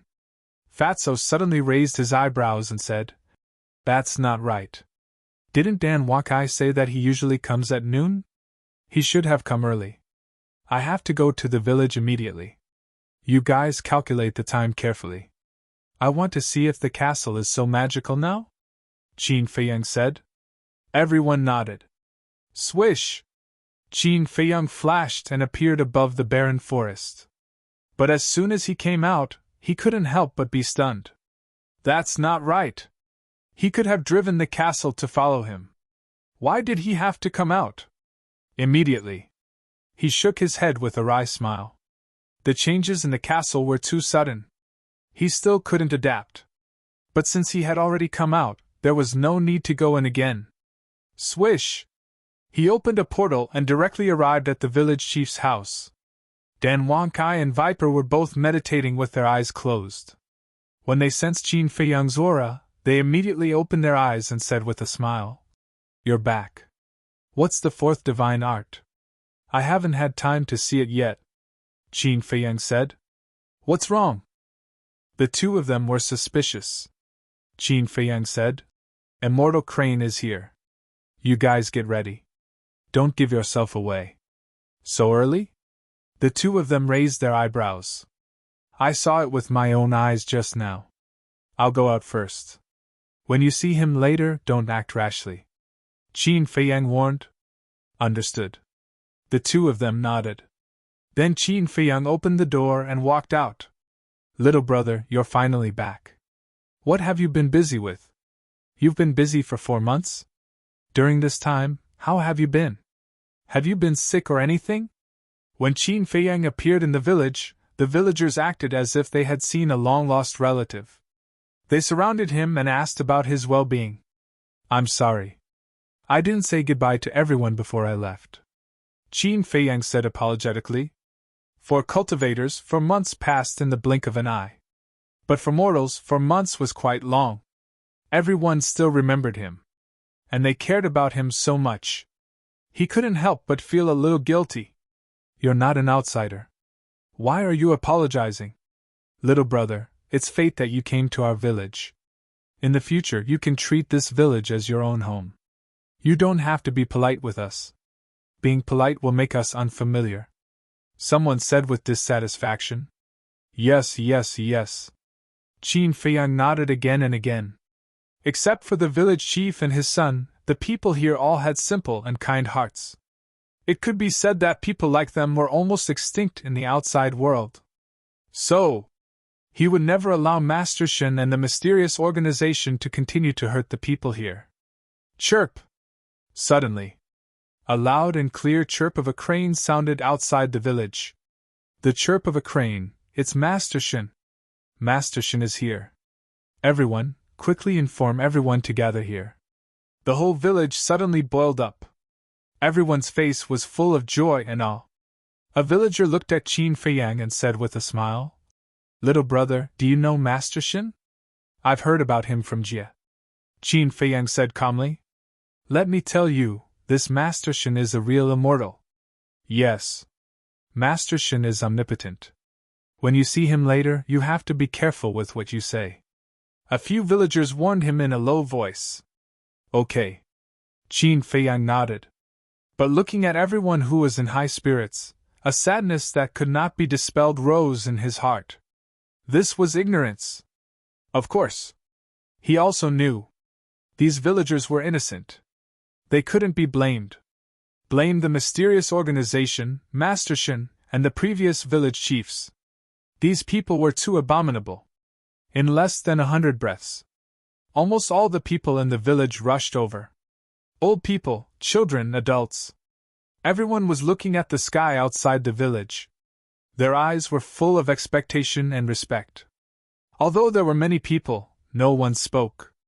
It was very solemn. Dan Wonkai and Viper also came out and stood in the middle of the crowd to welcome Master Shin. Lu Hong and Lu Jing also came. They stood beside Qin Feiyang and looked at the sky outside the village. Their eyes flashed with a trace of cold light. Chirp! Accompanied by the chirp of a crane, a white crane flapped its wings and flew into the sky above the village. Greetings, Master Shin. The villagers all knelt on the ground as if they were on a pilgrimage.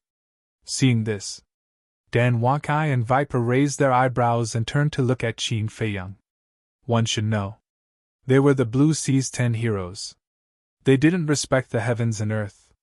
They couldn't kneel down to a mere practitioner. Of course. Qin Feiyang, Lu Jing and Lu Hong couldn't do it either. Qin Feiyang's eyes flashed. He said to the four of them, "Just pretend." "Okay." The four of them secretly replied.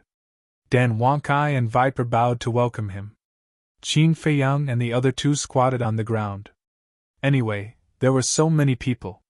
Master Shin might not see them. The white crane stopped in the sky above the ancestral grave. It flapped its wings like a mythical beast, looking down at the villagers. Its big eyes were full of contempt. Sure enough, jackals of the same tribe. Qin Feiyang sneered. Like master, like mount. He could see through the white crane's cultivation at a glance. It was only a one-star combat emperor. Get up! A hoarse laughter sounded, passing into everyone's ears. Everyone got up and looked at the back of the white crane. They saw an old man in white slowly stand up. Standing on the back of the white crane, he lowered his head and glanced at everyone. After 2 years, we meet again. I don't know if anyone missed this immortal during these 2 years? The old man laughed. He looked very kind and benevolent. However, Qin Feiyang and the others could see that there was a trace of contempt in his eyes. This immortal? Damn, you can pretend.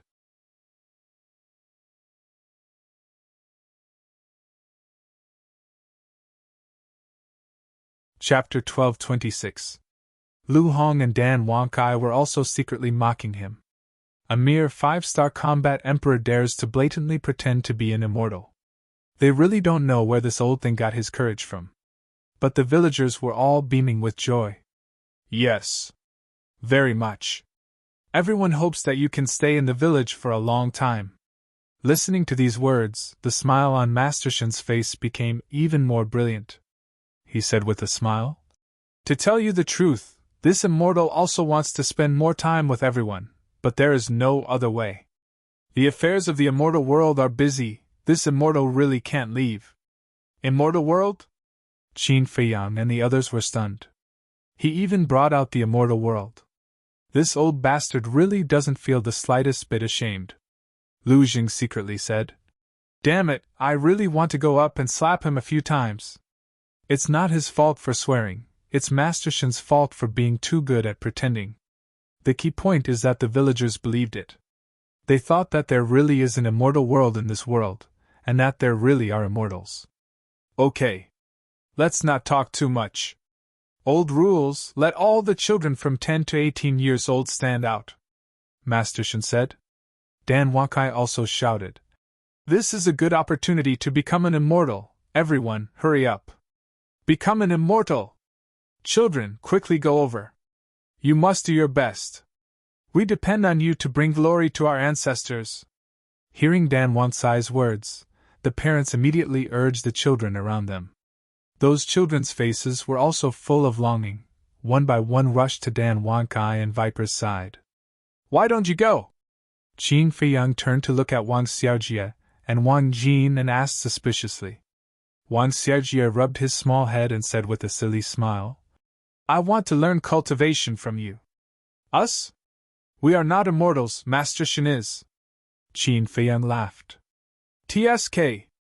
Before I saw you, I still believed that he was an immortal, but now, I understand that there is no immortal in this world. Wang Xiaojie said disdainfully. Ah. Qin Feiyang was surprised. He turned to look at Lu Hong and Lu Jing and asked, Did you tell him? No. The two shook their heads. Qin Feiyang was stunned. He looked at Wang Xiaojie and said with a smile, Little guy, you have good awareness. Hee hee. Then, big brother immortal, are you willing to accept me as your disciple? Don't worry, I'll work hard in my cultivation and won't drag you down. Wang Xiaojie raised his small hand and vowed solemnly.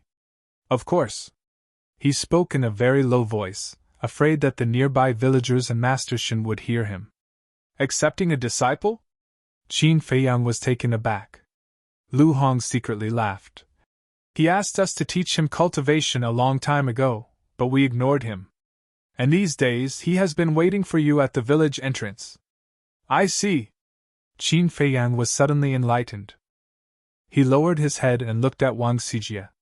He smiled and said, Cultivation is very tiring. I'm not afraid. Wang Xiaojie's gaze was firm. Although cultivation was very tiring, he could also protect his family. Qin Feiyang smiled and said, You're not afraid, but I am. Do you know what I'm afraid of? Wang Xiaojie shook his head. Qin Feiyang said, I'm afraid of trouble, especially for a little kid like you. Who said I'm a little kid? I've grown up. I'm an adult. Big brother immortal, can you promise me? I promise, I won't cause you trouble. Wang Xiaojie grabbed Qin Feiyang's hand and looked at him pitifully. Qin Feiyang shook his head and laughed. He ignored him and looked up at Master Shen. Wang Xiaojie looked at Lu Hong for help. Lu Hong shrugged helplessly. Wang Xiaojie looked at Lu Jing again and whispered, Big brother Jianjing, you are his cousin. He will certainly listen to you. Can you help me? Good, good, he is indeed aware. Hearing this, Lu Jing felt very comfortable. Since he's good, you can take him as your disciple, Qin Feiyang said lightly. Lu Zheng's face stiffened. He couldn't even take care of himself, let alone a little kid? Wasn't this looking for trouble? Lu Jing coughed, touched Wang Xiaojie's head, and said with a meaningful smile, Child, ordinary is bliss, understand? No. Wang Xiaojie shook his head. Then come to me when you understand, Lu Jing said. Wang Xiaojie said, You mean, if I can understand the meaning of this sentence, you will take me as your disciple? Kind of. Lu Jing nodded perfunctorily. But Wang Xiaojie took it seriously. He lowered his little head and pondered alone. Lu Jing glanced at Wang Xiaojie and couldn't help but frown. Anything else? At this time, Master Shen asked.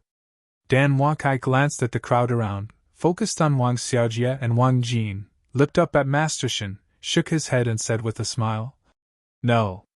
At this time, there were more than 1,000 children gathered around Dan Wankai and Master Shen. Master Shen said with a smile, Well, everyone line up. The group of children was immediately divided into 10 teams, with more than 100 people in each team, neatly arranged around the ancestral grave.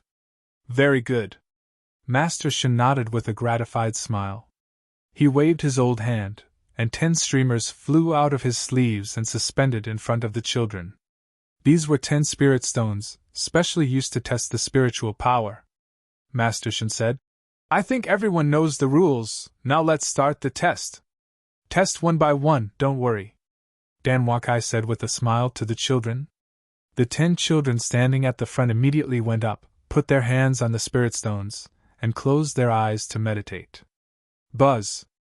Soon, 3 of the spirit stones vibrated. In the end, a total of 3 vibrations, which meant that the 3 children all had level 3 spiritual power. Unqualified! Next batch! Dan Wakai waved his hand. The 10 children suddenly retreated to the side in disappointment, and the second batch of children came up. Among this batch of children, there were 4 who had level 3 spiritual power. Of course, they were also unqualified. And among the third batch of children, there were 2 who had level 4 spiritual power. Amazing!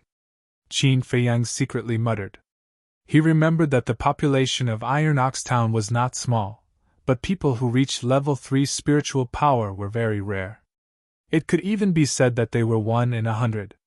As for level 4 spiritual power, it was not an exaggeration to say that they were 1 in 1,000. And now, only the third batch of children was tested. In other words, a total of 30 people were tested, and there were 7 who had level 3 spiritual power and 2 who had level 4 spiritual power. The people in this village were too incredible. However, to his surprise, Dan Wankai announced that they were unqualified. What do you mean? Level 4 spiritual power is not qualified? Qin Feiyang frowned and said to Dan Wankai. What level of spiritual power do you need to be qualified? Level 10. Dan Wankai secretly said. Level 10? Isn't this higher than the requirements of Temple and Pill Pagoda? Qin Feiyang was stunned.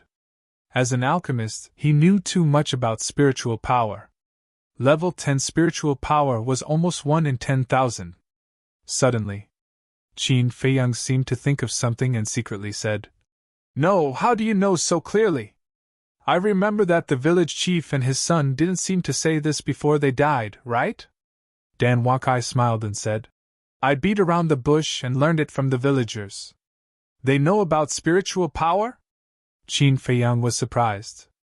Not to mention spiritual power, they don't even know what this spiritual stone is. Because Master Shen has never explained it. But they can describe it. When I heard them describe the shape and color of the spiritual stone, I knew it was a spiritual stone. And they can observe that every time the spiritual stone trembles 10 times, it will be taken away by Master Shen.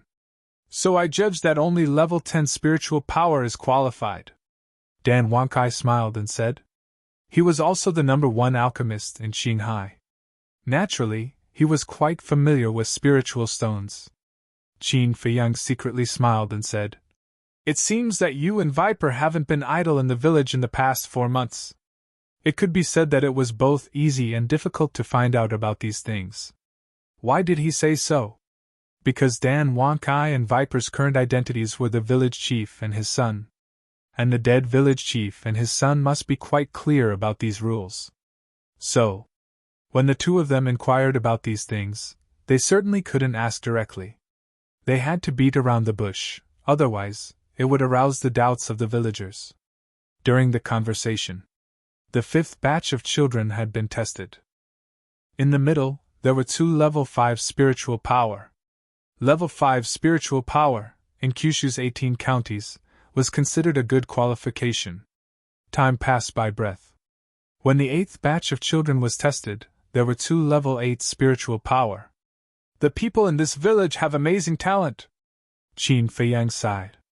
Level 8 spiritual power, in the whole great Qin Empire, can be regarded as the best. After a while, more than 1,000 children finally finished the test, but no one passed. The highest was a girl, 13 years old, level 9 spiritual power. This time it's not good. The smile on Master Shen's face disappeared. As a 5-star combat emperor, he certainly knew how rare a person with level 10 spiritual power was. But in the past, 1 or 2 could be found every time. But this year, there was none. He looked at the girl with a trace of hesitation in his eyes. Suddenly, he reached out and said, Come here. Immortal Grandpa. The girl ran over and shouted kindly. What's your name? Master Shen asked with a smile. The girl said, My name is Wang Lin. Master Shen asked, Do you want to go to the Immortal Sect? Can I? Wang Lin looked at Master Shen in amazement.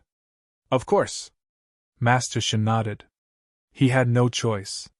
He came all the way here, he couldn't go back empty-handed, right? So he could only settle for the second best. I want to go. Thank you, Immortal Grandpa. Wang Lin jumped up and down happily. Her family and parents were also overjoyed. The other children looked at her enviously, but they didn't give up. There was still fighting spirit in their eyes. Master Shun rubbed Wang Lin's head and said with a smile, "You stand at the back." "Okay."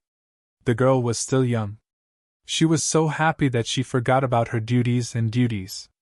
She bounced and skipped behind Master Shun. Master Shun looked at the children in front of him and said with a smile, "Next, we will conduct the second test." "There is a second test?" Qin Feiyang was surprised. "The first test is spiritual power. The second test is potential. Because he not only wants to recruit alchemists, but also martial artists," Dan Wankai secretly explained. "I see. You're tuning into the Phoenix Knights YouTube channel. Don't forget to subscribe and join us on this journey to catch the most captivating stories.